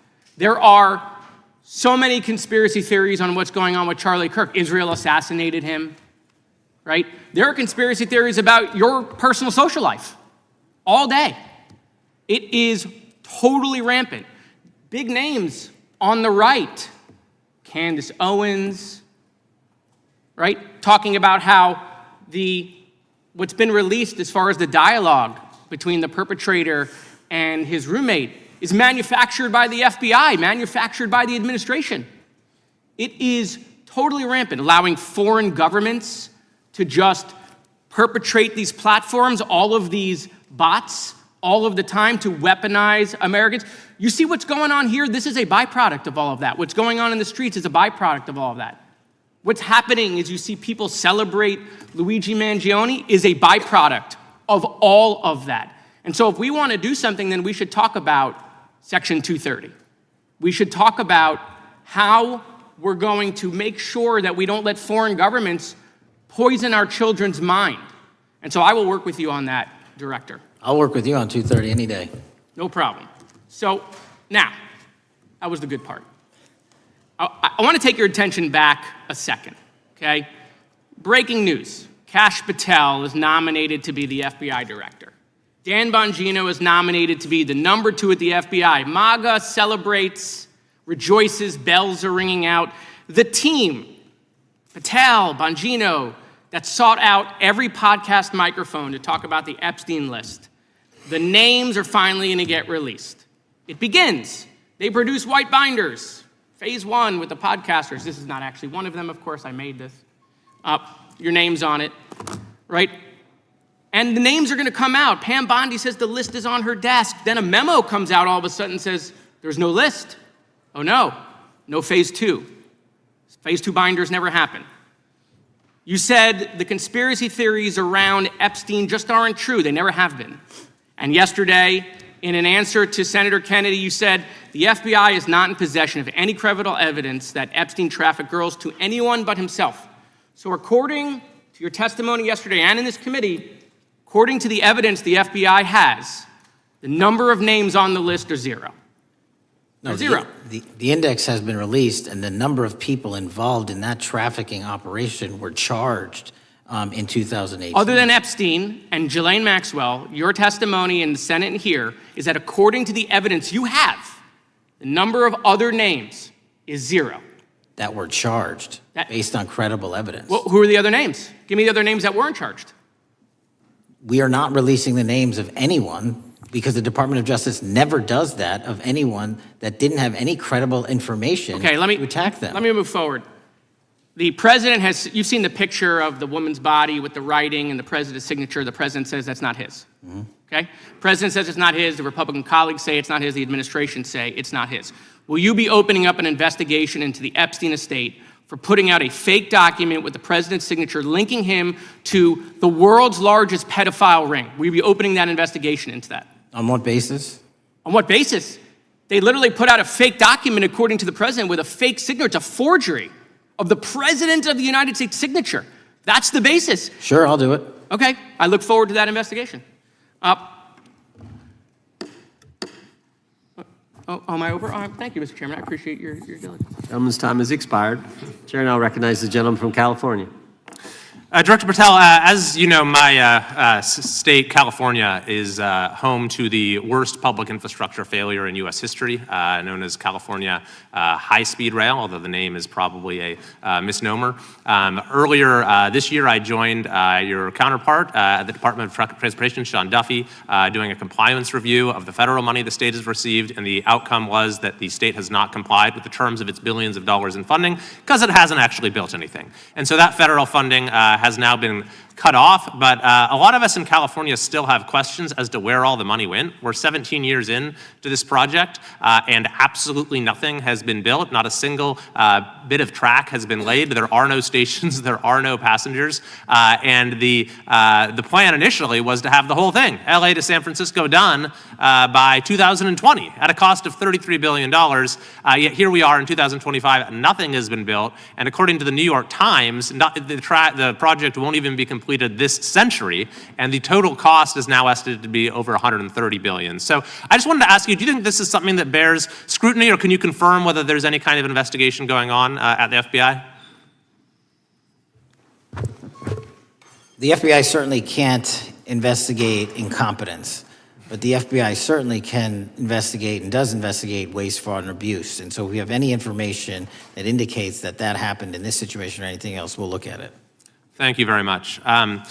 We've also, been talking some today about the issues that occurred at the border during the Biden administration. You might not agree with your predecessor on everything, but you probably would agree with some of the statements he made in testimony before this and other committees, raising alarms about the risk of terrorism from illegal border crossings.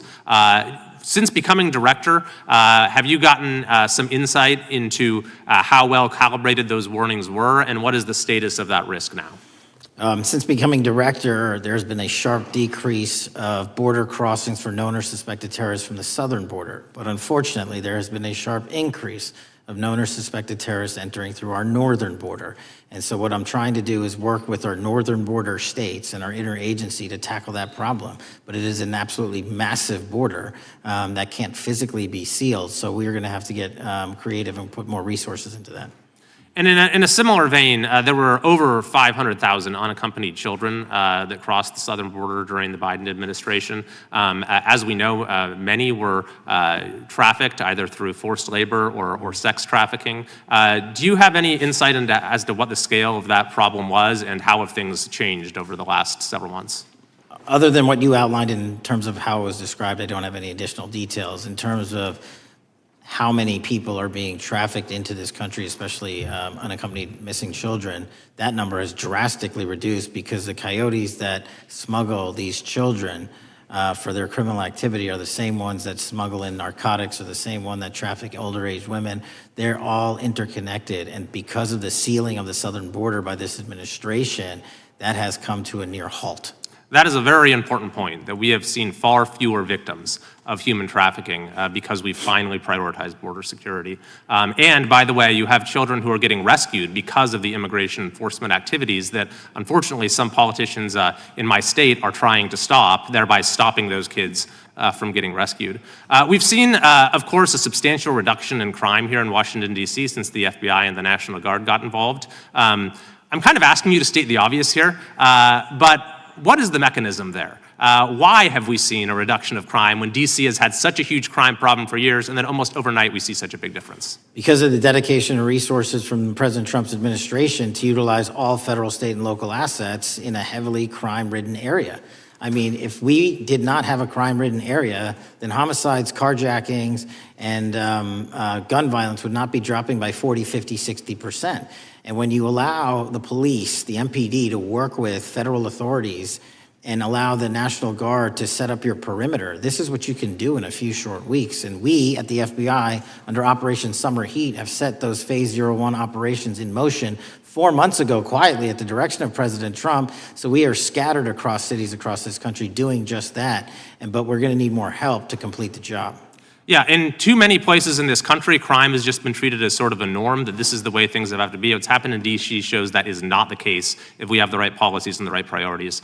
Finally, this is tragically the second time in as many years that we've had an FBI director here following either an assassination or an assassination attempt. And so since there's been some time now since from the attempted assassination on President Trump at Butler, would you say that the public's understanding of what took place on that day is fairly consistent with all of the facts as you know them, or do you believe there's still material facts that have not been made public or are not fully understood by the public? No, I think it's fairly consistent. Thank you. I yield.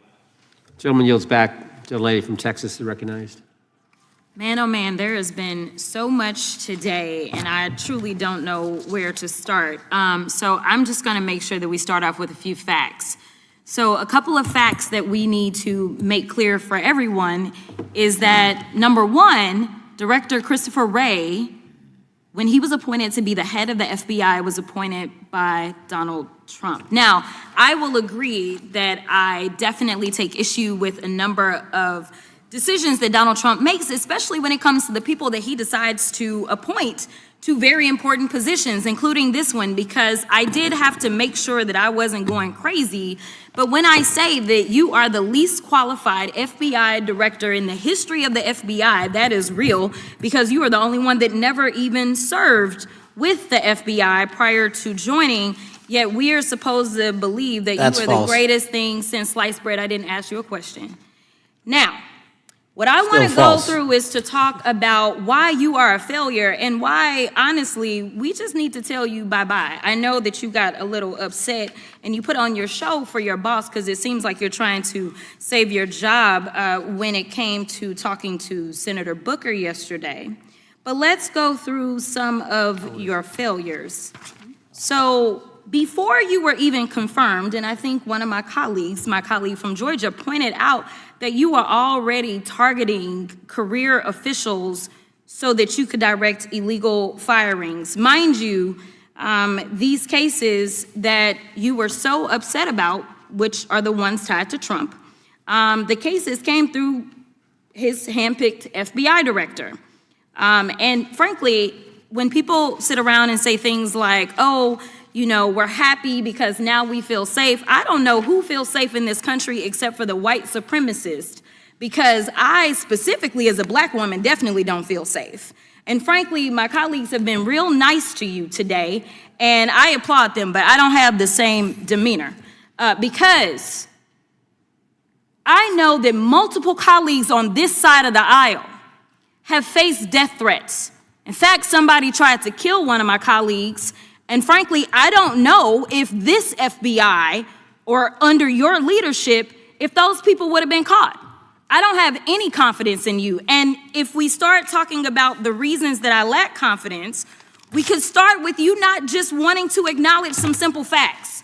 Simple facts like the vast majority of the threats are coming from right-wing extremism. And I know my colleagues have tried to stress this, but I decided that I would maybe do it in a different way.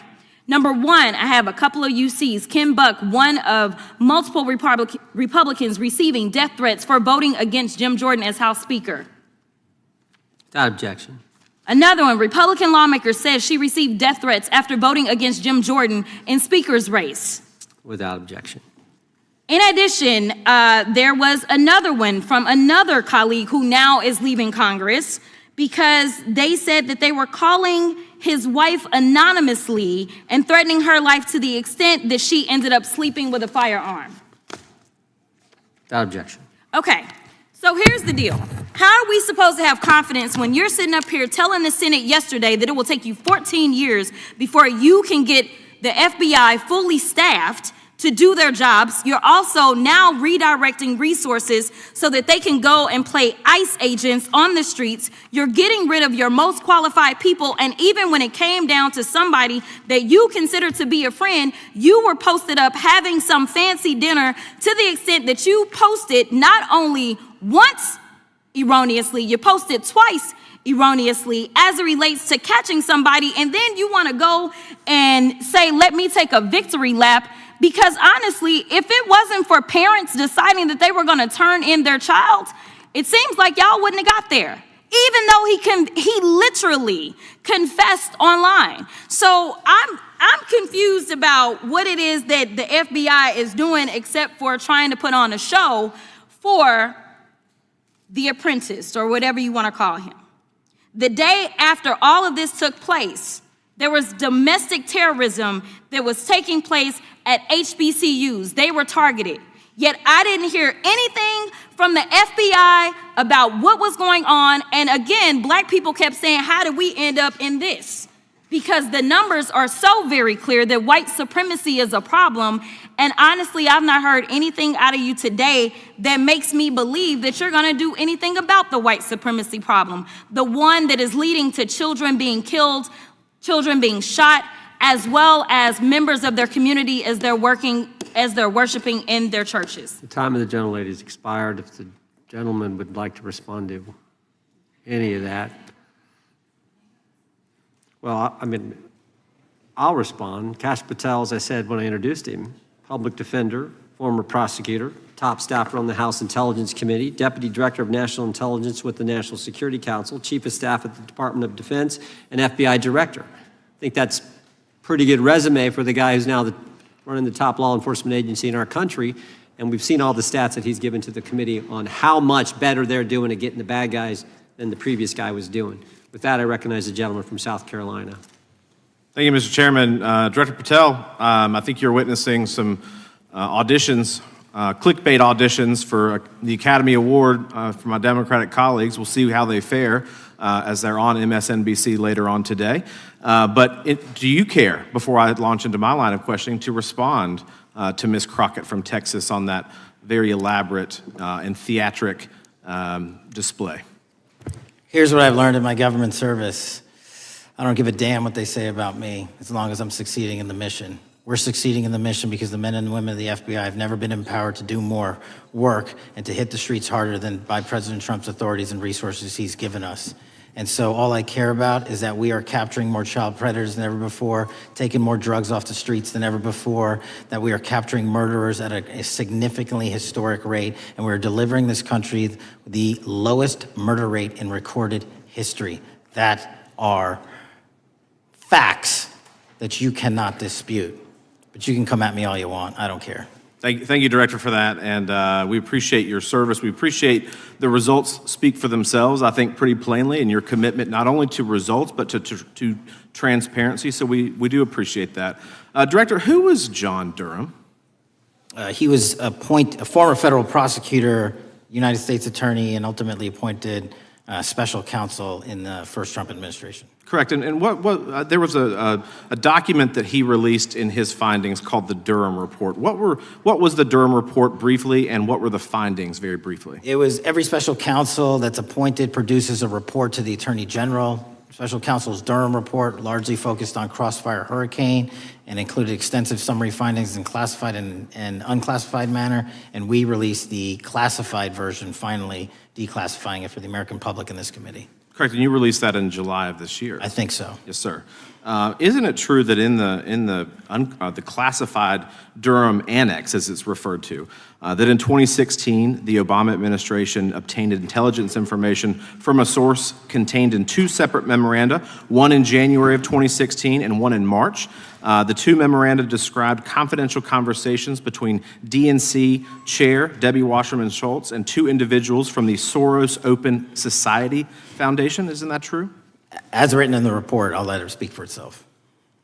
In the Durham Annex in January of 2016, the memorandum noted in part that President Barack Obama intended to scuttle the FBI's investigation into Hillary Clinton's private email server and mishandling of highly classified information during her time as Secretary of State. Isn't that found in the report?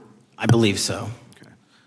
Isn't it also found in the report that in March of 2016, the memorandum also included references to the same Obama effort to shut down the Clinton investigation, but additionally outlined a plan to falsely connect Trump to Russia? Isn't that in the Durham Annex? I think it's in more than the Durham Report, but yes. The memo also stated in part that, quote, the Democrat Party's opposition is focused on discrediting Trump, among other things.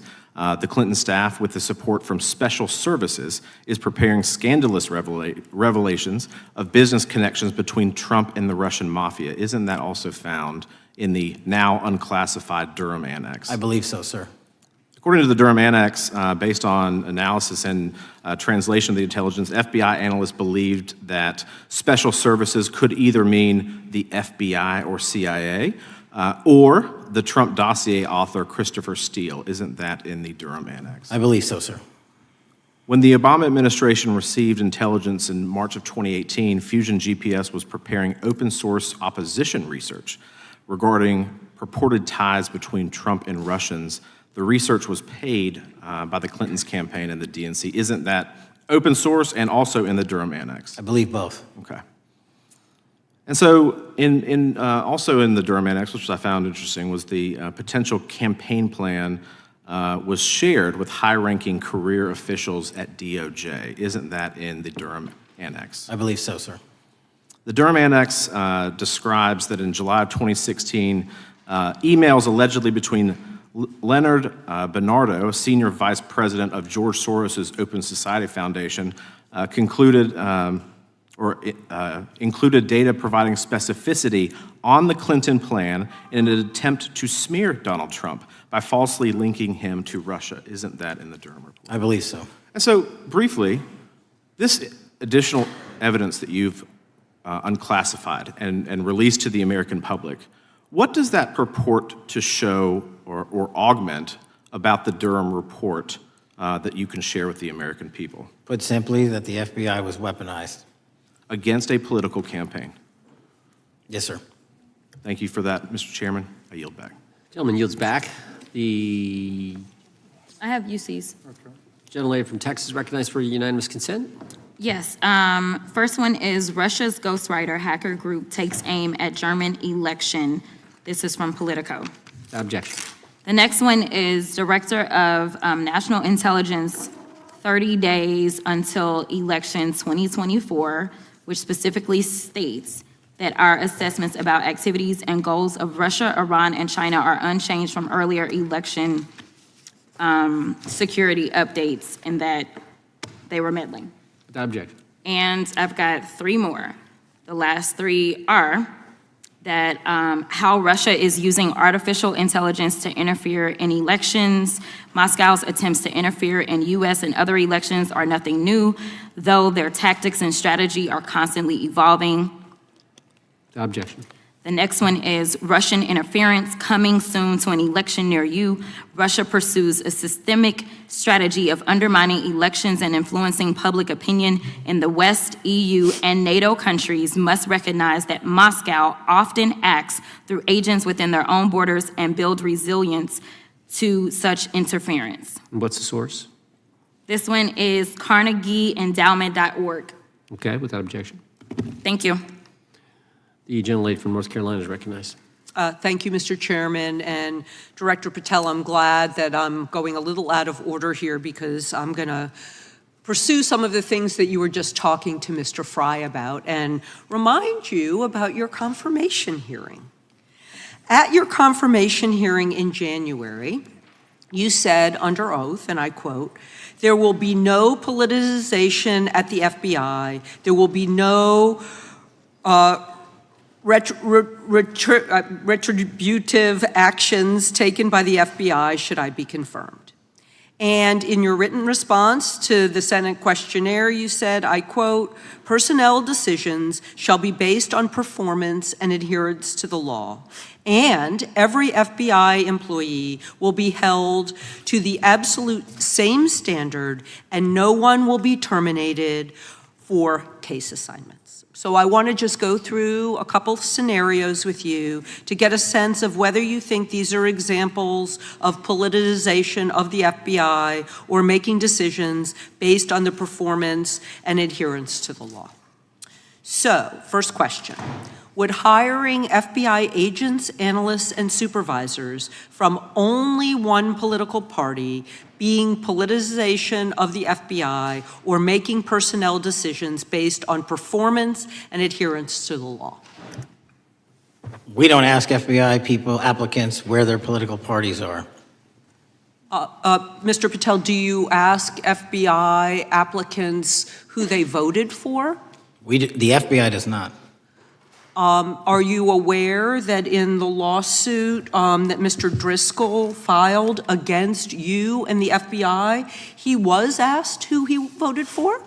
Since that lawsuit has been filed, that's ongoing litigation, I'm not able to comment. Well, but it also means that you just said that what happened in his situation didn't happen. So we will go on to the next question. Let me ask you an even easier one. Does firing agents for working on the cases that they were assigned to and that the president didn't like, is that politicization of the FBI or making personnel decisions based on performance and adherence to the law? The FBI doesn't terminate anyone based on case assignments alone.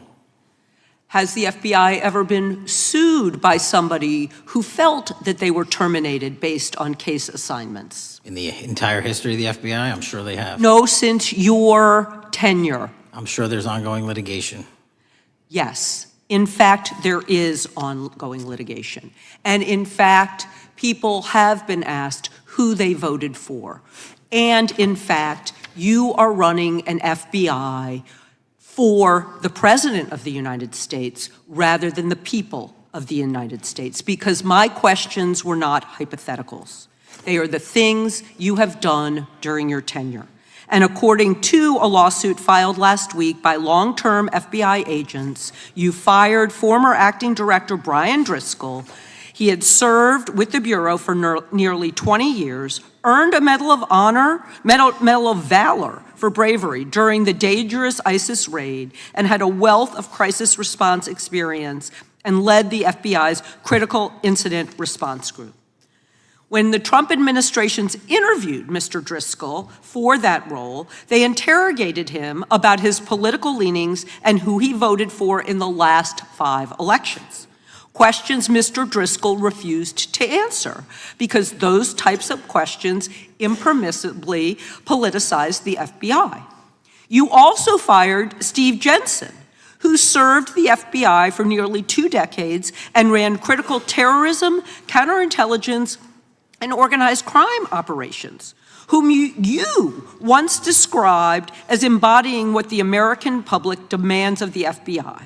But he was fired because he took part in investigating crimes committed on January 6th. And Trump's MAGA base lambasted you online for keeping him at the FBI. So he's no longer at the FBI. You also fired a decorated combat veteran with decades of experience in the Bureau, Special Agent Walter Jardia, because he worked on the investigation into the Russian interference in the 2016 presidential election and helped investigate Trump's ally, Peter Navarro. Director Patel, it is very clear that you have flunked your own test. You've put saving your job, which I actually believe you were being honest about during your confirmation hearings, over doing what's right for the FBI and the American people. That is not adherence to the law. Thank you, and I yield back. Time of the gentlelady is expired. The chair now recognizes the gentleman from North Carolina. Thank you, Mr. Chairman. Director Patel, it's great to have this opportunity. Thank you for being here. Thank you for your service. And I've got to say, one of the most disheartening components of the previous administration, when I was working with local law enforcement all over the state of North Carolina, all over the country, people rightfully did not really care about the inner workings of Washington, D.C.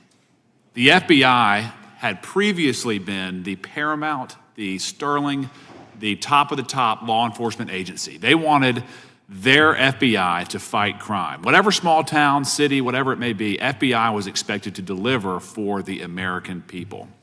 And then reports started to come out, in addition to the likes of McCabe, Comey, Clapper, Strzok, Page, that the FBI was targeting Christian nonprofits. They were targeting parents for protesting radical gender theory at their schools.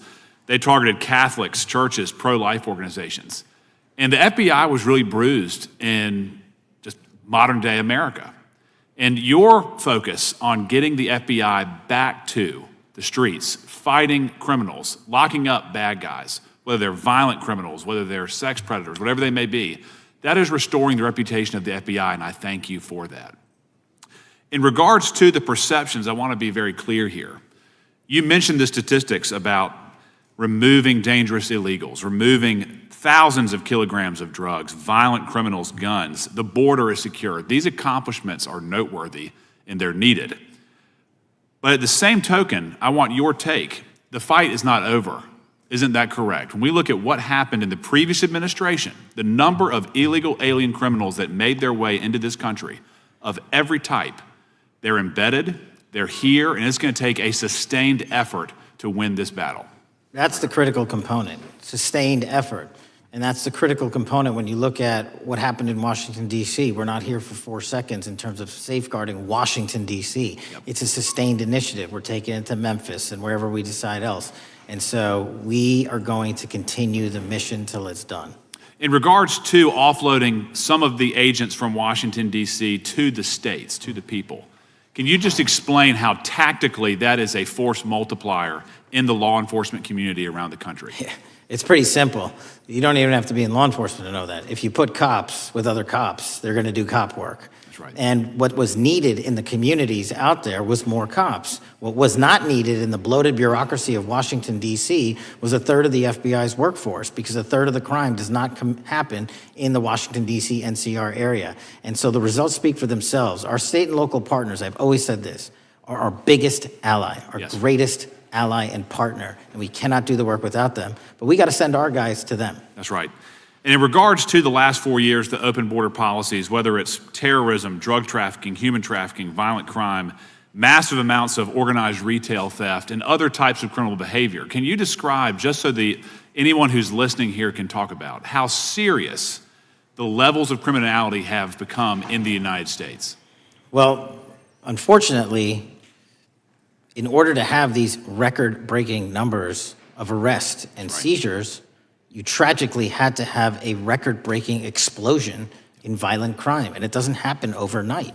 And it came in from all corners of the earth and from all platforms, including social media. And that's the root cause of all of these evils. And in order to clean it up, it's not going to happen overnight. But the men and women of the FBI, what they did in these 7 months, everybody should be talking about it. Every single district in this dais is safer now, today, than it has ever been because of that work. And in regards to the ongoing political climate, Director Patel, how do sanctuary policies that are still being implemented and defended in certain states, cities, and counties, how do they help or hurt your efforts to make America safer? Well, if you are harboring criminals, you are harboring our ability to keep our communities safe. It's that simple. If you have a fugitive warrant for a violent felony offense, and we are not able to procure you because of policies or rules that don't allow us to go get them. And time again, we have heard all too many illegal immigrants who should not have been here, murdering women, murdering children, giving drugs to our youth, and raping our children, and that is unacceptable. Straightly put, can you separate immigration enforcement with fighting crime? They're intertwined. Thank you. In regards to policies like cashless bail, how does that help or hurt your efforts? Criminals know that there are certain jurisdictions where if they shoot someone, they'll be out the door within the next hour to do it again. Yep. And that's an ethos that is, and a system that has been built out over years that we are combating. How is defunding the police around the country, how does that help or hurt? As long as I'm in this seat, we're not defunding any cops. Good. Thank you, Director. I yield back. Gentleman yields back. Mr. Garcia is recognized. Thank you, Chairman Jordan, and welcome again, Director Patel. As members of the Judiciary Committee, we have a responsibility to conduct oversight of the FBI and assess whether or not you're doing a good job in a responsible and impartial manner, or whether you're just a henchman for Donald Trump who's weaponizing the Bureau at the expense of public safety. As Congressman for tenure, is the Bureau's expanded role in low-level, non-criminal immigration enforcement. I have a report here from the conservative Cato Institute. They've obtained ICE documents showing that over 2,500 FBI personnel are now working on immigration enforcement. A yes or no question. Did you sign off on this? 2,500 FBI employees are not currently working on immigration enforcement. Did you sign off on this? On the Cato report? On the 2,500 personnel, FBI personnel that have been reported to now be working on immigration enforcement. I couldn't have signed off on it because it's not happening. You can call it whatever you want, but the reality is that over 2,000 personnel individuals are now working at ICE instead of their jobs. I want to follow up on something that Senator Durbin asked you about yesterday. This article from MSNBC reports that nearly every agent on Baltimore's domestic terrorism unit, who was, by the way, investigating the 764 network of child predators, was diverted to work on immigration enforcement full-time. That forced them to, and I quote him, walk away from investigations of a network of violent predators that targets and exploits children online. Yes or no? Were you aware that this happened, and did you sign off on it? The premise is false. The 764 network in Baltimore is taken down, and FBI agents do double and triple duty all the time. I'm reclaiming my time. You told Senator Durbin yesterday you didn't know about it, so your testimony is inconsistent today. No, I found Final out. question. Let me ask you, again, a yes or no question. Are you aware that agents have been told by supervisors not to documenting their shifting of resources toward immigration-related work? That's a literal another falsehood. It's impossible to remove a human being without documenting that work. As FBI director, you must be transparent with Congress. You need to provide us information about how many agents have been diverted to non-criminal immigration enforcement, why the Baltimore unit was dismantled, and whether there's a cover-up of what's happening under your leadership. Because this goes to the heart of whether or not you're carrying out the stated mission of the FBI, keeping our communities safe. Diverting FBI agents from investigating violent child predators doesn't make us safer. Using FBI resources to target parents, children, and other immigrants for low-level, non-criminal enforcement doesn't make us safer. Enabling violent, lawless conduct by federal enforcement doesn't make us safer. As we saw last week when an ICE officer killed one of my constituents. And I know that the FBI has been involved in that investigation. And yesterday, ICE did a raid in the suburb of Elgin where 2 U.S. citizens were arrested, and who accompanied them on that filming of that show? Secretary Nunn. Shameful conduct. And weaponizing the FBI to serve Donald Trump's political agenda instead of the American people does not make us safer. Before I yield back, Mr. Chairman, I request unanimous consent to submit the following documents for the record. A report from the Cato Institute, which I referenced earlier, where ICE has diverted over 2,500 officers from their jobs. And 2, an article from MSNBC titled, Trump's Deportations Divert FBI Agents Off Child Predator Cases, and an article from CNN entitled, White House Pressure for Increased Immigration Arrests Strains Law Enforcement Agencies. Thank you, and I yield back. Gentleman yields back. Without objection, the gentleman yields back. Gentleman from Wisconsin is recognized. Thank you, and thank you, by the way, for coming over here. Sorry you have to put up with all this.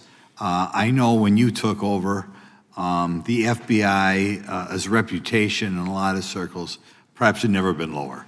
I mean, part of that is brazen involvement in political activity, the Foreign Influence Task Force, getting involved and trying to suppress news stories in the New York Post, Crossfire Hurricane coming up with bogus stories to try to flip the 2016 election, FBI downplaying the stories of Hillary Clinton's emails in the 2016 election. That's their overt involvement in political activity. I think a strong anti-religious bias. We talked about stories of an anti-Catholic bias in there. I know I've talked to people about horrific overreaction at the big Hindu temple in New Jersey, in which, just so people understand, you had a rectory in the temple area the religious leaders, taken out at gunpoint, big problems. And I think finally the FBI trying to turn America's viewpoint on certain political issues. And when I talk about that, I'm talking about what was done in Mexico with regard to shipping weapons, fast and furious, shipping weapons into Mexico in an effort, I think, to try to turn the Americans against the First Amendment. But in any event, what scares me is, and all these horrible things that were done in the past, there were individual FBI agents who participated in them, in which apparently their supervisors told them this is okay or even admirable. And what I'm going to ask you, are you able to do anything to make sure that in the future these corrupted FBI agents understand the importance of religion in our life, and they're not to view it with suspicion? They understand parental rights and the idea that traditionally in America, parents have the ability to object when their young 5 or 6 year old children or year-olds or very young children are getting what most people consider highly inappropriate sexual contact. What are we doing there to try to make sure we don't have problems with these FBI agents again, or make sure that in the future administrations, they would object if they are asked to behave in such a immoral fashion? Two things. If you are corrupt, you don't work at the FBI. It's that simple. So we don't tolerate any form of corruption.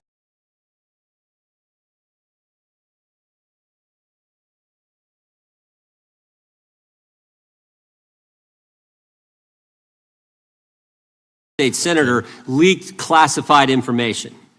We learned this because a whistleblower came forward. Whistleblower with 23 years experience in the intelligence community, a Democrat staffer on the committee, said this: they were pressured to leak classified information, which sort of raises the obvious question. Why would the head of the Intelligence Committee, the chair of that committee, who's supposed to be guarding our secrets, why would he be encouraging the leaking of classified information? Whistleblower told us that answer as well. The leaked information was supposed to be used, the leaked information, false information, was going to be used to indict President Trump. Now, the former chairman wasn't the only person leaking information. Jim Comey was also sharing things he wasn't supposed to share. Again, don't take my word for it. The Inspector General told us this. In his report, he said, quote, James Comey violated FBI policy by disclosing classified information. And what was Comey's motive? Same as the senator from California: to sabotage and undermine President Trump's first term. And we know that Mr. Comey's not been shy about what his objective was. In fact, 4 months ago, he told us. Remember this? 8647. Jim Comey told us just 4 months ago. Now, how'd they do it? How did the former chair of the Intel community, the former FBI director, and others in our government attempt to undermine President Trump's first term? 7 weeks ago, because of the good work of the Director of National Intelligence, Tulsi Gabbard, we learned from another whistleblower, a second whistleblower, that in the closing days of the Obama administration, the intelligence community assessment was changed. On December 5th, 2016, they had one assessment. That assessment said Russia did not impact the election vote count. There was a meeting at the White House on December 9th, 2016, where it was decided, no, we're not going to have that. We're going to come up with a new one. And the new one said Russia was trying to influence election and did influence election, which just wasn't accurate. And that new one is published on January 6, 2017. Let's just show you a few things that took place. I want to show you first this email from Admiral Rogers, the head of the NSA. You can see it was December 22nd. It says to Jim, John, and Jim Clapper, John Brennan, Jim Comey. And he says, I asked my team if they've had sufficient access to the underlying intelligence, sufficient time to review that intelligence. On both points, my team raised concern. Further states, my folks aren't fully comfortable. A few hours later, there's an email back to Admiral Rogers. This one is from Jim Clapper, and it says this: It is essential that we be on the same page and all of us are supportive of the report in the highest tradition of, that's our story and we're sticking to it. We may have to compromise on our normal modalities. This is one project that has to be a team sport.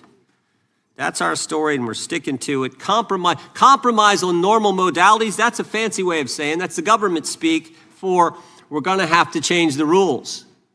In fact, we're not gonna follow our own rules. And that's exactly what they did to get the objective they wanted, to undermine President Trump. Now, how did it specifically take place? The whistleblower said that the government officials ignored concerns about discredited information. And what was that discredited information? What was the discredited information that they didn't ignore the concerns about? What did they use, that discredited information? Of course, it was the dossier. The now famous Steele dossier that was paid for by the Clinton campaign when they hired the law firm Perkins Coie, who hired Fusion GPS, who hired the foreigner Christopher Steele, who wrote all this garbage and lies down. That is what was used to change the intelligence community report. And what happens next? What do Jim, John, and Jim do next? They go to Trump Tower on January 6, 2017, to brief then President-elect Trump about the dossier. Again, the Clinton-financed, foreign-authored dossier that the whistleblower knows is garbage and that they know is garbage. And then there's one final step. One final step. Jim Comey leaves that meeting with the president and immediately leaks to the press that they briefed the president on the discredited information. They briefed the president on the dossier and thereby giving it some credibility and creating the basis and the predicate for all they did to the president. They leaked false information, they leaked classified information, they used and leaked discredited information, and they didn't follow their own rules, all to sabotage President Trump's first term. And but for this guy, Kash Patel, but for this guy, we would never have known this information. The good people of this great country would not have known what took place 8 years ago when they were trying to undermine the guy elected by we the people. And I want to thank Attorney General Bondi. She set up a special strike force, a special team to look into this and see if there's any criminal liability that exists in what took place. Now, in addition to getting the truth to the people, Director Patel is getting the bad guys off the street. He's moved agents out of Washington, got the focus off of politics here in D.C., and is instead putting bad guys behind bars. 21,000 violent criminals have been taken off the streets, which is a 125% increase from the comparable period in the previous administration. He's rescued 4,000 kids. He's got 1,300 predators who he's arrested. He's also ended the weaponization of the FBI. No more spying on parents at school board meetings. No more pre-dawn raids on pro-life Catholics. No more retaliation against whistleblowers. And he's given us information that Chris Wray didn't. Maybe said better, he's given us information that Chris Wray wouldn't. Director Wray didn't tell us that there were 26 confidential human sources at the Capitol on January 6, 2021, even though he was repeatedly asked about that by members of this committee. Director Wray didn't tell us that there were 17 of those confidential human sources who entered restricted space, 4 went in the Capitol. None of them were arrested. They weren't authorized to do that. They broke the law. None of them were arrested. Lots of American citizens were arrested, but the guys whose whose American tax dollars was used to pay these guys who broke the law, none of them were. One was recommended for charging and was not charged. And remember when Chris Wray told us that the Richmond field office memorandum on pro-life Catholics was just a one-off? Turns out he wasn't being square with the Senate either. Director Wray wasn't square with us. He told us that multiple other offices were involved in targeting the Catholics. We got that information from Director Patel. We learned from Director Patel the FBI actually surveilled a priest, tried to get the priest to divulge information, break the priest-penitent relationship and confidence that exists. And Director Patel is saving taxpayers' money. He's not going to build a new headquarters outside of D.C. He's going to keep the headquarters right here in the capital city. Save Americans money. Save the taxpayers' money. In 8 months, Director Patel has given us the facts. He's ended the weaponization at the FBI. He's taking bad guys off the streets, and he's saving taxpayers money. But my guess is the Democrats won't focus on all that good news. They'll focus on politics. They'll stick with Comey and Clapper and Brennan and continue to try to undermine President Trump. With that, I yield to the ranking member for an opening statement. Thank you very much, Mr. Chairman, and welcome, Director Patel. You and I have not had the opportunity to meet, and alas, you failed to respond to the 8 oversight letters I've sent you over the last 7 months. So we do have a lot of questions piling up for you, but I want to start with a word of praise. The first FBI director was J. Edgar Hoover, who steadfastly refused to hire women, African Americans, and other minorities as agents. And although he was a closeted homosexual who lived in domestic partnership for decades with Clyde Tolson, he also participated in anti-gay crusades. He aggressively promoted what we would today call white Christian nationalism, and he would undoubtedly be turning over in his grave to see as one of his successors a first-generation Indian American and a proud Hindu. So I congratulate you on being a breakthrough in this sense and being a beneficiary of the civil rights movement that opened up the FBI and the federal workforce to lots of people who never would have been hired in its first decades. Alas, you share J. Edgar Hoover's dangerous obsession with blind loyalty over professionalism and effective public policy. For Hoover, it was blind loyalty to him in keeping his secrets. For you, it's blind loyalty to Donald Trump in keeping his secrets.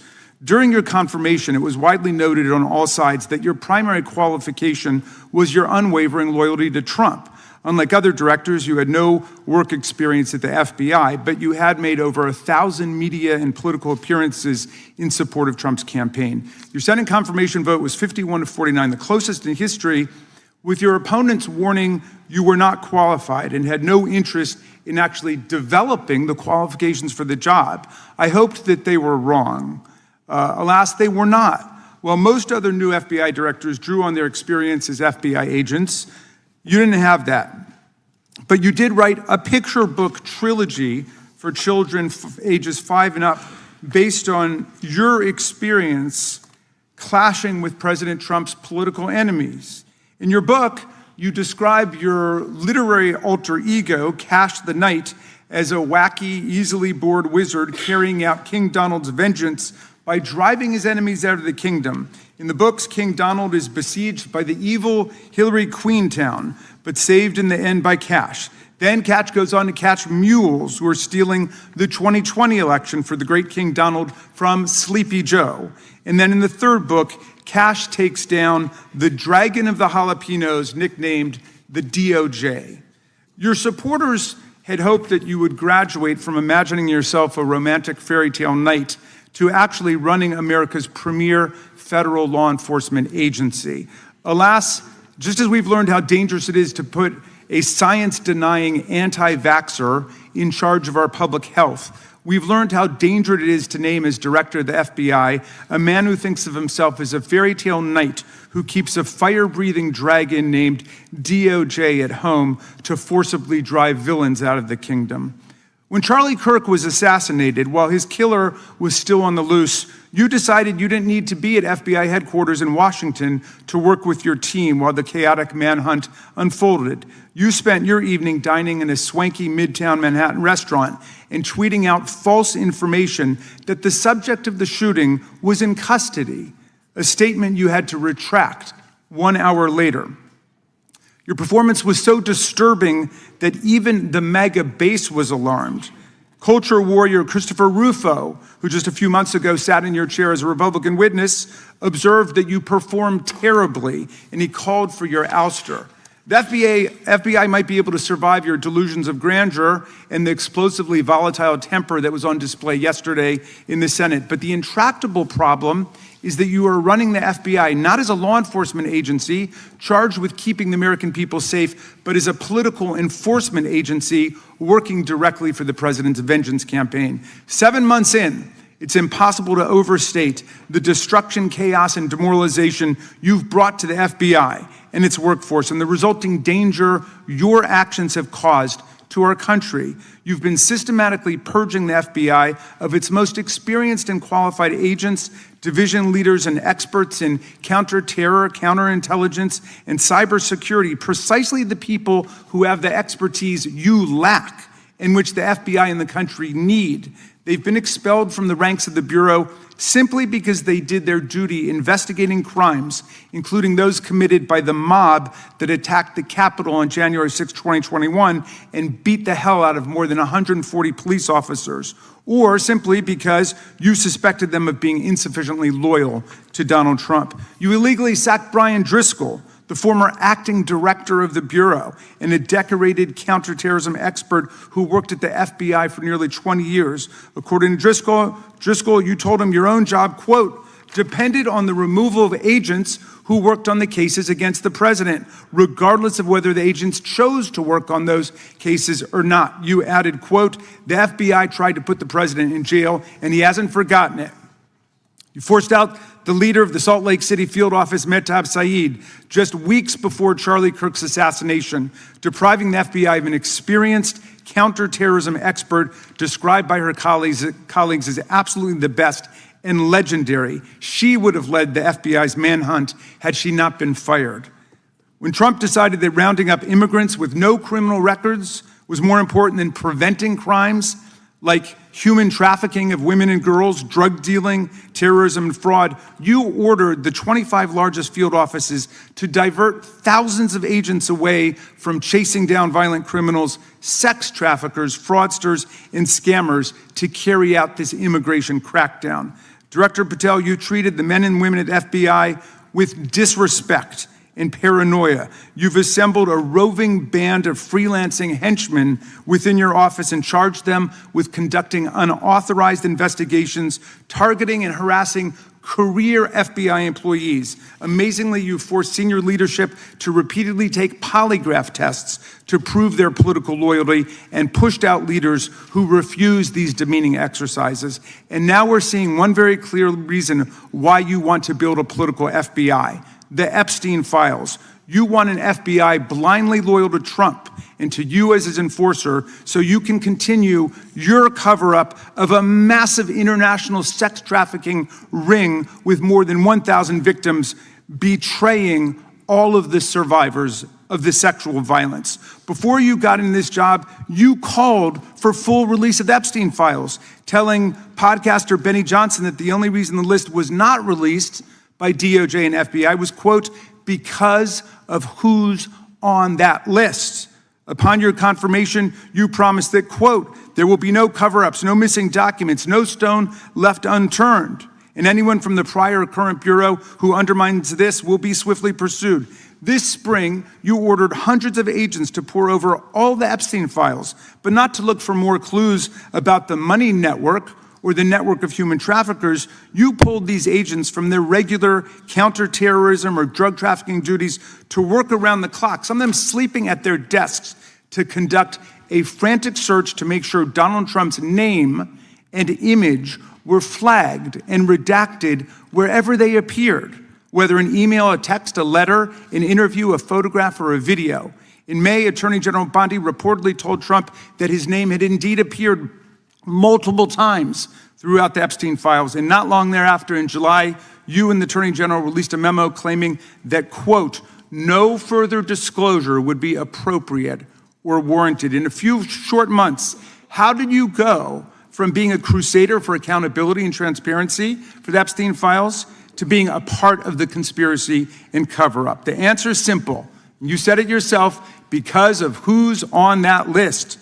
Donald Trump's relationship with Epstein over the years is well documented. A week ago, the Oversight Committee released Trump's disturbing birthday book, Note to Epstein, written over a drawing of a woman's naked body, referring to a, quote, wonderful secret. The Oversight Committee obtained the note from the Epstein estate, not from the FBI, raising questions again of whether the FBI has been withholding documents.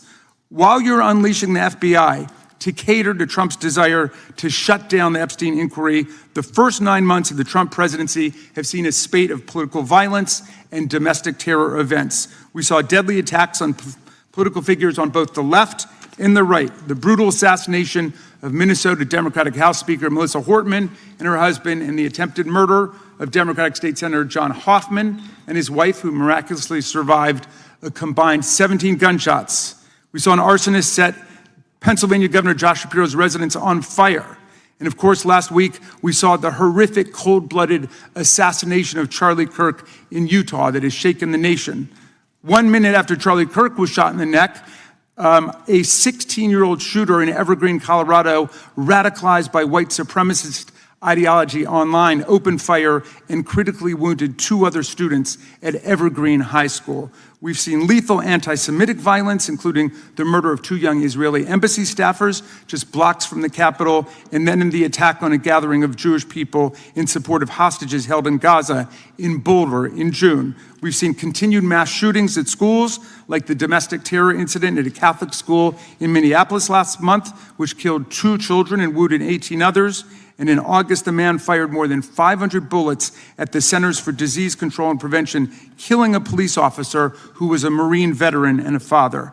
People like Melissa Hortman and Charlie Kirk should be able to participate in politics as elected officials or active citizens without being shot down in cold blood in the United States of America. People should also be able to go to elementary school, to middle school, to high school, to work, to the mall, and to church without being shot down in explosions of gun violence. The important position at the FBI requires a leader who puts public safety and national security and the rule of law first. I'm afraid, Director Patel, you've given us reason to believe you've used the powers of the FBI to serve Donald Trump and his agenda of partisan retribution. You've broken your promise not to do that. You've betrayed Jeffrey Epstein's victims and survivors. You've turned your back on the career law enforcement officers of the FBI, and as a result, you've left all of us less safe than before. Mr. Chairman, I yield back. Gentleman yields back. That opening statement may have been longer than any book director's ever written or anyone else has written. Without objection, all of the opening statements will be included in the record. We will now introduce today's witness. Mr. Patel has been the director of the FBI since February of 2025. He previously served as Chief of Staff at the Department of Defense, Deputy Director of National Intelligence with the National Security Council, and also as a congressional staffer, as a federal prosecutor, where he focused on national security cases, and he also worked as a public defender in the state of Florida. We welcome our witness, appreciate his work, and thank him for appearing here today. We will begin by swearing you in. Director, would you please stand, raise your right hand. Do you swear or affirm under penalty of perjury that the testimony you're about to give is true and correct to the best of your knowledge, information, and belief, so help you God? Let the record reflect that the witness has answered in the affirmative. You can be seated as you are. You've been through this yesterday.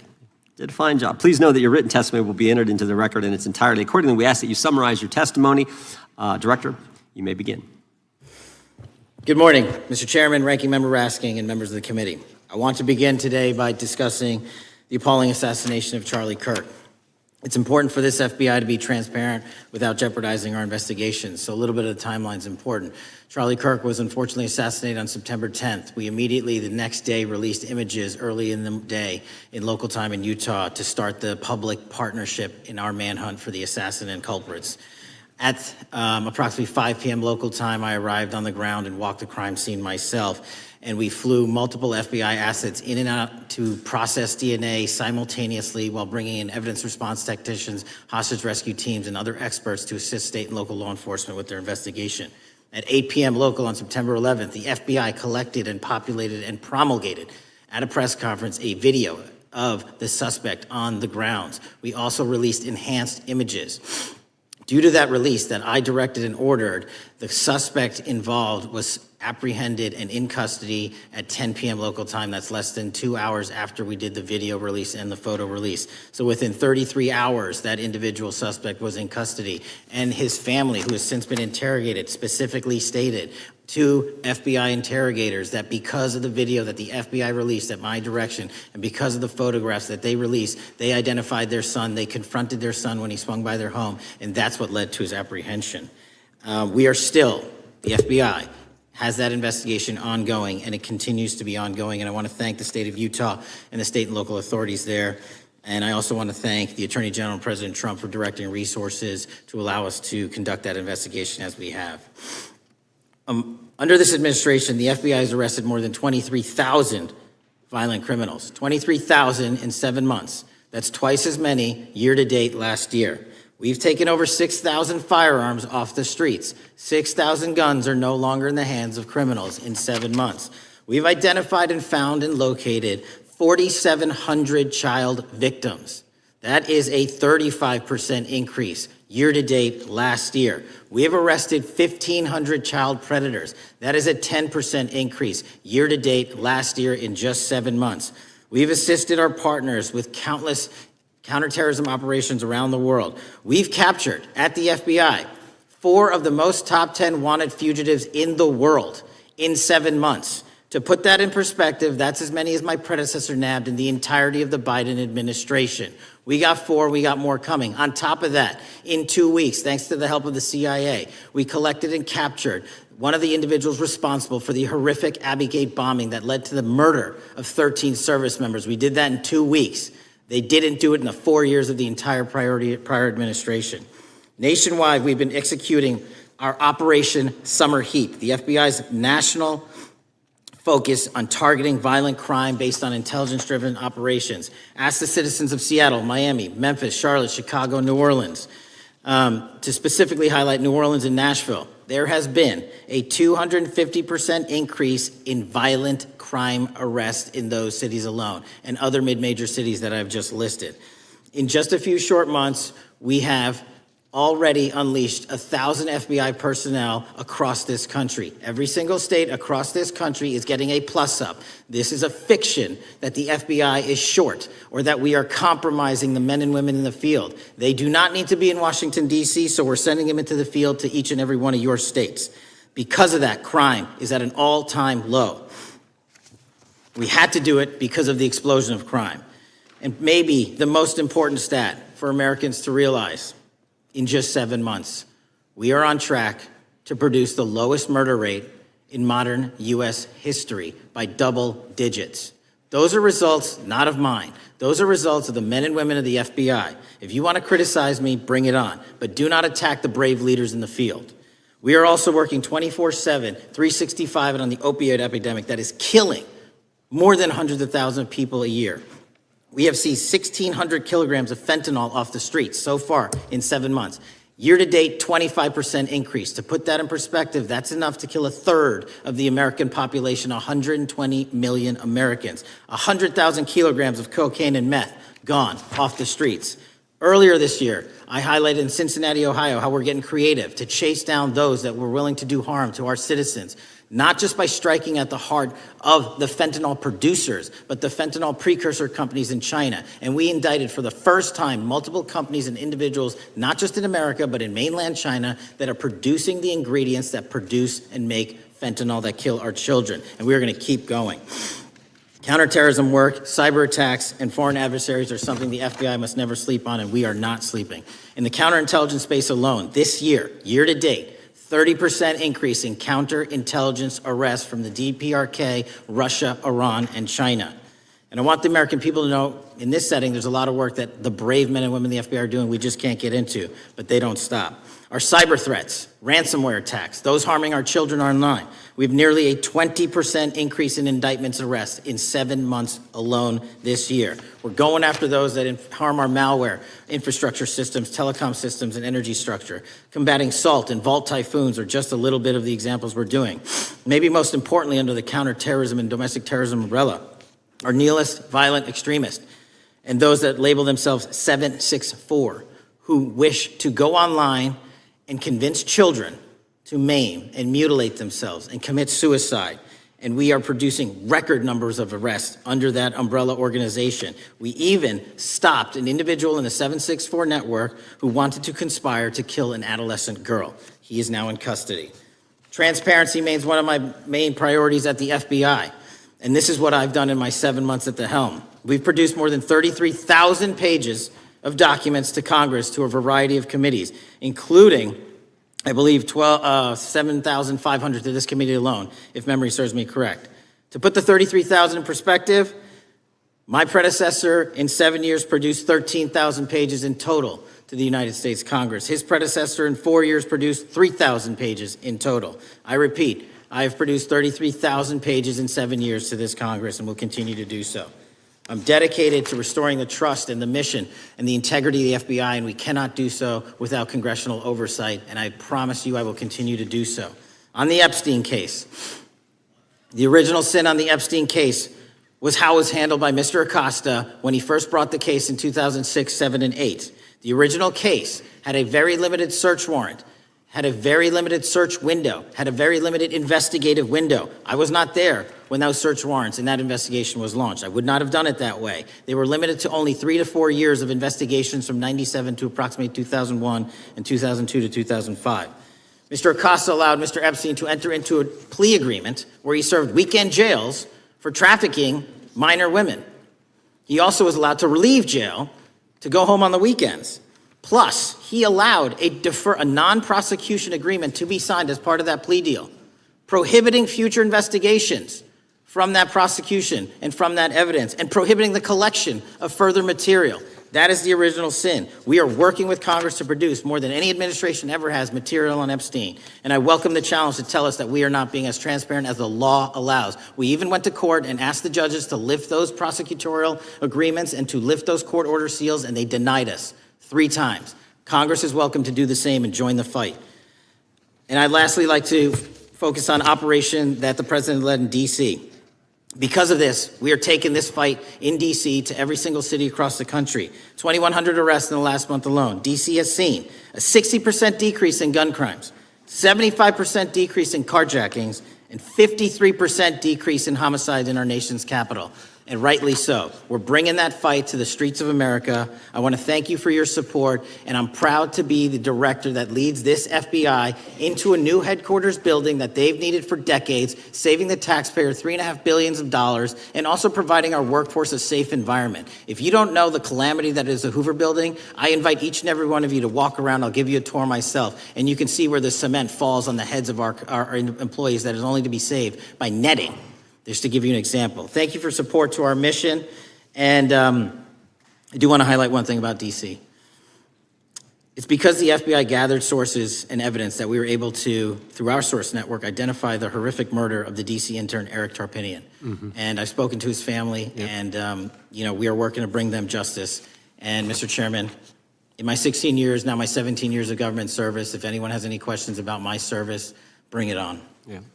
Thank you, Director. We will now proceed under the 5-minute rule. The chair recognizes the gentleman from California, Mr. Eisen. Director, delighted to have you here. You are a breath of fresh air. As you outlined, and I won't repeat it, the accomplishments, you did so with the same resources as your predecessor, roughly. Is that correct? I believe so, yes. And so how much of that has to do with taking people out of the backside of the FBI and moving them into the field, into doing the job for which we primarily pay the FBI? That's exactly what we needed done. 1/3 of the FBI's workforce resided in the National Capital Region before I got there. 1/3 of the crimes do not happen in Washington, D.C. Not anymore. Not anymore. So 1,000 personnel of the FBI were deployed across this country on a permanent basis, and every single state in this union is getting a plus up, not a reduction, a plus up of 1811s of intel analysts and support staff. And that is why the crime rates are going down in record numbers. Thank you for doing that, and it's perhaps the hardest thing for a bureaucrat to do is to lower the head count around them that support them, and I appreciate your willingness to do it different than your predecessor. A lot of what you covered earlier was the find, the discovery, and then the prosecution that is done by the DOJ. But I want to talk a little bit about the prevent side. On the Charlie assassination, sir? No, on all of these. Okay, for example, and I'll bring it up before the Democrats bring it up, January 6th. January 6th, we now know, because of your find, that in fact there were people involved who were not just observers but participants who in fact, it's been alleged, and I personally believe, in fact, were part of promoting, perhaps even the one woman who died, encouraging her to walk through a door that led to her death. When you see that kind of activity and you know it was done under predecessors with full knowledge, whether it's January 6th, where embedded people crossed the line, or any other activity, including obviously the Russian hoax that we're now dealing with up in, front and center. My question to you is, what can you or others do to prevent it from occurring again? Not on your watch, but on future watches. How can we know that this won't happen again the moment you leave the FBI? It's simple. What I'm doing through our leadership cadre is having FBI agents do what they were trained to do, not what they were not trained to do, not put them in situations that both harm them and the public. We're also utilizing our SORT networks and prioritizing the threat structure to go after the narco traffickers, the counterterrorism people, the counterintelligence threats, and the cyber threats. That's what they were trained to do, and that's what we're letting them do. One major question I have, after decades of doing this, on our side of it, both the chairman, myself, and others, both at Oversight and here, have seen that the FBI and the Department of Justice hide behind non-statutory practices. Now, you've changed the interpretation of many of those practices. That's why we're getting the discovery that was previously withheld. How do we work together to make sure that we never again have false walls, non-statutory walls that say the Department of Justice has a prohibition about giving, quote, you fill in the blank, that has led to the chairman not seeing anything until you took over? I'm wedded to aggressive constitutional oversight. Having been a House congressional staffer, I know that is an important part of securing our democracy. And the way we make it an everlasting, enduring process is by showing the American people the results of what we are doing and the important work of this committee and putting it out to them so they can see government waste, fraud, and abuse. And then they can demand from our constituents and our electors that they want this process to continue. Last major question here. Some things are so sensitive that we both would agree they cannot be made public. Will you commit to this committee, when it is too sensitive to disclose, that you would at least make it available for in-camera review by the chairman and ranking members or others designated? I have done that, and I will continue to do that.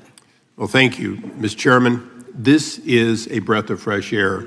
This is the beginning of what we need. But my questions today for the director are ones in which I believe that we do need to codify by agreement or by statute if necessary, the kind of openness and transparency that we're seeing from this administration, the kind of discovery that's allowing us to do our oversight properly.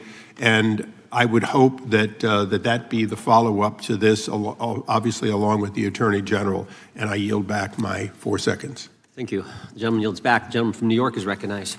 Thank you, Mr. Chairman. Welcome, Director Patel. In the wake of the tragic murder of Charlie Kirk, Donald Trump said, quote, "Violence and murder are the tragic consequences of demonizing those with whom you disagree, day after day, year after year, in the most hateful and despicable way possible," close quote. I would note for the record that Donald Trump has famously demonized practically every person he has ever disagreed with, and therefore, using his own logic, he has put their lives at risk. I should know, about 2 weeks ago, when I announced my decision not to decision not to seek re-election, many people on both sides of the aisle, including the chairman, offered me well wishes and thanked me for my service. Donald Trump, on the other hand, took the true... Gentleman from Texas, Mr. Gooden. Mr. Gooden. You're a no. You're a no. Lance. Yes. Mr. Gooden votes yes. Mr. Chairman, how am I recorded? Gentleman from New York. Mr. Goldman, you're not recorded. No. Mr. Goldman votes no.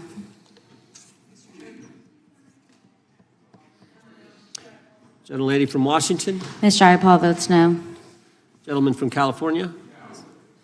Gentlelady from California.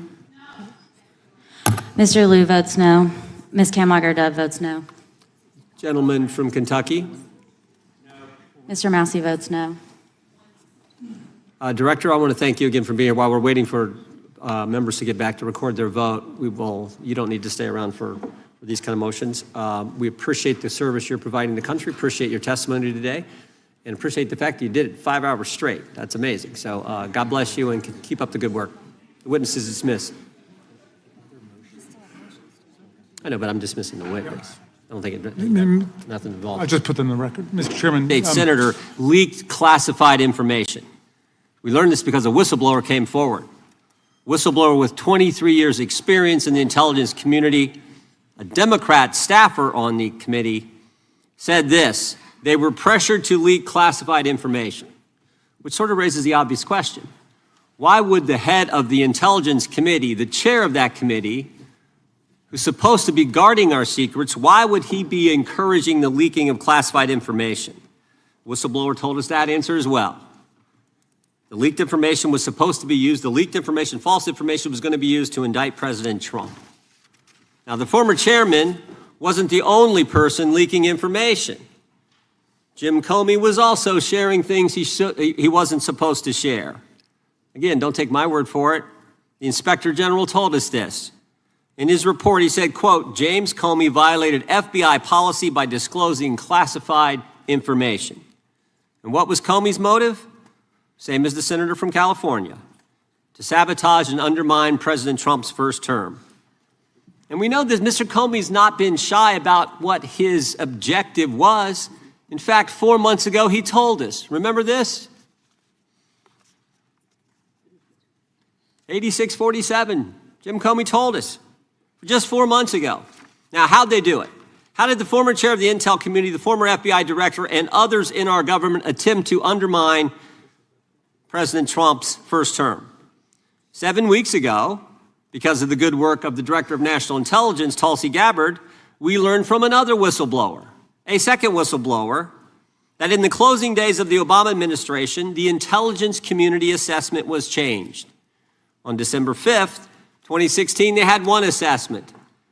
That assessment said Russia did not impact the election vote count. There was a meeting at the White House on December 9th, 2016, where it was decided, no, we're not going to have that. We're going to come up with a new one. And the new one said Russia was trying to influence election and did influence election, which just wasn't accurate. And that new one is published on January 6, 2017. Let's just show you a few things that took place. I want to show you first this email from Admiral Rogers, the head of the NSA. You can see it was December 22nd. It says to Jim, John, and Jim Clapper, John Brennan, Jim Comey. And he says, I asked my team if they've had sufficient access to the underlying intelligence, sufficient time to review that intelligence. On both points, my team raised concern. Further states, my folks aren't fully comfortable. A few hours later, there's an email back to Admiral Rogers. This one is from Jim Clapper, and it says this: it is essential that we be on the same page and all of us are supportive of the report in the highest tradition of, that's our story and we're sticking to it. We may have to compromise on our normal modalities. This is one project that has to be a team sport. That's our story, and we're sticking to it. Compromise on normal modalities, that's a fancy way of saying, that's the government speak for we're going to have to change the rules. In fact, we're not going to follow our own rules. And that's exactly what they did, to get the objective they wanted, to undermine President Trump. Now, how did it specifically take place? The whistleblower said that the government officials ignored concerns about discredited information. And what was that discredited information? What was the discredited information that they didn't ignore the concerns about? What did they use, that discredited information? Of course, it was the dossier, the now famous Steele dossier that was paid for by the Clinton campaign when they hired the law firm Perkins Coie, who hired Fusion GPS, who hired the foreigner Christopher Steele, who wrote all this garbage and lies down. That is what was used to change the intelligence community report. And what happens next? What do Jim, John, and Jim do next? They go to Trump Tower on January 6, 2017, to brief then President-elect Trump about the dossier. Again, the Clinton-financed, foreign-authored dossier that the whistleblower knows is garbage and that they know is garbage. And then there's one final step. One final step. Jim Comey leaves that meeting with the president and immediately leaks to the press that they briefed the president on the discredited information. They briefed the president on the dossier and thereby given it some credibility and creating the basis and the predicate for all they did to the president. They leaked false information, they leaked classified information, they used and leaked discredited information, and they didn't follow their own rules, all to sabotage President Trump's first term. And but for this guy, Kash Patel, but for this guy, we would never have known this information. The good people of this great country would not have known what took place 8 years ago when they were trying to undermine the guy elected by we. Completed the motion. Is it proper to cut it off before it's completed, Mr. Chairman? Finish your last sentence there. The gentlelady can finish. Okay, so we're asking them to identify the roughly $1.5 billion in suspicious transactions related to the sex trafficking crimes of Epstein, Maxwell, and their co-conspirators. And as we know, Mr. Patel said that the Treasury might have that information. on the table. Yep. The motion is not debatable. The question occurs on the motion to table. Those in favor say aye. Aye. Those opposed, no. No. I request a recorded vote. Recorded vote being requested. The clerk will call the roll. Mr. Jordan? Yes. Mr. Jordan votes yes. Mr. Issa? Yes. Mr. Issa votes yes. Mr. Biggs? Mr. Biggs votes aye. Mr. McClintock? Mr. McClintock votes aye. Mr. Tiffany? Mr. Tiffany votes aye. Mr. Massey? Mr. Massey votes no. Mr. Roy? Mr. Roy votes aye. Mr. Fitzgerald? Mr. Fitzgerald votes aye. Mr. Klein? Mr. Klein votes aye. Mr. Gooden? Mr. Gooden votes aye. Mr. Van Drew? Yes. Mr. Van Drew votes yes. Mr. Nels? Mr. Nels votes yes. Mr. Moore? Mr. Moore votes yes. Mr. Kiley? Mr. Kiley votes aye. Ms. Hageman? Ms. Hageman votes aye. Ms. Lee? Ms. Lee votes aye. Mr. Hunt? Mr. Fry? Mr. Fry votes aye. Mr. Grothman? Mr. Grothman votes aye. Mr. Knott? Mr. Knott votes aye. Mr. Harris? Mr. Harris votes aye. Mr. Onder? Mr. Onder votes aye. Mr. Schmidt? Mr. Schmidt votes aye. Mr. Gill? Mr. Gill votes aye. Mr. Baumgartner? Mr. Baumgartner votes aye. Mr. Raskin? No. Mr. Raskin votes no. Mr. Nadler? No. Mr. Nadler votes no. Ms. Lofgren? Ms. Lofgren votes no. Mr. Cohen? Mr. Johnson? Mr. Johnson votes no. Mr. Swalwell? Mr. Swalwell votes no. Mr. Liu? Ms. Jayapal? Mr. Correa? Ms. Scanlon? No. Ms. Scanlon votes no. Mr. Neguse? Ms. McBath? Ms. Ross? Ms. Ross votes no. Ms. Ballant? Ms. Ballant votes no. Mr. Garcia? Mr. Garcia votes no. Ms. Kamlager-Dove? Mr. Moskowitz? Mr. Goldman? Mr. Goldman votes no. Ms. Crockett? No. Ms. Crockett votes no. Ms. Jayapal votes no. Gentlelady from California. Ms. Kamlager-Dove is not recorded. Ms. Kamlager-Dove votes no. Gentleman from California. Mr. Liu, you are not recorded. Mr. Liu votes no. Mr. Moskowitz? Mr. Moskowitz votes no.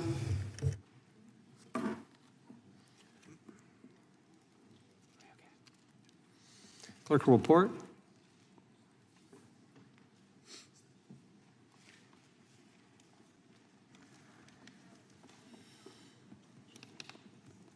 Mr. Chairman, there are 23 ayes and 16 noes. Motion to table carries. Mr. Chairman, I have a motion. Gentleman can state his motion, is recognized to state his motion. Great. I hope that champion of free speech, Mr. McClintock, lets me read it.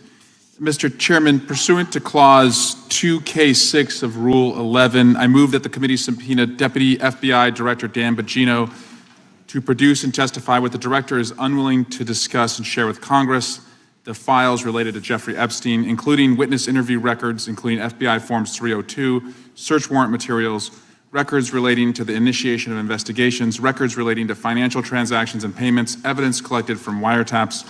The FBI director said today that they've already released these documents. Bongino has reportedly considered resigning from his position over the refusal to release the full Epstein files. I'm delighted to see that my colleague can read, and I move to lay his motion on the table. Motion is not debatable. The question occurs on the motion to table. Those in favor will say aye. Aye. Those opposed, no. No. Opinion of the chair, the ayes have it, and the motion is tabled. I also can call for a vote, Mr. Chairman, recorded vote. Recorded vote being requested. The clerk will report, or well, excuse me, call the roll. Mr. Jordan? Yes. Mr. Jordan votes yes. Mr. Issa? Yes. Mr. Issa votes yes. Mr. Biggs? Mr. Biggs votes aye. Mr. McClintock? Mr. McClintock votes aye. Mr. Tiffany? Mr. Massey? Mr. Massey votes no. Mr. Roy? Mr. Roy votes aye. Mr. Fitzgerald?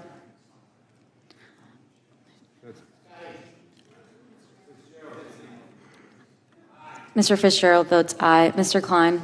Mr. Klein votes aye. Mr. Gooden? Mr. Gooden votes aye. Mr. Van Drew? Mr. Van Drew votes yes. Mr. Nels? Mr. Nels votes yes. Mr. Moore? Mr. Moore votes yes. Mr. Kiley? Ms. Hageman? Ms. Hageman votes yes. Ms. Lee? Ms. Lee votes aye. Mr. Hunt? Mr. Fry? Mr. Fry votes aye. Mr. Grothman? Mr. Grothman votes aye. Mr. Knott? Mr. Knott votes aye. Mr. Harris? Mr. Onder? Mr. Onder votes aye. Mr. Schmidt? Mr. Schmidt votes aye. Mr. Gill? Mr. Gill votes aye. Mr. Baumgartner? Mr. Baumgartner votes aye. Mr. Raskin?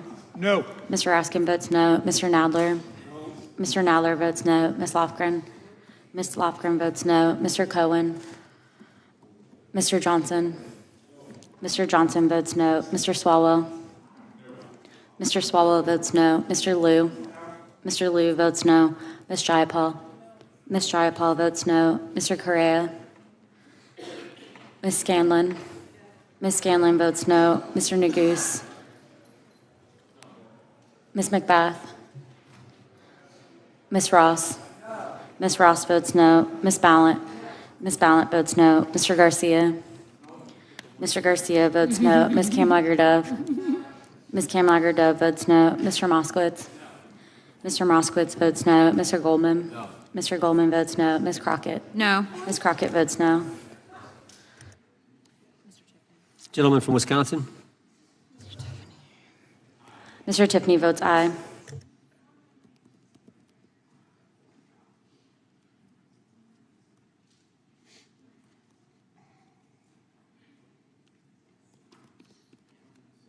Clerk will report. Mr. Chairman, there are 21 ayes and 16 noes. Motion to table is successful. That concludes today's. Nope, I've got one. The gentlelady from Texas is recognized. Thank you, Mr. Chair. I'll tell y'all when I'm done reading.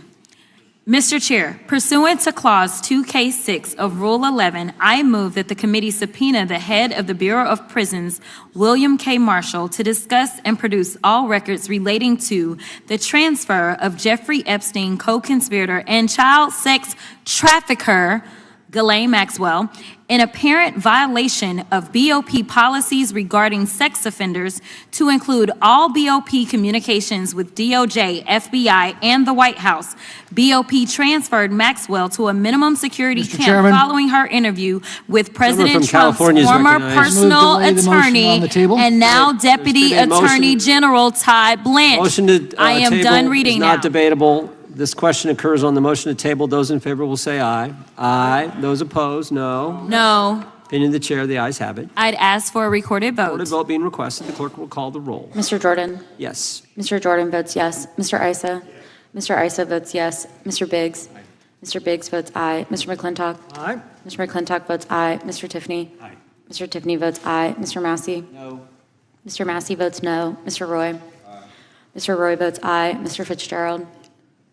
Mr. Fitzgerald votes aye. Mr. Klein? Mr. Klein votes aye. Mr. Gooden? Mr. Gooden votes aye. Mr. Van Drew? Mr. Van Drew votes yes. Mr. Nels? Mr. Nels votes yes. Mr. Moore? Mr. Moore votes yes. Mr. Kiley? Ms. Hageman?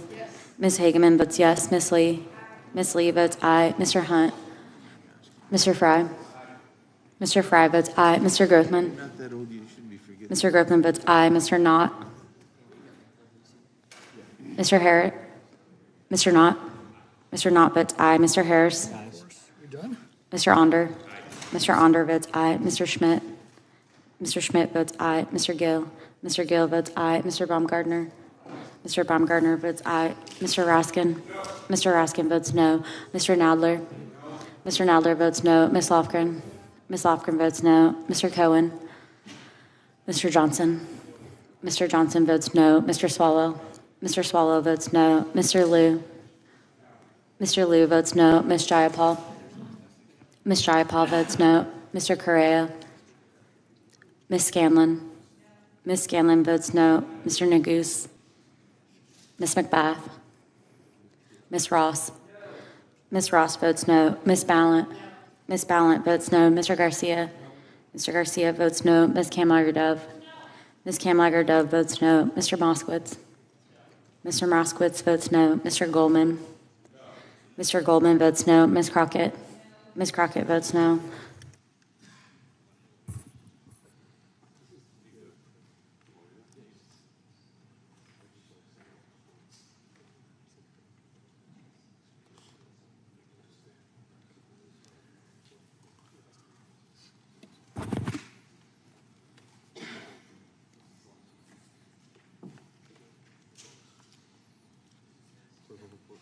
Clerk will report. Mr. Chairman, there are 21 ayes and 6 noes.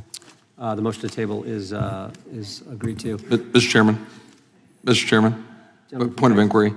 Gentleman can state his point. Am I correct that the House Oversight Committee, led by Chairman Comer, is issuing significant number of subpoenas along the lines of some of the things we've been talking about today, but in general terms, pursuing a lot of the questions that are being raised here today and others? Nope. That is accurate, and specifically the SARs. They're actually getting the SARs from the Treasury Department, which is something that we think is important. But yeah, that material is going to the Oversight Committee. Mr. Chairman, may I ask a follow-up question? Over here. The gentleman from New York is recognized. Is it your understanding that the Oversight Committee has requested the documents listed in Mr. Swalwell's subpoena, the recordings, the witness statements, the photographs, the materials seized by search warrant? I'd have to look at those carefully, but I know that there's a broad subpoena and it's a very broad kinds subpoena. Of files. Oddly enough, it excludes all those essential documents that are in the possession of the FBI. I think that'll be included in the case files that have been subpoenaed. The chair recognizes the gentleman from Arizona. I have a UCs, several UCs. Gentleman can state his unanimous consent request. Yeah, first one is Democrat running for Attorney General issues profanity-laced Charlie Kirk post. Without objection. Next one, Cleveland Fire Chief removed from duty over incendiary Charlie Kirk social media post. Without objection. Next one, generic condemnations of political violence won't stop the left from escalating it. Without objection. Next one is a few weeks before Charlie Kirk was assassinated, CNN runs widely viewed interview with Destiny describing Charlie Kirk as spawn of Satan. Without objection. And let's see here. I think the next one is, gosh, I'm having trouble finding it, sir. Dang it. I will submit it for the record later, the rest of these. I have another 30, so I'll just submit this. Speaker, Mr. Chairman. Gentleman from New York is recognized for what purpose? Point of information with respect to everything that Mr. Biggs just read. So what? It's all free speech. First Amendment is alive and well in this great country, and thank the good Lord for that. Mr. Chairman. The gentleman from Florida, for purpose, does the gentleman seek recognition? Point of inquiry. To the question that Mr. Roy was raising about how that is being done in the Oversight Committee, I'm just curious, was Mr. Roy asking because he believes that should be done in the Judiciary Committee instead, or he was just confirming that it's being done in general? I don't know the motives behind Mr. Roy's statement. I just know what Mr. Roy said. I think Mr. Roy's here. Yeah, that concludes well, you can talk to him. You can go talk to him. You can walk right across the thing. That concludes today's hearing. Final UC? Man, this is a record day for UCs. Go ahead. The gentleman from Maryland is recognized for the final UC. Thank you. This is it. Timeline suggests Trump team changed its tune on Epstein files after Trump was told he was in them. CNN Politics. Without objection, all members will have 5 legislative days to submit additional written questions for the witness or additional materials for the record. Without objection, the hearing is adjourned. State senator leaked classified information. We learned this because a whistleblower came forward. Whistleblower with 23 years experience in the intelligence community a Democrat staffer on the committee, said this: they were pressured to leak classified information, which sort of raises the obvious question. Why would the head of the Intelligence Committee, the chair of that committee, who's supposed to be guarding our secrets, why would he be encouraging the leaking of classified information? Whistleblower told us that answer as well. The leaked information was supposed to be used, the leaked information, false information, was going to be used to indict President Trump. Now, the former chairman wasn't the only person leaking information. Jim Comey was also sharing things he wasn't supposed to share. Again, don't take my word for it. The Inspector General told us this. In his report, he said, quote, James Comey violated FBI policy by disclosing classified information. And what was Comey's motive? Same as the senator from California: to sabotage and undermine President Trump's first term. And we know that Mr. Comey's not been shy about what his objective was. In fact, 4 months ago, he told us. Remember this? 8647. Jim Comey told us just 4 months ago. Now, how'd they do it? How did the former chair of the Intel Committee, the former FBI director, and others in our government attempt to undermine President Trump's first term? 7 weeks ago, because of the good work of the Director of National Intelligence, Tulsi Gabbard, we learned from another whistleblower, a second whistleblower, that in the closing days of the Obama administration, the intelligence community assessment was changed. On December 5th, 2016, they had one assessment. That assessment said Russia did not impact the election vote count. There was a meeting at the White House on December 9th, 2016, where it was decided, no, we're not going to have that. We're going to come up with a new one. And the new one said Russia was trying to influence election and did influence election, which just wasn't accurate. And that new one is published on January 6, 2017. Let's just show you a few things that took place. I want to show you first this email from Admiral Rogers, the head of the NSA. You can see it was December 22nd. It says to Jim, John, and Jim Clapper, John Brennan, Jim Comey. And he says,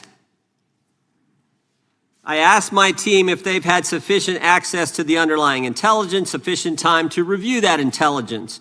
On both points, my team raised concern. Further states, my folks aren't fully comfortable. A few hours later, there's an email back to Admiral Rogers. This one is from Jim Clapper, and it says this: it is essential that we be on the same page and all of us are supportive of the report in the highest tradition of, that's our story and we're sticking to it. We may have to compromise on our normal modalities. This is one project that has to be a team sport. That's our story and we're sticking to it. Compromise on normal modalities, that's a fancy way of saying, that's the government speak for we're going to have to change the rules. In fact, we're not going to follow our own rules. And that's exactly what they did. To get the objective they wanted,